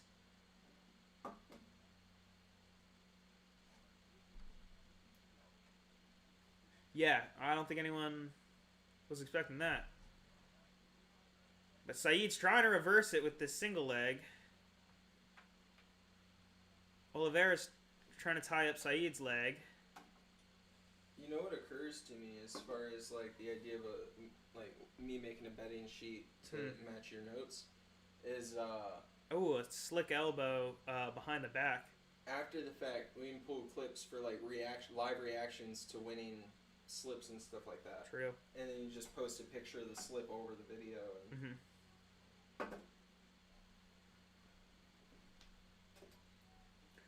All right. Oliveira continuing to just scramble to stay on top. They're in north-south as Saeed attempts to stand.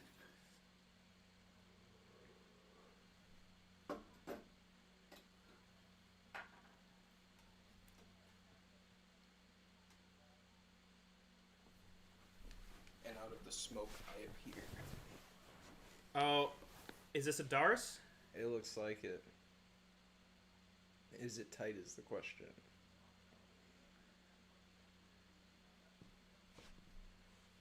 I feel like if you had a lot of bicep separation, you'd have an advantage with the Dars because you'd have almost a handle to grab onto. Yes, yeah.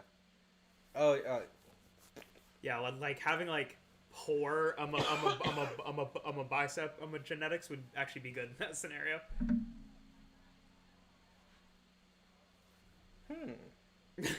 well, Islam's really good at the darts. He is. Okay, they did confirm that was a knee to the body. I didn't want to comment on it. I did see a knee while... Can I say the swing in odds has been crazy? Last round it started with Saeed as a minus 400. Now Oliveira's minus 400. You think Vegas was just rocking off the name, expecting a decision to go to some skewed cards? No, they were thinking it was. Well, it started fairly close, actually. Well, yeah, it was a light. Yeah, separation. it opened. Yeah, it wasn't. Yeah, it wasn't even 2-1 when it opened. Then he was 4-1 in round 2. Now here in round 3, he's 1-4. And I mean, Saeed did have a pretty solid. Oh wow, first he's round. just look how fucking tired this fool is, Yeah, he's got. Did you see that? The gas tank seems to be the issue. bro. That was ridiculous. It looks like Oliveira's trained for this kind of endurance, and Saeed probably hasn't. Bro, Saeed is so tired. Because, I mean, Vinicius is showing he's tired, but he's still operating through it. He's still moving and pushing. Oh my god. Yeah, and you can see in the strike numbers, too. Yeah, if he can put in some good work in this last minute, this can be a 10-8. To be clear, everybody, it's 31-8 on significant strikes in round 3 alone in Oliveira's favor. Where round 1, Nurmagomedov was keeping him at a distance and kind of toying with him as he pleased. I think he gassed himself out round 1, didn't really get anywhere. Oliveira's just held consistent.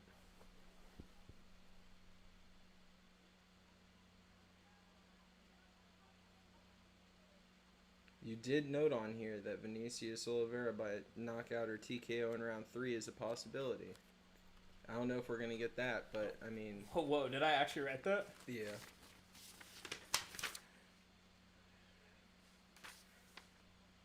He doesn't have the time to do it, but if there was a 4th round, I feel like he would have gotten it done. Was that like a rolling thunder on the ground? That looked stupid as hell. Yeah, so we'll see. You said Nurmagomedov by decision. We could still get that. It's Saudi Arabia. I was thinking that. And bro's reacting like this. Oh, he broke his rib. Yeah, his rib's broken. So that's why he was... Okay, so I don't think he was really gassed. I think he just had a broken rib for like half the fight. I think that's why he was grabbing his side right there. And that's probably why he went to the ground at the end of round 2. Maybe. Because he went down holding his stomach. Fuck. Dude just put on that... All the Nurmagomedov Glazers gave Umar all the grace in the world because he had a broken hand. Let's see if they do the same for Vinicius because of a broken rib. I mean, yeah, he potentially just put on the performance that he just did in round 3 with a broken rib the entirety of it. Now, granted, we don't know if he has a broken rib. We don't. But I mean... But Dr. BF2K calls it. Send that.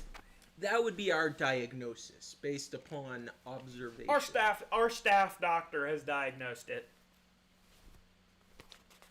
Fuck a patient first. We got you. Oh, next is a big one. That's what I'm saying, bro. The next two are gas. Oh gosh. Bro, you see Sergey Pavlovich 84-inch reach?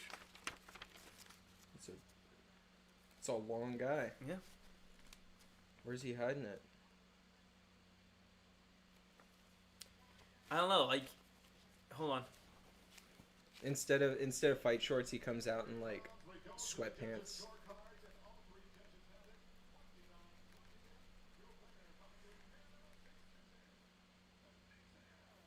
Let's go. All right, nice.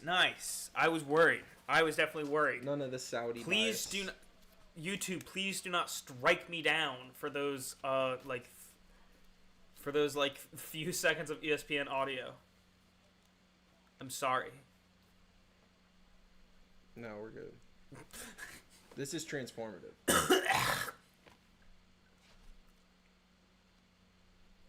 We're really making it. We're bringing it to life in a whole new way. Hold on, I'm gonna show you. Yeah, Pavlovich has always felt like a big boy, and especially playing him on the video game. But like, I didn't realize. Yeah, he has a 7-foot reach. Saying you don't remember him? Oh my god. You don't remember him? I do now. That's Loke Dog. Oh my god. Yeah, I remember. What a fantastic film. What an excellent film. That's what people call cinema. Because that's not a movie, that's a film. Yes. You go to the cinema to see something like that.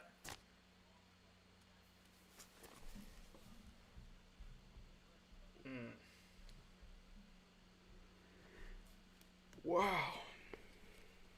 This guy using college words. Brothers, I don't know about you, but I don't understand this college boys big city talk.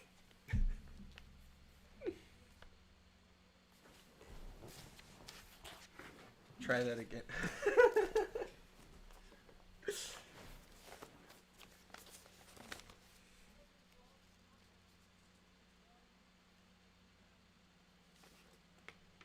Alright, this next one's gonna be fun. I hope. No blobs, please.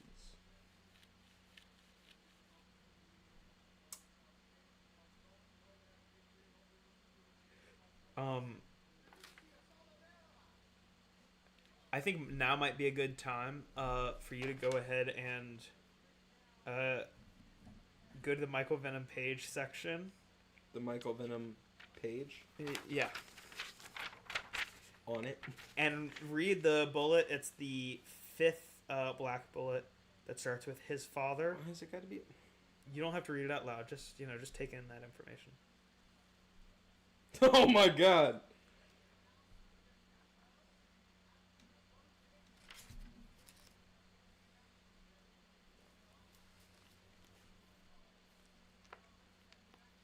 Oh, it's that guy who made the long ass movie.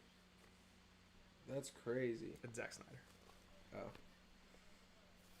Well, and then I parlay that into a joke in the third to last bullet on that page.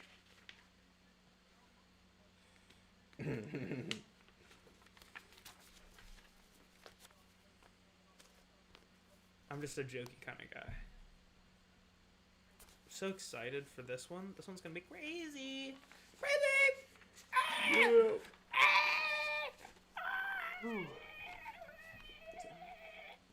I'm gonna show up to my job later, but like, who's really gonna walk in that door? Okay, I show up. Like, I'll be there, but will I be there? Okay, I show up. That's all I need to do. Okay, I show up. I got a good team. I want to sleep. At least, see, I've got a closing shift tomorrow, so I don't have to go until the afternoon. So at least tonight, after work, after the stream, I can get like a full night's sleep.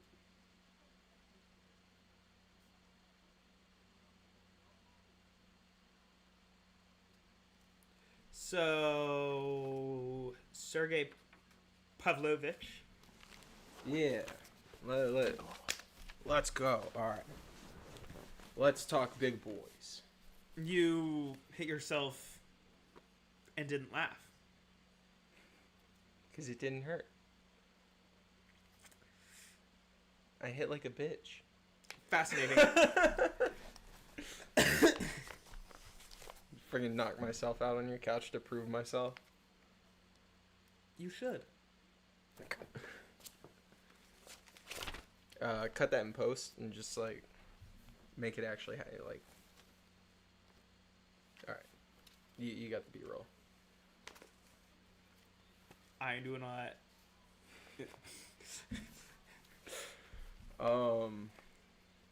That's. It is a Suriname. I think it's Suriname. I don't know.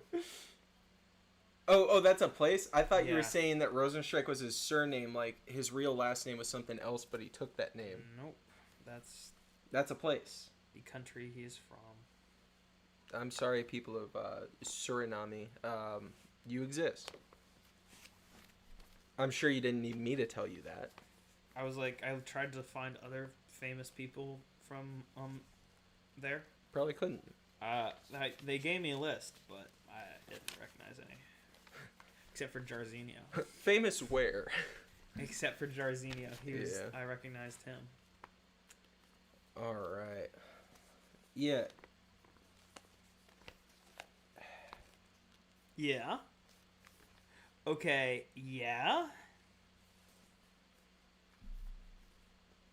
You think about how we're about to watch a murder? Yeah. I was about to say, if anyone should be crying on their way to the octagon, it's him. God, such a scary guy, Sergey. Yeah, watch him knock out Ty. Oh no, Ty, come on, what was that? Like he's like a predator, like getting ready to like pounce and feast. Like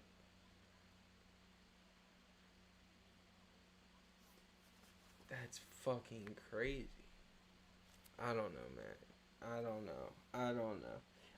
I thought he was just unstoppable. I mean, it's that.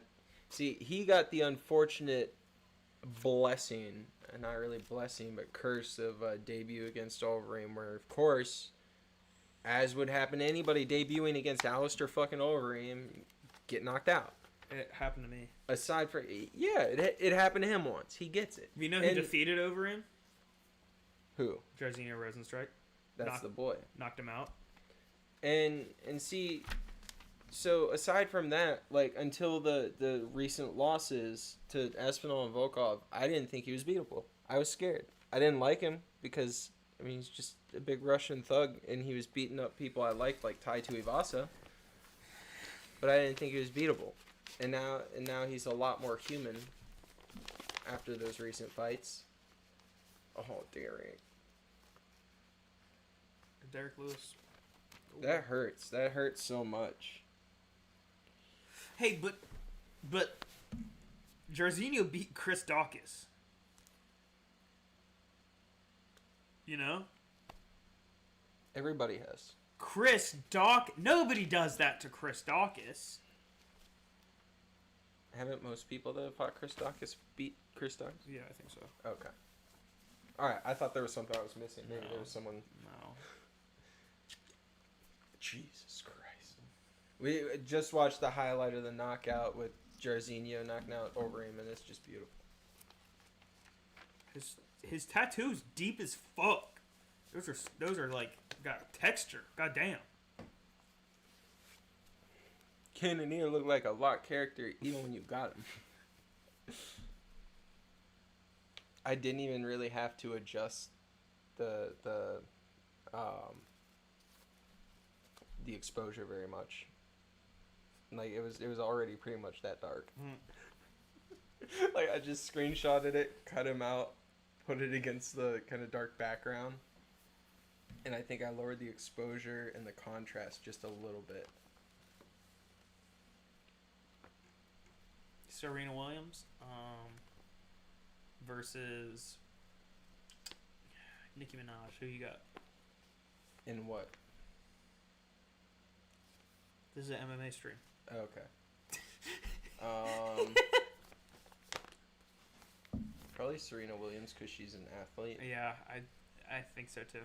I mean, Nikki would have like the pre-fight stuff covered because she knows how to run her mouth, but Doesn't Serena's husband own Reddit? You saying her husband's like a Reddit mod? I think he's the Reddit mod. King Reddit mod. But I think he's such a Reddit mod that he like gave up his job because he was like Facebook's like white guys shouldn't be in charge and gave up his job. So yeah, he's pretty alpha. He's a pretty alpha tier Reddit mod.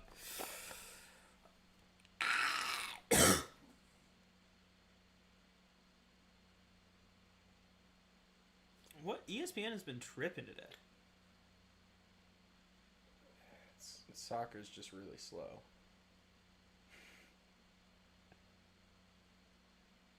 There's an advertisement for soccer on the TV. Maybe that's why I'm tired. It's putting me to sleep.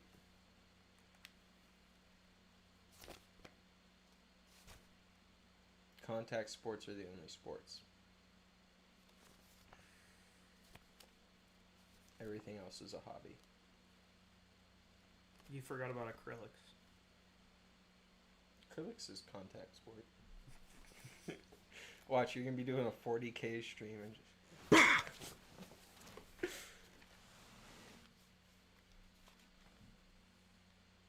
Is the fan? Oh, I mean, not that one. I know that one's on, but God. I don't hear another fan now. Okay. So. I just hear that wind turbine. Yeah. But it's working hard. It's working unfortunate. hard. Yeah. Mine got like that towards the end of the CapCut editing. When I had it loaded up with so much media. Mm-hmm. Good lord. Yeah, I'm wondering how I'm my computer is gonna handle. I'm loading in all of this. these two, which are both gonna be about 6 hours, plus the 6-hour fight card. So 18 hours of video all in one timeline. Well, wait, you'd be saving all that? Yeah, probably. Well, I mean, so what I'll I would have to go buy a new hard drive. what I would suggest is, at least as far as like editing it, break it up into like hour chunks and edit one at a time. That way, it's not gonna bog your system down with all 6 hours. Fair. I did Because just. that's what I'm doing next time I do a recording. I'll break it into like 30-minute chunks. I did just upgrade to 64 gigabytes of RAM though. Word. So I guess if I'm starting to do video editing, I actually am gonna want to upgrade my CPU and RAM a little bit. I don't think the CPU is super involved. 'Cause the Definitely CPU research it. Just research it. I'm not. Okay. I don't know the most. But definitely research. I just assume with all the actual shit you got to do with editing, all the stuff the computer's got to do, that it would need more computing power. But I don't know how that stuff works. Hey, their odds are the same as mine. I just open my wallet and pick one that looks cool. Nice.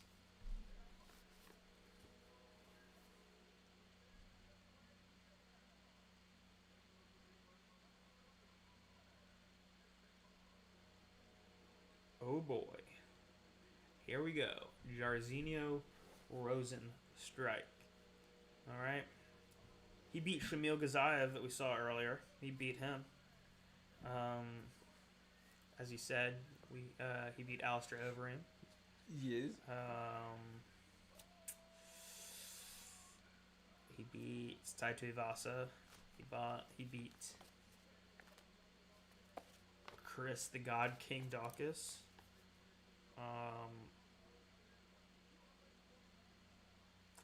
Sergey Pavlovich.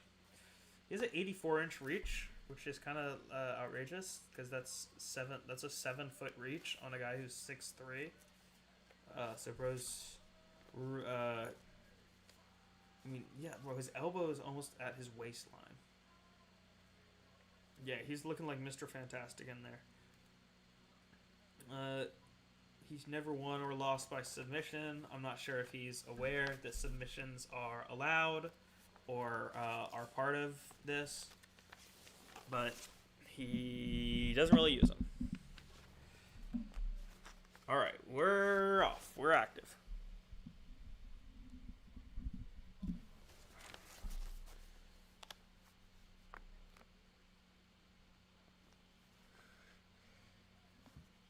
All right, just popping some jabs out. A little leg kick from Rosenstrike. Okay. Yeah. A second leg kick from Rosenstrike. Is that going to be his strategy? I mean, that would be wise. Yeah. Sergey's already a pretty. I wouldn't say immobile. He moves a lot. Like when he's very muscular though. Yeah. When he's following up for a finish or something, like he's like a fucking jackal. But yeah. Like a lot of times, it's like this, kind of bobbing around. If he can slow him down further, then he can really cement him in place. Spot a few patterns along the way, and then capitalize on an opening. Mm-hmm. I'd like to see Biggie Boy get this.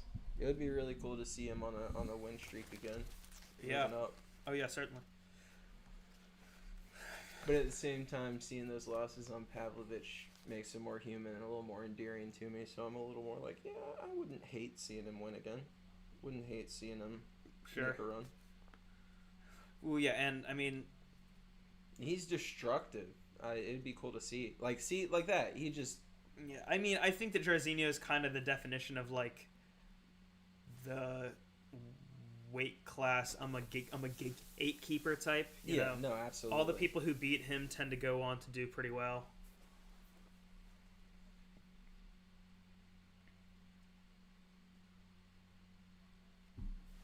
Honestly, if Rosenstrike wins this, it just shows how thin the heavyweight division is right now.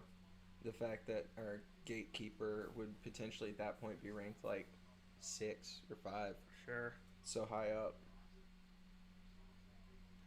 Yeah, it is. Yeah. 'Cause, I mean, Just wait till Mick Parkin gets in there with him, though. Woohoo! Yeah.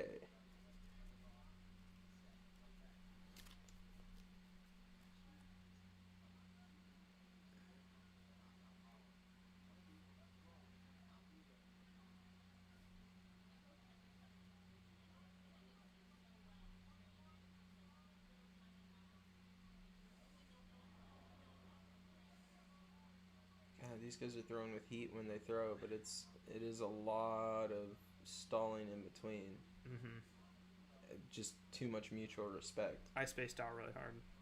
Me too. I mean, it's watching them just kind of bob back and forth makes my tired brain like. Mm-hmm.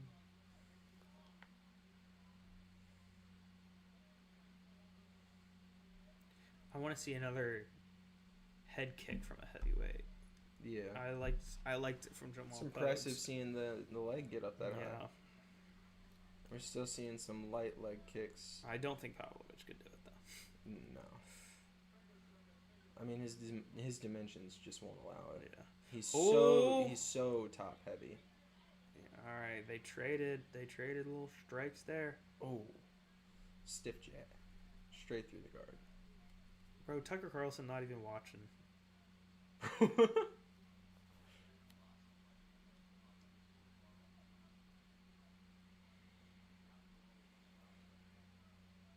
Yeah, this is definitely what I expected.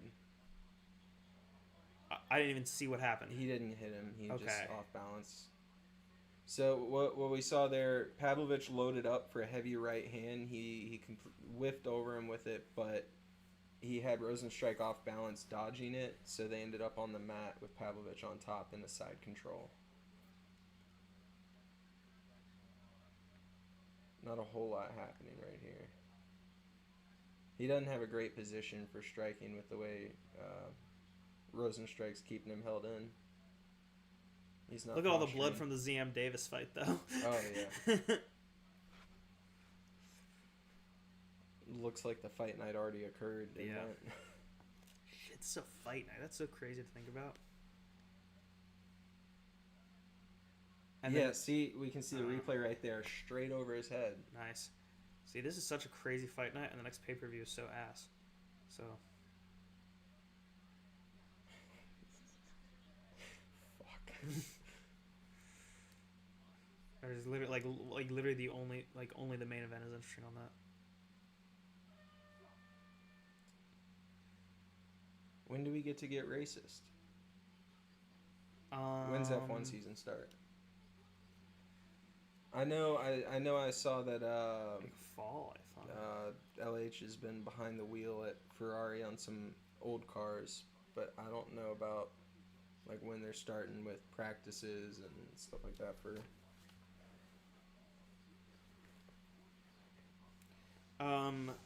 They'll start doing the testing for the new season. Fairly soon. 2025 season schedule. Okay, end of February is the testing in Sakir. And then round 1 starts they're in not doing it in March. Spain anymore. That's right. Too bad. Okay, so we got time on that. We'll have time to establish our UFC stuff before we even have to worry about... How would we orient that same kind of way? Just watch the stream without the commentary? I guess it's not really. This is an established format for the UFC, but not really. See, look, like they're even advertising their official one with Jens Pulver. Well, see, I feel like the F1. Fuck Jens Pulver. I feel like F1, at least for the races, if we can manage it, and a lot of the time they're late at night because they're across the world, and so I could do it after work, something like that, even if I'm working. With the races, it could be good because we wouldn't have to live commentate per se as much because there's not as much frequent change. Mm-hmm. We comment on the big stuff that happens as we're watching it, live reactions, of course, and then it's more conversational. Mm-hmm. So it'd be a lot more forgiving to just us talking about stuff and all that. Yeah, I feel like that could be a good format. I also looked it up, and it's suggested to have at least 32 gigs of RAM with video editing. Mm-hmm. So I think that's my issue. I think I have 16. I think I have 2 8s. I thought you had. I could have 2 32. 16s. I'd have to go look. I'd have to look it up. But I mean, it looked like those are pretty accessible to get to as far as just popping open the PC and switching them out. If I got. Oh yeah, that's the easiest thing to switch. Let's go. Well, then I hope that's the case. And you know, if 232s is better and it's cost effective going from 216s to 232s, I might just make that jump. But I'm gonna definitely research it. I don't want to buy new stuff right now. I'm having fun with everything I got. And I mean, I made that last video work on it. I just had to save it and then start new projects occasionally, so there wouldn't be so much media loaded. If you do have 2 8s, I have 2 more 8s that you can have, and just have 4 4? 8s. Yeah. Is that how it works? Is it just total available that matters? Okay. Oh. Okay. I guess it's just if you have less slots, then you really have to get the. Yeah, I mean, it's bigger preferable size. to have 2 of a higher number is preferable, but it's obviously more is better. Okay. Oh, all right. Yeah, there are a few times CapCut would say, "Not responding. Would Yeah. you like to close or wait?" It's always scary, and then you haven't saved or some shit. Yeah. Well, because early in the project, it was popping up all the time that it would auto-save, but then it stopped popping up with that, so I was getting nervous it wasn't doing it. It was, but it wasn't telling me. I think KG fell asleep a little while ago. That's a good shot for he catches, Pavlovich. and takes him down. He caught Rosenstrike on the chin with a hook, knocked him down, and then he followed up with another one on the way down on top. And now, Yeah, it looks like he's gonna start trying to hit some elbows, maybe. honestly, I would have welcomed him back to the feet because Yeah, I don't think. yeah. He has Rosenstrike in half guard and has 2 minutes on the clock. Yeah, I don't know that his grappling is really going to be enough to get him in a position where he can ground and pound to major effect. He dazed him. I probably would have welcomed him back to the feet and followed up right away. Yeah.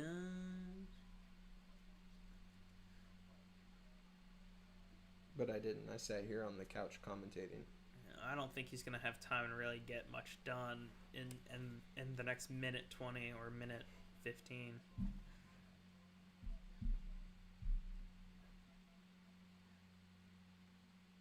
I don't know. I mean, he had him hurt enough. He could be putting on a clinic on the feet right now, I feel like. Yeah, but he's Neither of them are getting time to rest right here, but I mean, Rosenstrike's getting time to gain his senses back. Yeah, it'd be wild if this was a decision.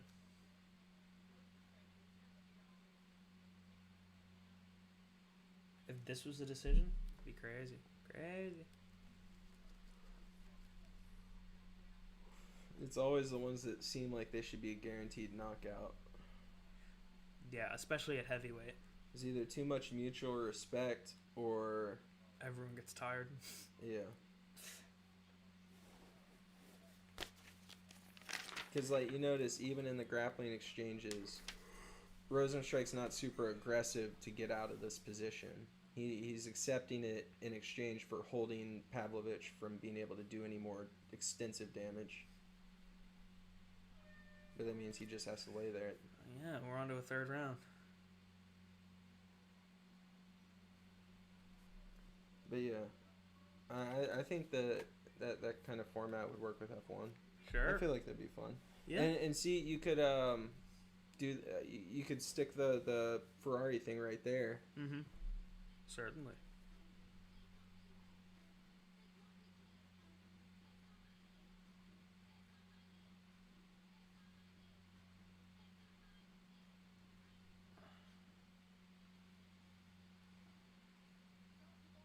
Oh boy, 312.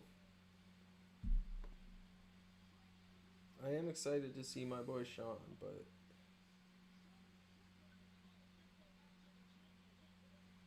I want to see a fight get like finished. This is finisher sports after all. Yeah, I don't think he's gonna do that. He doesn't really do that. I like Sean, but I don't want to see like jab, jab, jab, jab, jab, jab, jab, Well, jab, jab, jab, jab, and then in the last 30 seconds, hi-ya! That's, Like, that's kind of how he does it. It's kind of his entire style. it makes sense from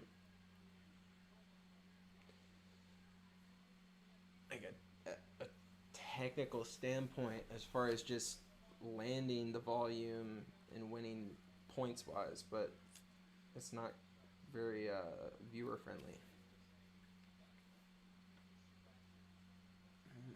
So what is Rosenstrike gonna do to regain control? Oh wow, he caught Rosenstrike on the chin there, wobbled him I was a little. about to say he's gonna get hit. Is what he's Yeah, gonna do. yeah. Pavlovich just got him with a lead hook, kind of glanced his chin and wobbled him slightly, but they are both still standing and pawing at each other.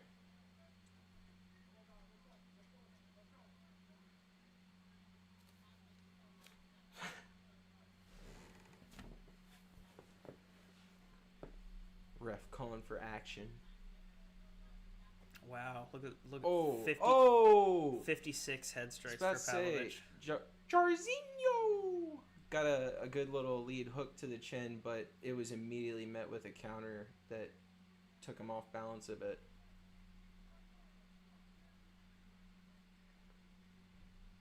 He's not landing much. Pavlovich is kind of having his way with him when he's throwing. Mm-hmm. Yeah, that's... Oh my god. A right hand over the top just missed. That would have been devastating. Pavlovich on top, down in half guard. And I think we're probably going to stay here. Yep. It's probably going to be the next 3 minutes.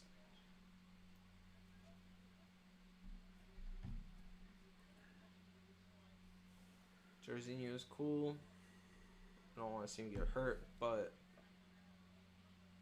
I think I'd like to see Pavlovich grind him out right here. Make something happen.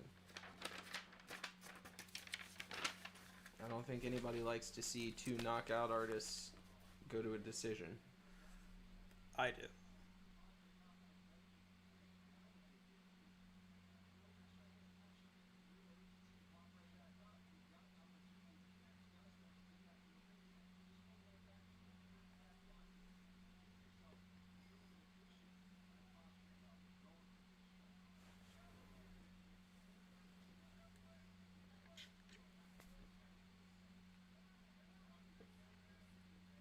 One time I poured concrete on my big toe. Damn. Call me Jamal Hill because it's fight time and I'm fading.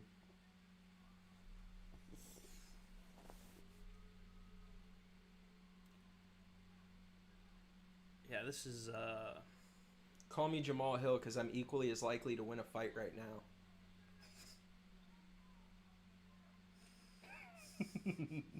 that's funny. Unless that fight is with him. But unlikely.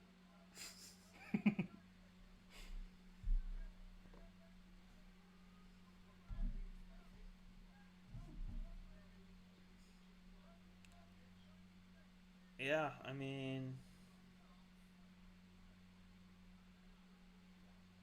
Here, I'm gonna be Dana. Yeah, he looked bone dry. I hated seeing it. He really. See, here we like guys that we like killers that really go out there and get it. And he really just laid on top. I really don't like to see that. I really hate this. I really. Speaking of just laying on top, Pavlovich is just kind of laying there vibing on top of Jairzinho, as predicted for the full 3 minutes. We got 40 seconds left, and he's just been kind of like lazily swinging at him while he's clenched up torso to torso. More like clenched up.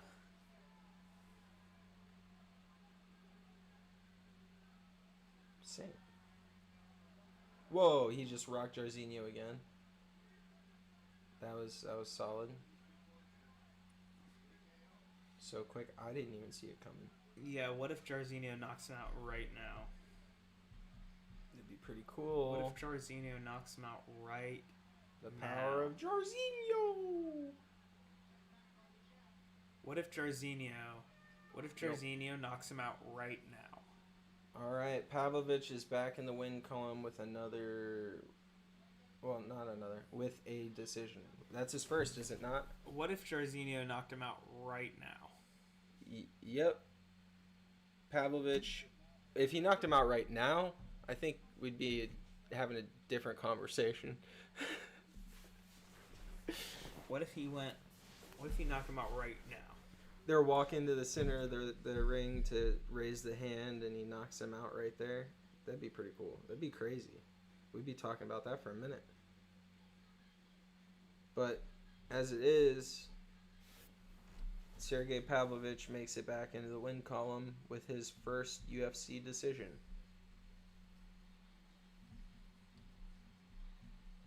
I don't see any chance that this goes to Rosenstrike. Oh no. All right. Not even on my mind. We are approaching the truly exciting territory. Can't believe what you said about my father. I miss my dad, right?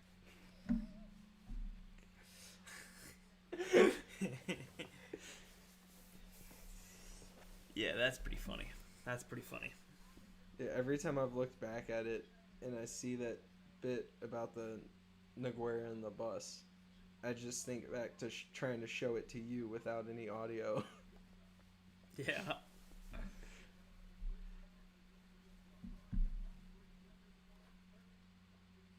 Yeah.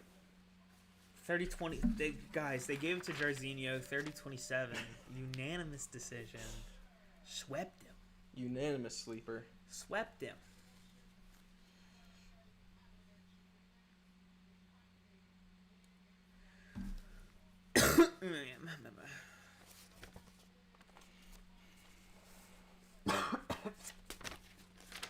That was a fight. Oh, it's GSP. Hey, that's an actual fighter. Not an active one, but more active than the ones we just saw. It's Ronaldo. Oh, and Turkey. That's the guy who pays for all the boxing stuff. Oh, his name is... Oh, okay, Yeah. I see it now. No, I thought you were just, like, saying something about his...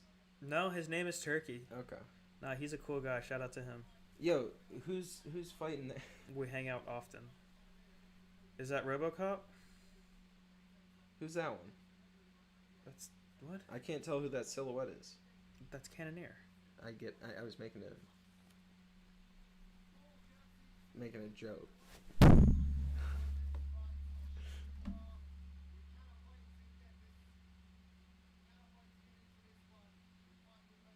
Then get into it!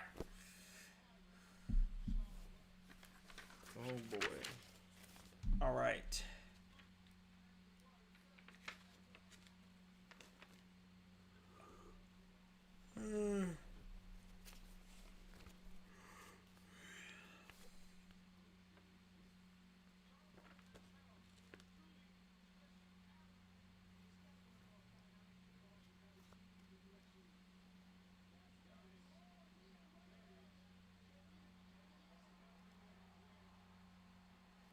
Yeah.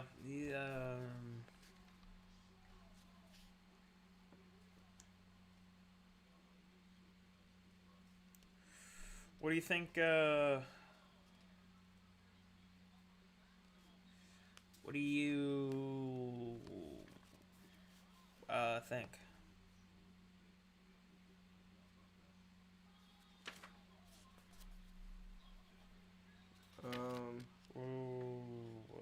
What do you think?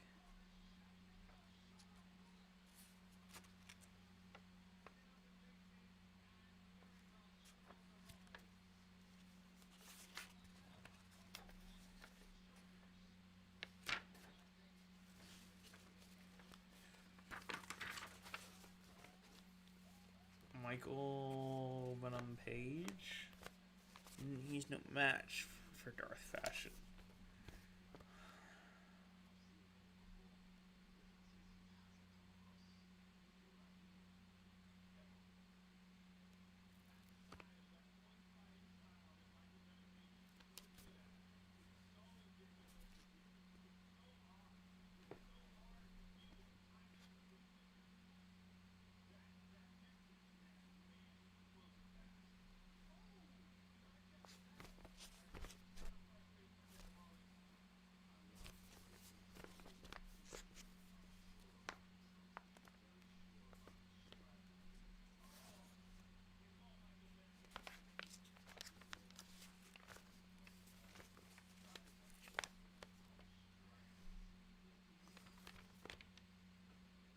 Content go crazy. Yeah, zoned out watching the little MVP trailer. Yeah, so I'm thinking with this one. Yeah. I'm thinking MVP. Kind of how you detailed in here. I don't think he's gonna respect Shara's output and power. I think he's still gonna play it the way that he usually would, just kind of rangy striking at him. Yes. And I think Shara's gonna find an opportunity to blitz in and capitalize. I would call for a knockout from Shara. Really? Yeah. It's happened to MVP before, for sure. I see MVP. I could see him getting knocked having the off advantage, balance and then uppercutted into oblivion like he has previously. I see MVP having the advantage, honestly. I mean, at range he would, but I think if Shara can get on the inside, then he could have his number. It is possible.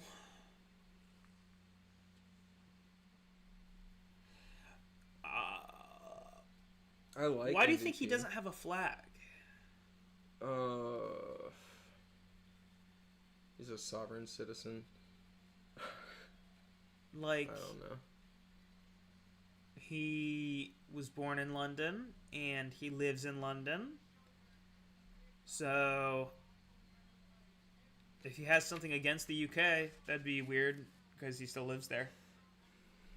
I mean, it wouldn't be weird to have something like against the UK, but it'd be weird to not like them and still live there.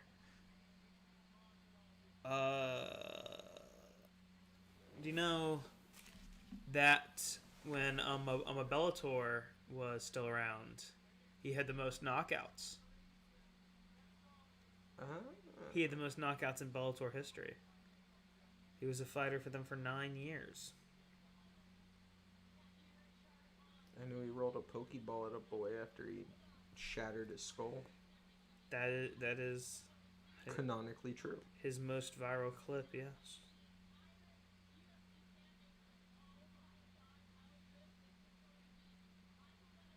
This is Ashy Ketchum.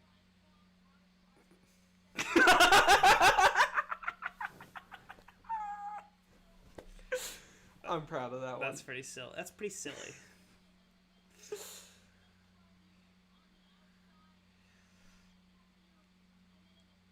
Bro, the dancing's all fun until you realize he's like 38 or something.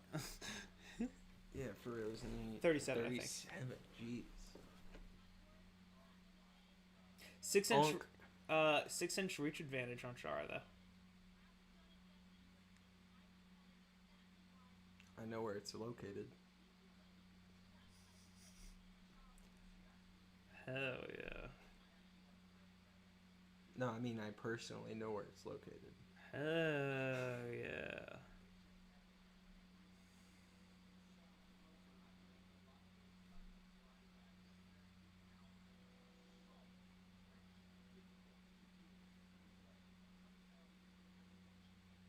All right, so what we're dealing with here is a guy who,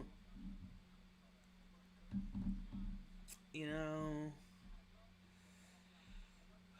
I don't even know. He grappled at Polaris. I think it was Polaris 30. Isn't that a camera? That's Polaroid. Okay. He grappled at, Polaris 30. He beat Carlos Condit. Yeah. So he's not, like, hopeless in grappling. Yeah. Yeah. What else I got? I mentioned this earlier. He beat, TKO'd someone with leg kicks, with only 2 leg kicks. The old 1-2. Yep.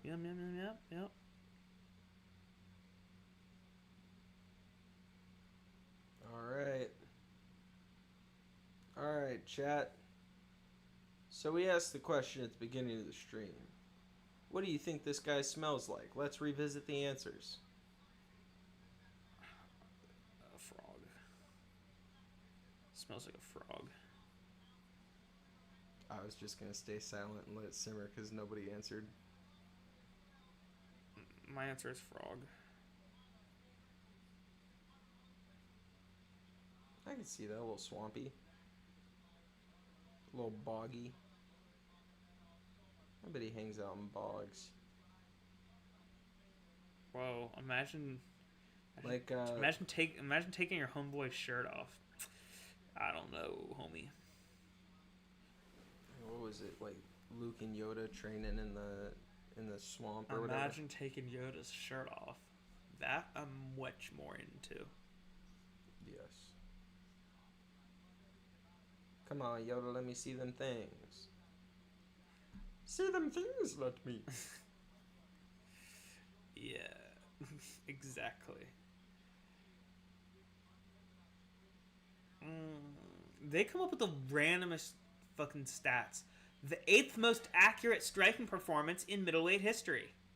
What? I just his hair and his beard. It's just got to be so unsettling and gross to hit him and touch him. I'm sure it's very oily and but dusty at the same time. I bet. Yeah.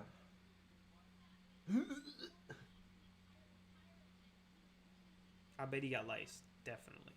Oh, for sure. I mean, that's part of the warfare. Do they have to comb his hair for lice beforehand so he can't use? Well, he doesn't have to worry against MVP. MVP is immune. Well, even if he had hair, he would be immune. Because he's black? Yeah. Do lice not like dark meat? I'm sorry, it's Black History Month. Do they not like colored meat? First day, too. Starting strong. That's crazy. First day. I didn't know what you were getting at.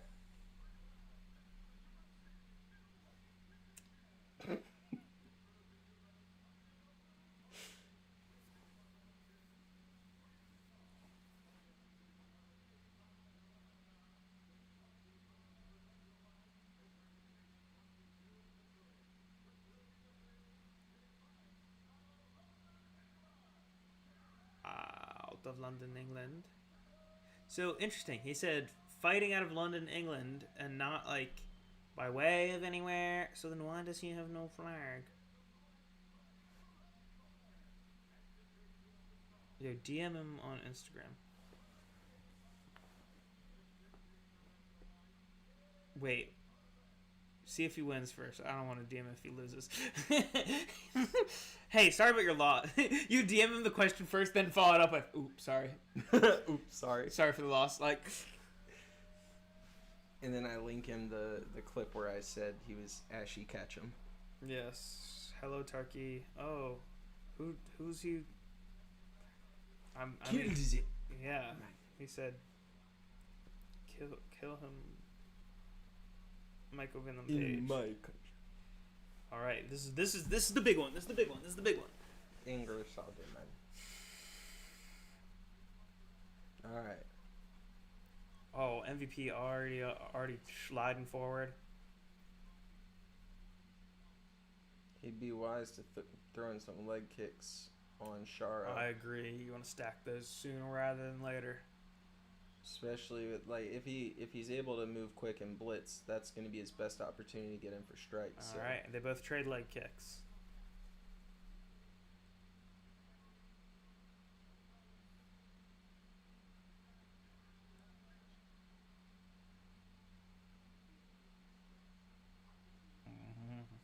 Oh boy.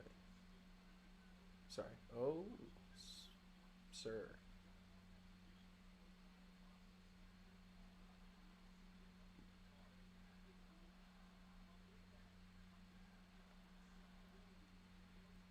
Yeah, I don't even know what to say. I'm too engrossed. Yeah, MVP's just doing the MVP dance where he like lunges in almost and then backs up. I was literally just thinking like it looks like dancing, his fighting style. Yeah, he's using it to back him up now, but a lot of the time it seems like he's trying to use it to gauge his responses, so that when he does want to lunge, he can follow up. It's a good insight. Good insight.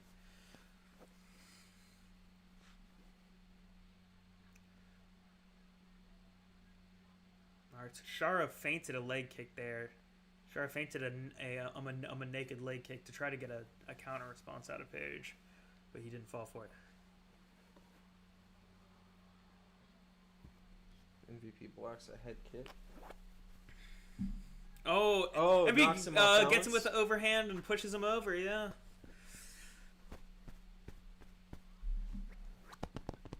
He's flowing right now. Not landing a ton, but he's getting comfortable. As long as he lands more than Shara, it should be enough. Oh, MVP throws him off. Yeah, MVP balance. Throws himself off balance. Yeah, loses his balance and gets briefly caught in a guillotine, but now he's just holding Shara against the fence. That's one of the things I was talking about. I really feel like MVP could put himself in a position like that and get caught. It looks like he's trying to take Shara down and maybe show off some of those BJJ skills he's been honing. No one wants to see his blowjob skills right now. Just fight. That's not the meat you want. Marinating for weeks.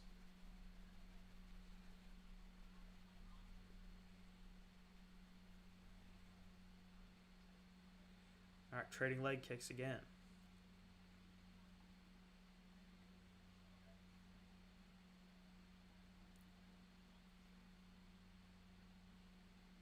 It's interesting that MVP would take this fight because I think he didn't express a whole lot of interest in staying at this weight. It is kind of an awkward matchup. Like stylistically, it's a very good matchup, but it's no. I just mean like side by seeing them in the octagon together is just kind of a strange matchup. Yes, it is visually strange for sure.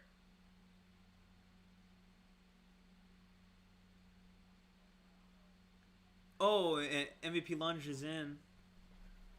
Because MVP is really calculated and rangy, and Shara is more the type that wants to ambush you when he gets an opening. It's clashing a little bit. Truly. MVP's doing a good job not letting him get in. I can't let you get close. Mm-hmm. Oh, MVP misses his overhand, exposes himself a little bit. He's just wildly overcommitting. Yeah, he really is favoring those overhands. Yeah. Bro's playing thrill of the fight. I am as nervous as you are as well. Yeah.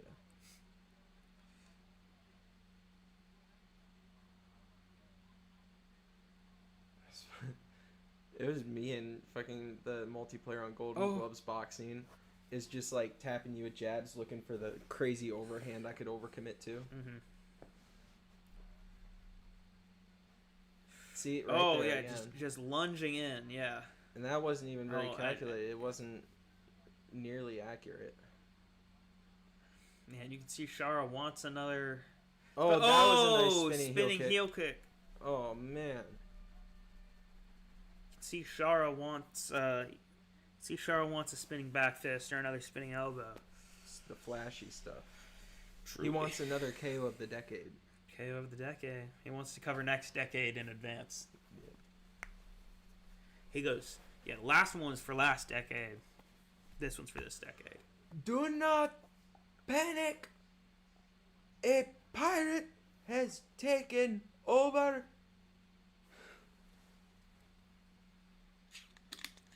Needed practice. But that's fine. Sure, if you told me to say some shit in Russian, I then fought, I would not be able to remember the Russian shit. Yeah.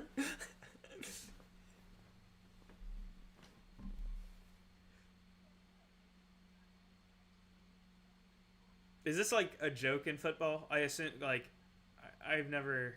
Oh, the Pro Bowl games? Yeah. When I was a kid, I used to love it.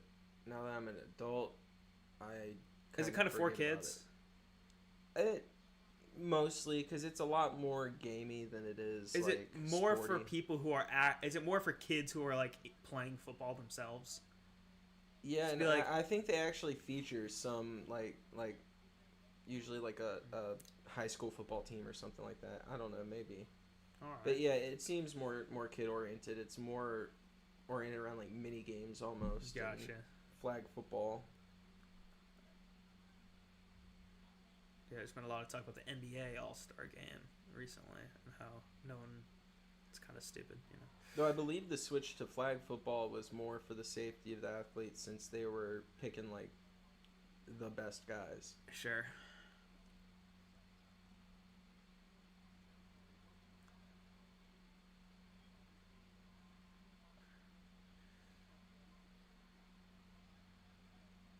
He keeps going to these oblique kicks on Shara's knee.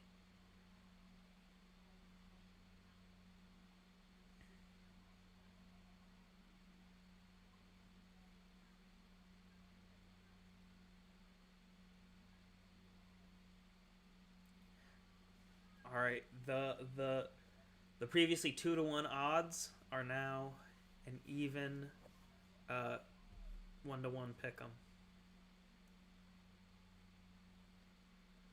Pretty clear indication that MVP was victorious in the first round.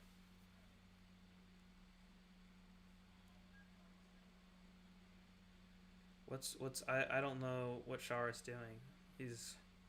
I don't know why Shara is even bothering to touch the D-pad while he's down around. Me. Literally standing up from getting head kicked to the floor. Yeah.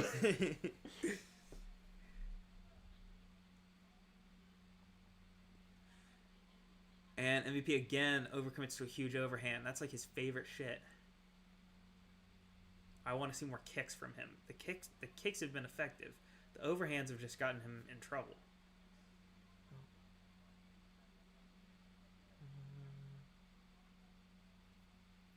What? Is this true? No, ESPN, not now, please. Oh, Tyler, I'm going to shit myself.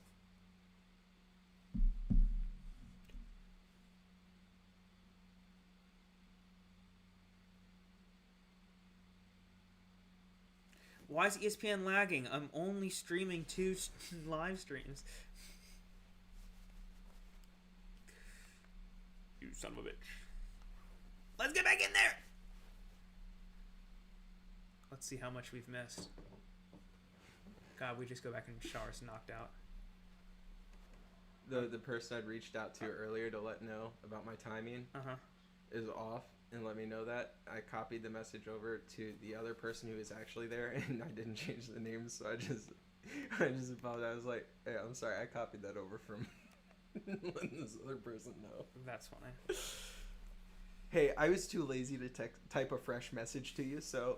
Real? Well, we're trying to get back in. Okay, so we're back in at 1:35.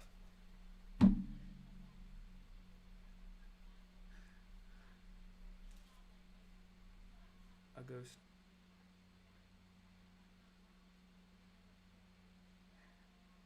MVP looks like he's playing basketball out there. That shit looked silly. MVP doing a light jog away from Shara. As I say, I want to see more leg kicks. The graphics said that Shara hadn't hit MVP in the head at all, which I don't know about. Oh, spinning back fist from MVP.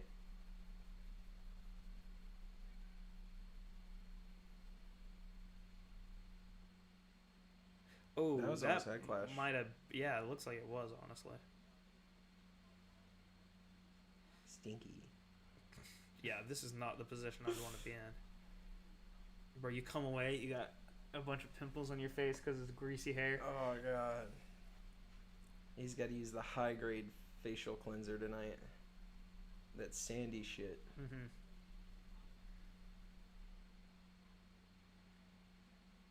They're trying to...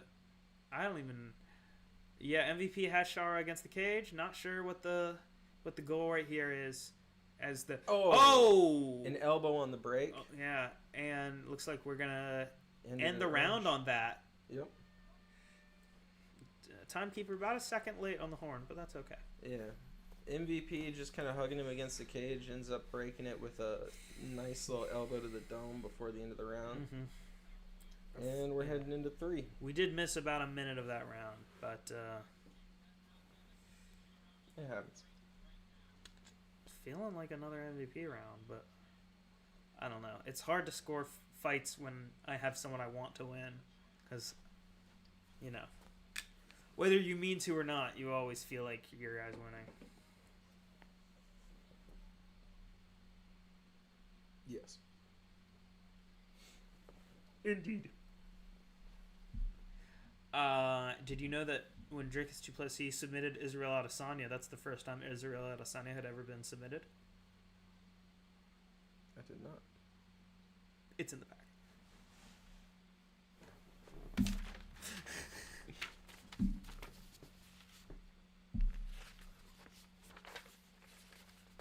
All right, round 3 is about to begin.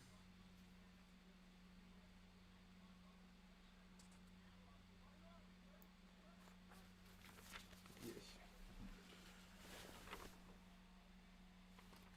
Oh, what's up, KG? So, you know what? Just like a wish. Was that oh! Snaps his head with that jab. Shara, stop taunting. You are losing, brother. You're losing, brother. This is number 1 bullshit. Oh my god. Yeah, MVP's basically fencing in there. He's like lunging with these punches. It's crazy.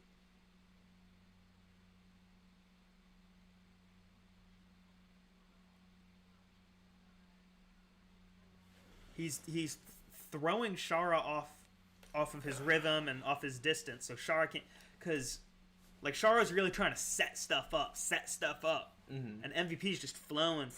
Like he doesn't really need to set stuff up. He just kind of flows, and when there's an opening, he goes. Yeah. And I'm pretty happy with the way this fight's going so far. Oh my god! Like, there see, you go. like, and every time Shara, for some reason, Shara will kind of jump up before he moves forward. Yes, and that's where. And he catches him in the air Yeah. every single time. I remember when I was younger and I was training. I remember they always said, when you're moving forward, never be in the air, because when you're in the air, you can't move. You can't come down faster. You can't. When you're in the air, you're 100% predictable. In Super Smash Bros, you can do a fastball. No, can't air dash, can't wave dash, can't do nothing. Yeah, he goes up before he goes forward, and every time he goes up, he's getting caught.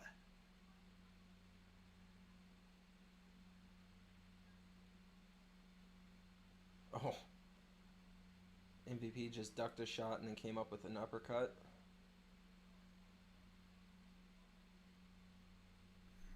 They're dancing.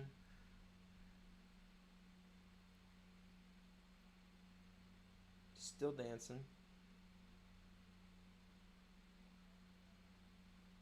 Still dancing. Oh! Oh, flying knee from MVP. Now we're hugging.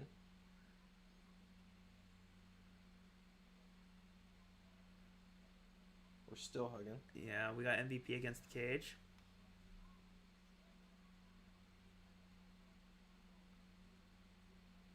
Shara throwing a lot of knees to the leg, one to the body. He's really trying to work that leg.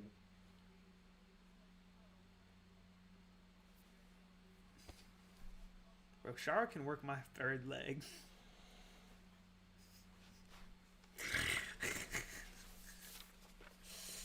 Anyways.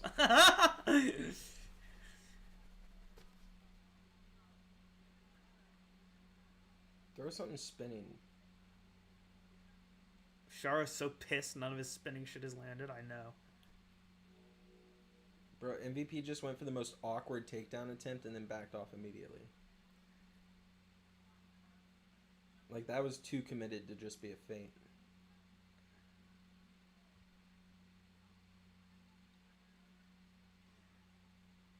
He Some stance switches and a little more dancing. yeah, his rhythm is just really throwing Shara off. Yeah. And Shara looks tired, too. Because I think Shara's looking for, later in the fight, for him to stand still at some point, but he's still just always bobbing, always moving. Only a minute left. Oh, wow. Shara's got a little combo opened up on MVP.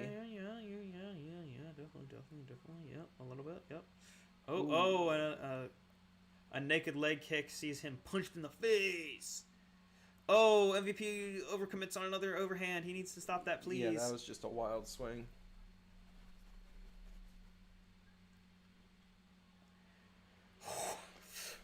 Barely ducks a head kick from Shara. Well, not duck, but pulls back from. This has been a much, much closer round. Lazy flying knee just amounted to a jump. Got 15 seconds on the clock. Oh, lazy spinning kick. Oh! Up kick. Oh, Shara's licking his tits now. Actually landed some good up kicks there. That was funny. All right, be gone, pirate. So I didn't want to. It says private. I didn't want to jinx anything. But Evan's prediction for this fight was I was just thinking that. I think my prediction's gonna happen. MVP would win the fight, but the Saudi judges will give it to Shara via decision. I was just thinking. I think it's gonna happen. I would wager MVP won all 3 rounds. Maybe not the 2 was close. Maybe not the third. I was gonna say three was questionable for me. 3 was. Just in volume.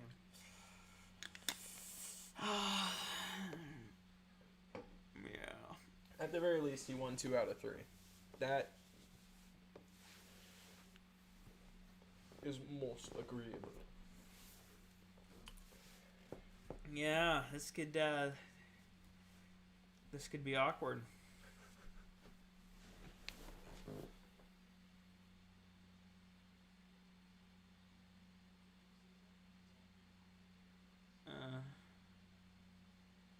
Busting.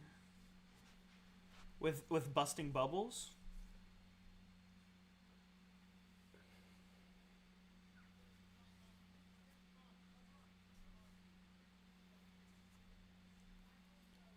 .312 is next weekend. Who cares? What a dumb one. What's up?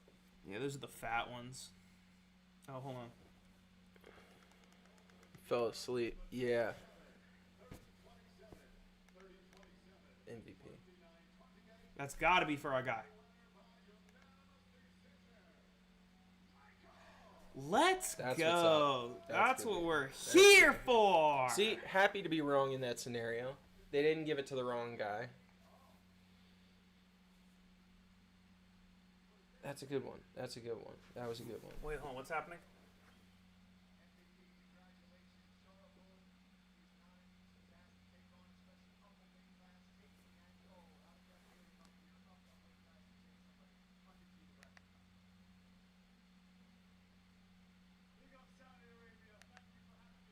Man, that's the most British thing ever to say. Big up Saudi Arabia. Look what I work on Saturday. I can make the stream if we do one for 312. No, let's not go because that's a pay-per-view. It'd be hard. We can do the early cards and then hang for the. Oh, I suppose we could do that. Yes! Yes! Yes! Yes! I don't know if y'all caught that over the microphone, but MVP just did a proper Captain Phillips. And if Adesanya said that, you'd call it cringe. Well, I mean, it was against Shara the Pirate. I know, if anybody said that. I'm just playing. That was a fire line. He had to have thought about that ahead of time. Yes. He's the pirate. So if I win, I'm gonna go in there and I'm gonna. Hey, big ups the East Main's massive. What's the Ali G thing?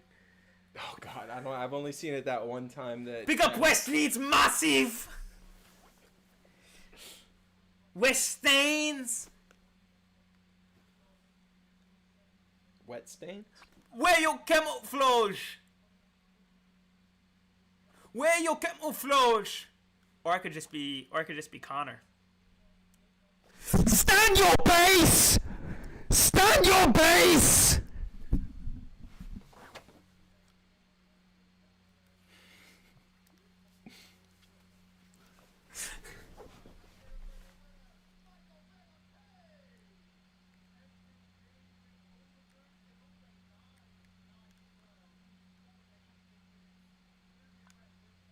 I called it first, dickhead. These guys on the commentary team really think there's something.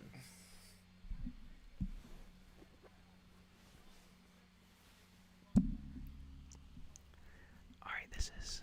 I could do your job and then I can go clock in and do my job. This is ASMR with the quotes of Conor McGregor. My foot was a balloon.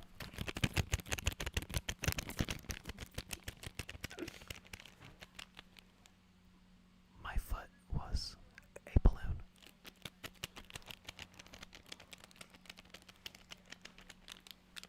I want you to tell him I am his father. I'm doing ASMR I'm doing Conor McGregor ASMR over here. Oh, okay. Well, is that for me? Yeah, I'd take it. If you just leave it there, I'll come grab it. Prolific and secretive TikTok creator Mellow Angel does not want to be on camera.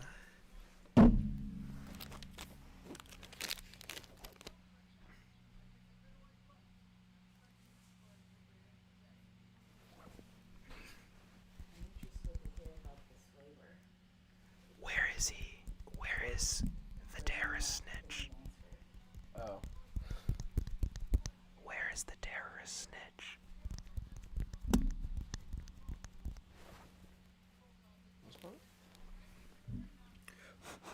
I'm trying to think of more Connor quotes.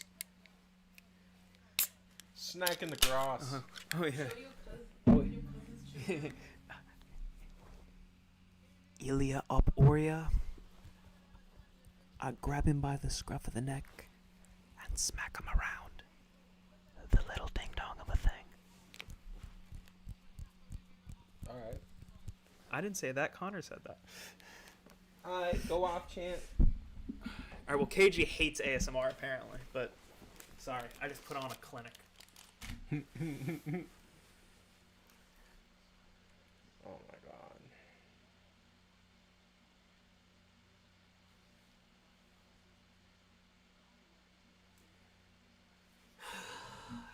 This is the review of the Ultra Blue Hawaiian Monster.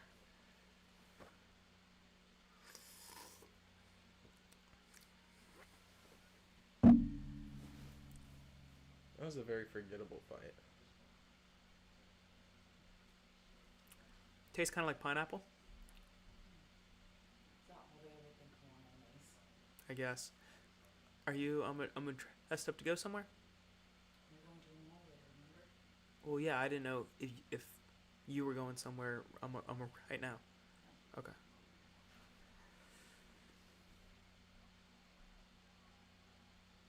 This sounds like a personal conversation. We're on the clock. Stand your base!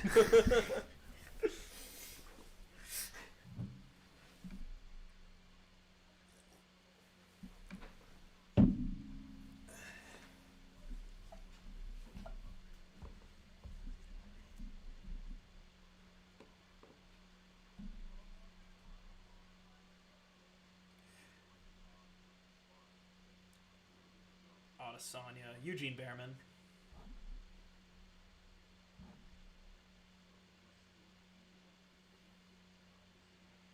This motherfucker better put on a show. This guy's French. Does it taste like electricity? Does it? I don't know. I wasn't there. My knees both just popped.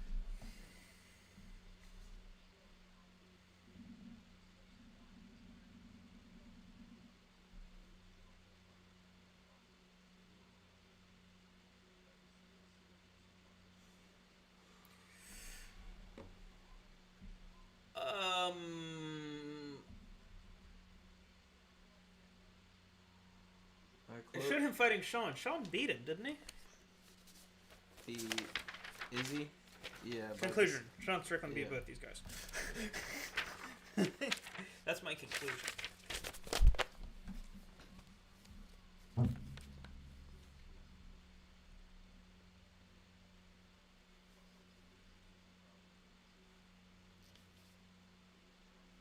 I'm off on Monday. We should try and plan to play something. Sure. Get a recording going and then have something else to edit up. Robert Whittaker's like a confusing character, you know? 'Cause it's like, is he good or is he bad?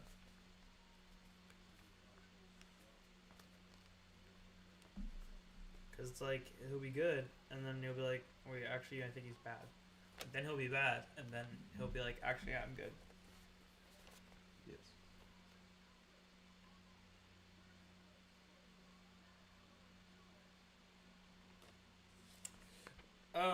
Yeah, final fight. Bro. Bro? Well, no, I just watched Imavov's stoppage of Cannonier. Yes. He just unlocked Jared Cannonier Oh, he in unlocked UFC 5. it? Nice. Yeah. I said he unlocked it. That's, I mean, him. On February 1st. That's so crazy.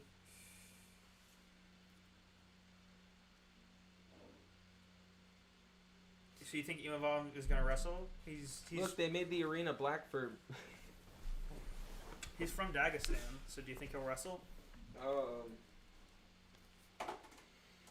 think Izzy will turn him into a wrestler. I don't know. I'm just hoping they both actually fight. It'd be cool. Yeah, really cool. I think UFC 5 claims Imavov is a kickboxer, and I know His- Izzy is, so his record claims the same. So then I would say hopefully they both utilize their styles and put on a show. he's the one Chris Curtis had the clash of heads with, that make Chris Curtis These motherfuckers be better a, be ready to entertain. be a little crybaby. Yeah, I backed him for a while, but it's kind of tough. Bro talks about like being a warrior and being up for any fight, and then like the only time he is active, he does not back it up very well. Yeah, I want to like him. he's yes, he's weird. He's one of those guys who is both likable, but like not. I don't know. Not for his skill. Well, and it's not even like Well, I mean not skill, but not for his performances. It's not because You it's like don't- some flashy, exciting. you don't dislike him for his. No. It's just not something that's Mhm. like above the pack or anything. How do you think Izzy's gonna walk out? I'm blowing through my stash. So like, do you think that Izzy's gonna walk out in a fancy, Fruity. in a fruity way, or do you think he's Yes. gonna walk out normally? He probably should walk out normally until he like regains the belt, but What's the over-under that's on just painted my opinion. nails? Over under on painted nails. I would put painted nails at minus.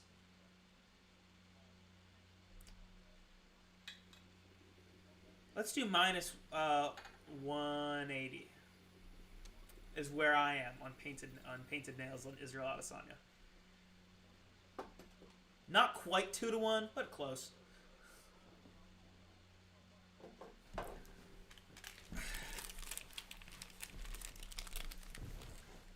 Did you know that in other countries they call sports drinks isotonic beverages? I guess if I was in another country and I reached for like a fucking Propel, I'd probably reconsider. I'd pick it up and think like, what the fuck kind of... Who put isotopes in my beverage? I'd rather drinking Propel. No, I don't even drink Propel. That's just the first name that came. I was gonna say Gatorade first, but then I'm like, it's Gatorade. I trust that shit. It's just sugar, salt, and water. The only Propel that I remember the taste of is kiwi strawberry. Because my mom really liked the kiwi strawberry, Yeah. so we'd have it a lot. I remember I tried to drink it at one point just to have like something flavored when I was trying to edge away from soda. I was trying to edge. I wasn't gonna. Don't worry. I was gonna catch it if you didn't. All right, no, he's walking normal. Let's see those nails, oh my boy. gosh.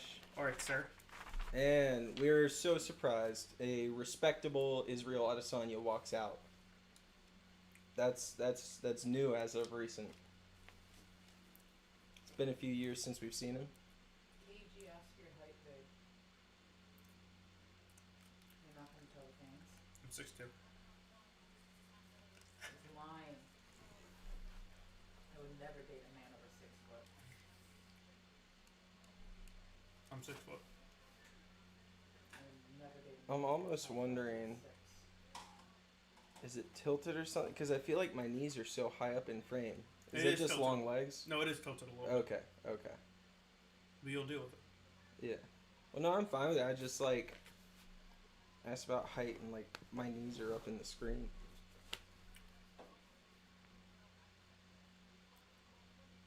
It's like when I get in the passenger seat in someone else's car.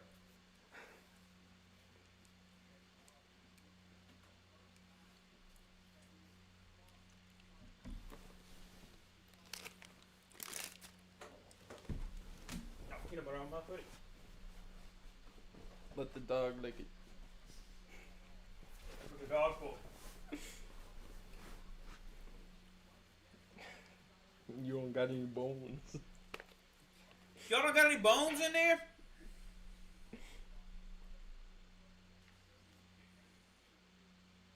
God, to think Izzy's 35 is crazy. That was a little fruity. That was a little fruity. I also was like, God damn. The guy doing the Vaseline just did like a little like Just like right over kind of played right over with his lips. played with his lips a little He bit. like put his finger. He did the little blah, blah, blah, blah, blah, and then continued on about his. Oh look, Izzy's Izzy crawl up. He's mimicking. That was wild. Izzy opened his mouth and like took his thumb into his mouth while he was doing the Vaseline. That was very sensual. I knew Izzy would come out with some. Yeah, fruit's better than a vegetable.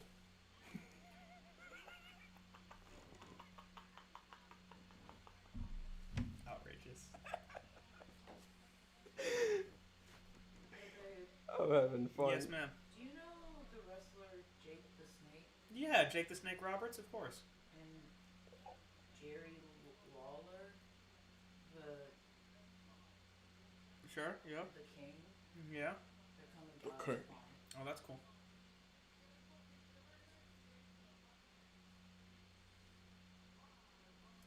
Those are like old school wrestlers. Like really All old school. right. I could tell from the picture you might have old.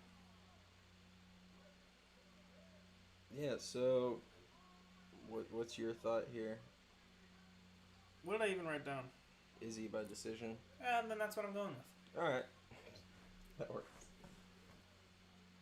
I trust the me of 48 hours ago. I was probably. Well, we got Sal D'Amato, so he's in play. He's in rotation. But I mean, Mark Goddard, if you wink at me again, I swear to fucking God. I don't know that there'd be any skewed judging with this because Imavov's not like. He's born in Dagestan. His name is Imavov.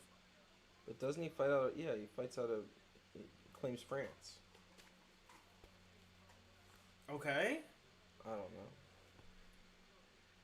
Once you cross the borders of France, you don't stop being a Russian-born Muslim. Like, That's unfortunate. but there's no known cure. That could have been great. Yeah.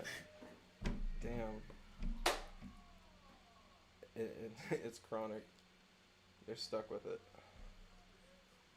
Terminal case of Dagestani. No amount of soap will wash that.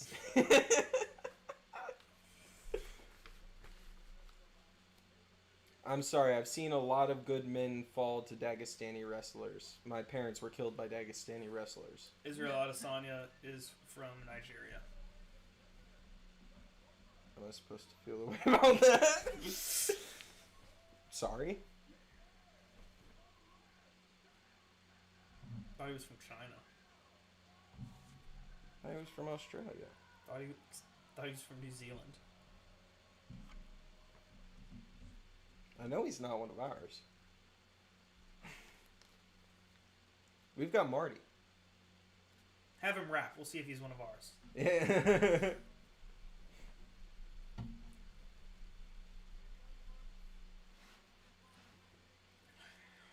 I don't know that he has the frame to support such a large chain. How long till he goes the Tyron Woodley route and starts rapping? Now look at Ronaldo. Ronaldo looking at Izzy's man butt. He was just giving a little like side like, "Yo, what's up, Izzy?"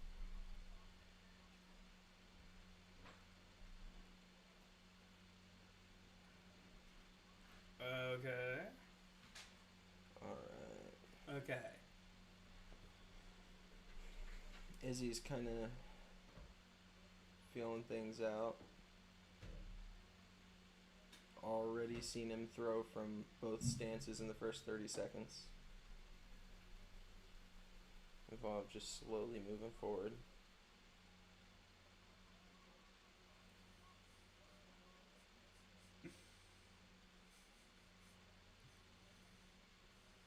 Izzy very active with his feet.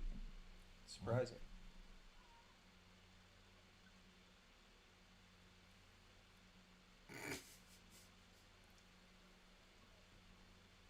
A lot of kicks. Who would have expected this? I hope. Alright. Imavov got a little bit of a counter hook on leg kick. He's keeps going for the oblique. He just blitzed in. He's going for a double leg on Izzy, but Izzy's got an underhook on him. He's holding himself up, but just barely. Oh, and now he's got Imavov. Oh, he got just the body lock. Wow, he just threw him, but they're back on their feet. Continuous mat returns. Izzy's like, I can do that stuff too. Shocking. First non-title fight in, what was it, 6 years for Izzy? Quite a while. I forgot the first Pereira fight. Yeah, what year would you think that was? Don't look at the sheet. No, I'm trying to think back, like, in my life to what was going on at the time. I think it was like 2021? It was 2022. 2022. Feels much more recent. I don't know. Damn. He's been so active in that time. Yeah.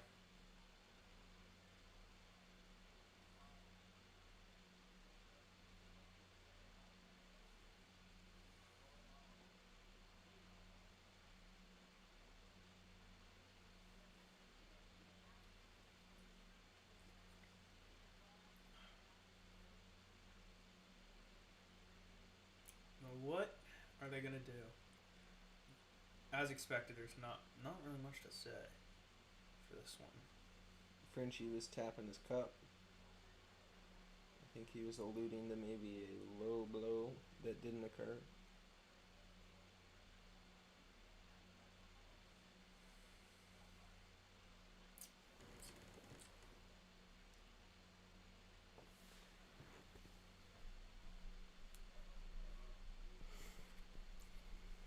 Oh, he's tongue.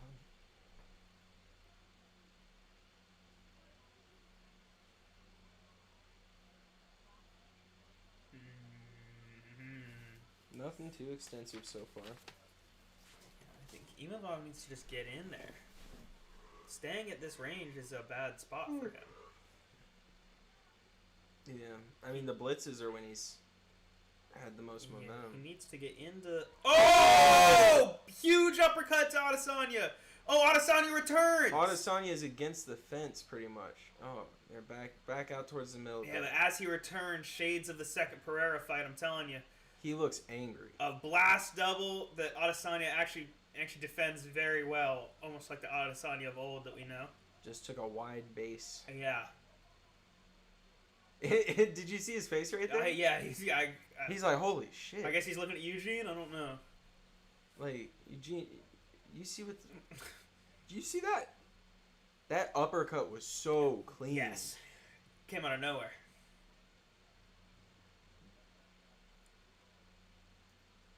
Fuck, you don't see that kind of accuracy often, especially through the guard.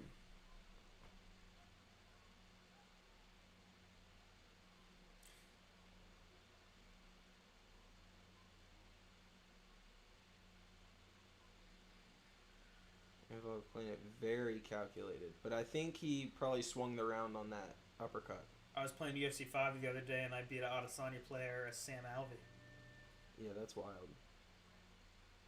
I think they ought to reconsider. If you play Israel Adesanya on UFC 5, you're automatically fucking trash at the game. Never met someone who was good at the game who played Israel Adesanya. Nope, they're not going to show the uppercut. It was too violent for live footage. What the fuck is this? As Imavov closed in, it did look like Izzy was able to hit him once with a good little hook. He does like that sort of counter striking against the fence. Oh, that's how he took out Pereira. Yeah. He almost plays possum, backs up, and then as soon as he feels comfortable, I'm pretty sure he trains a lot specifically for that tight hook. Mm-hmm. I mean, there's like 3 different angles really that you want to center your hook around. He's really, really proficient with that tight hook. Keep the arm in close. Do all of the moving with the hips. Twist into it. You've got your whole body behind just this slight movement. Slid in with that jab.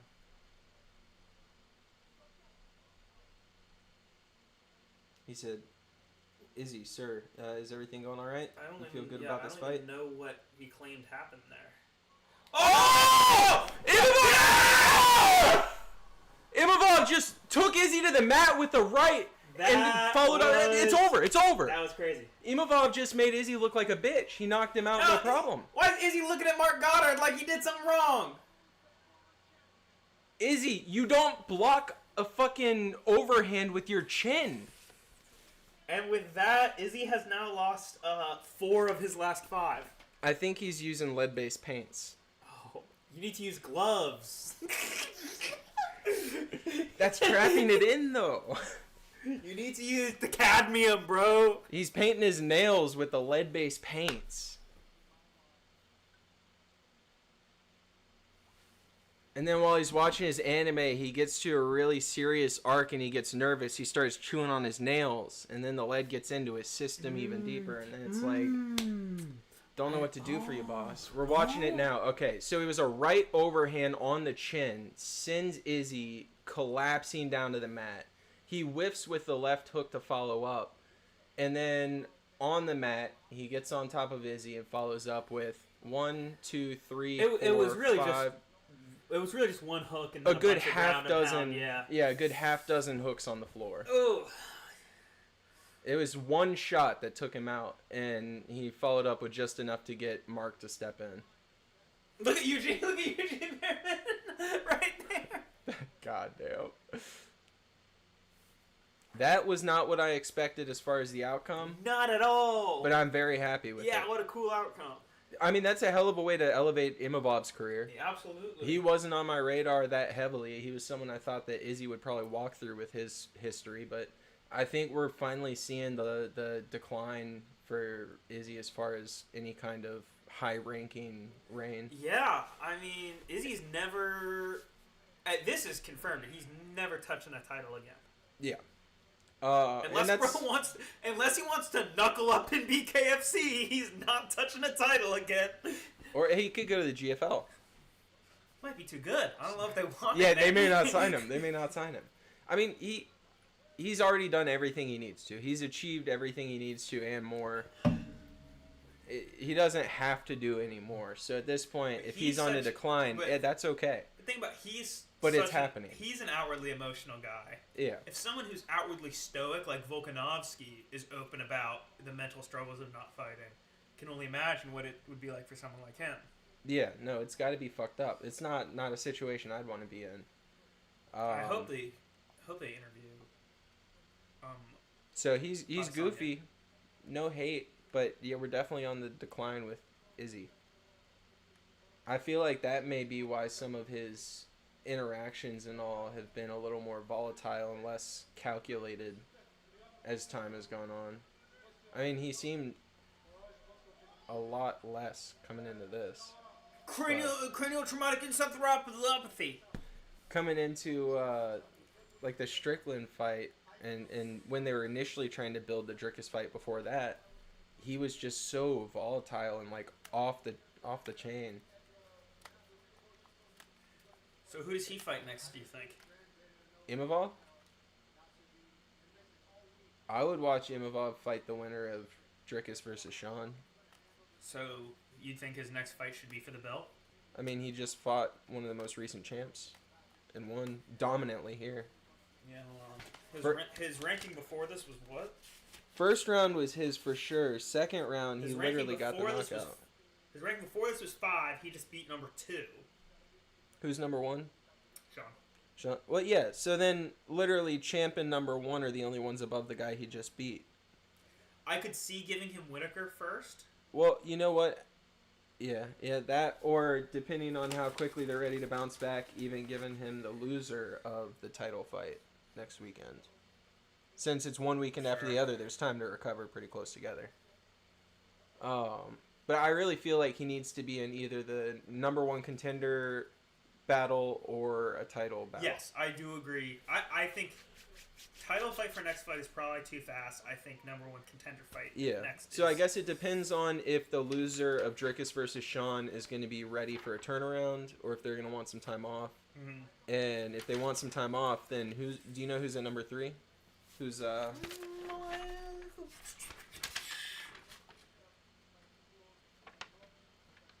middleweight? It's not. So on the list of fighters, Chimaev. He might not actually be number 3. He might just be number 3 in terms of like the big names on there. But I mean, if he's coming. Well, actually, hold on. If Imavov is 5, 1, 2, 3, 4, 5. So yeah, he must be. Yeah, no, I say Chimaev. Well, yeah, and if Chimaev just Whitaker, then yeah, he must. Whitaker's gonna need some time to recover. I imagine he literally just had his jaw shattered. Yeah, maybe Give him to Chimaev, because then the winner of that could be in the position to fight for the title. Interesting. Chimaev's not damaged; he's good to go. Yeah. So I mean, really, as soon as Imavov's ready, yeah, they could turn this around within a few months. It could be on the docket by like UFC 315. Maybe get that as a co-main for something.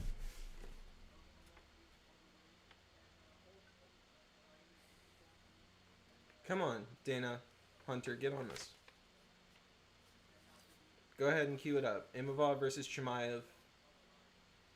Chimaev came out, put on a good performance against Robert Whitaker. Didn't take any kind of real damage. He's good to go. Imavov didn't really take much from Izzy here. I mean, he might have a black eye or something, but like, who doesn't have one of those every now and again? Anyways, I think realistically the next fight to make is either the loser of This is the Sean longest- Andrikis or The it's longest Chimaev. interview ever.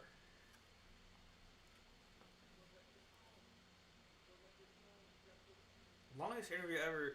But at the same time, Drickus beat Sean. That's 2-0. They're not running a third, so it wouldn't No, make sense to fight Sean. You're usually only doing a third if your division is dry or if And y'all it's- have personal. It's a lively division. If y'all right have now. personal beef, yeah. I would say there's enough new prospects that it's still pretty. Like Yuri Alex could happen. Like Yeah. Yuri Alex 3 could happen because that's if he beats Ankalaev. There's then, just nobody. Then he's kind of cleared it Yeah. out. Yeah, Unless he goes up to heavyweight at that point, but that's a bad idea. no, yeah, he needs. There's multiple heavyweights I think could beat him. Yeah. Because it's the Though there's plenty that he could beat. yes, Just because absolutely. it's such a Absolutely. weak division. Like there's just not a whole lot of good competition. And you know where I draw the line? Hmm. Do you know where I draw the line of people that I think he could beat to people who I think start to beat him? Rosenstrike. I was gonna say Mick Parkin. I think he beats Mick Parkin probably about 50% of the time, and anyone above Mick Parkin, he's losing most of the time. I'd say he could. I say he could probably beat. I want to give him Rosenstrike. I feel like he could beat Rosenstrike. But above that, I'm not sure. It's just because he is a big, slow, kind of clunky fighter. Yeah, but just the weight difference is so huge from It is. No, he'd light have heavyweight to. to heavyweight. He would have to find a healthy way to put on the weight, even if it means a long layoff. Mhm. If his intent is heavyweight, he needs to put on the weight the right way and just take the time off to build up. I mean, it would. I mean, Do what all the big guys do. It would Juice for a bit. I mean, you'd think. I mean, you'd think it'd take at least a year, 18 months to gain that amount of and I mean, meaningful mass. it just depends if that's what he wants to do at this stage of his career. Because if he just jumps up after a few months of bulking dirty, then he's not going to have a good result. Yes. It's you rush the process, you're going to kind of toss any hopes you have of it down the drain. Yes. If you really want to take a run at it, you got to take the time off. Yes, and he build doesn't want to proper. leave light heavyweight gold to be a fat heavyweight. Like, Yeah. he doesn't want to go. He doesn't want to go be like, Alex Pereira slugging it out, close fight with Jamal Pogues. Like, Oh god, that sucked. Yeah, I don't think heavyweight is an area where he could just jump straight to the title fight. I think he'd have to work up. I mean, if for no other reason than just to acclimate to the weight class and to taking those hits. And I mean, like, pretty big to get to be on a fight with Alex Pereira, knowing how many eyes he gets. So I'm sure one of the lower guys in the heavyweight rankings would be like, yeah, you can feed me to him. all right, this month's not too bad. Yeah. So, what? Henry's still fighting? Yeah, remember he retired to try to get more bargaining power, and then that didn't give him any bargaining power, so he came back. Then he lost to Aljo, and then he lost to Sean, or maybe he lost to Sean then Aljo. He lost to both of them. Yeah. And he lost to Marab, and he basically lost to everyone good. Okay. He basically was champ, and then retired, and then came back just to be a gatekeeper. I don't really know why. So Henry was a champion. He retired to go to a barbecue, and when he came back, he wasn't the same. Pretty much. All right. I think... I got you. I think,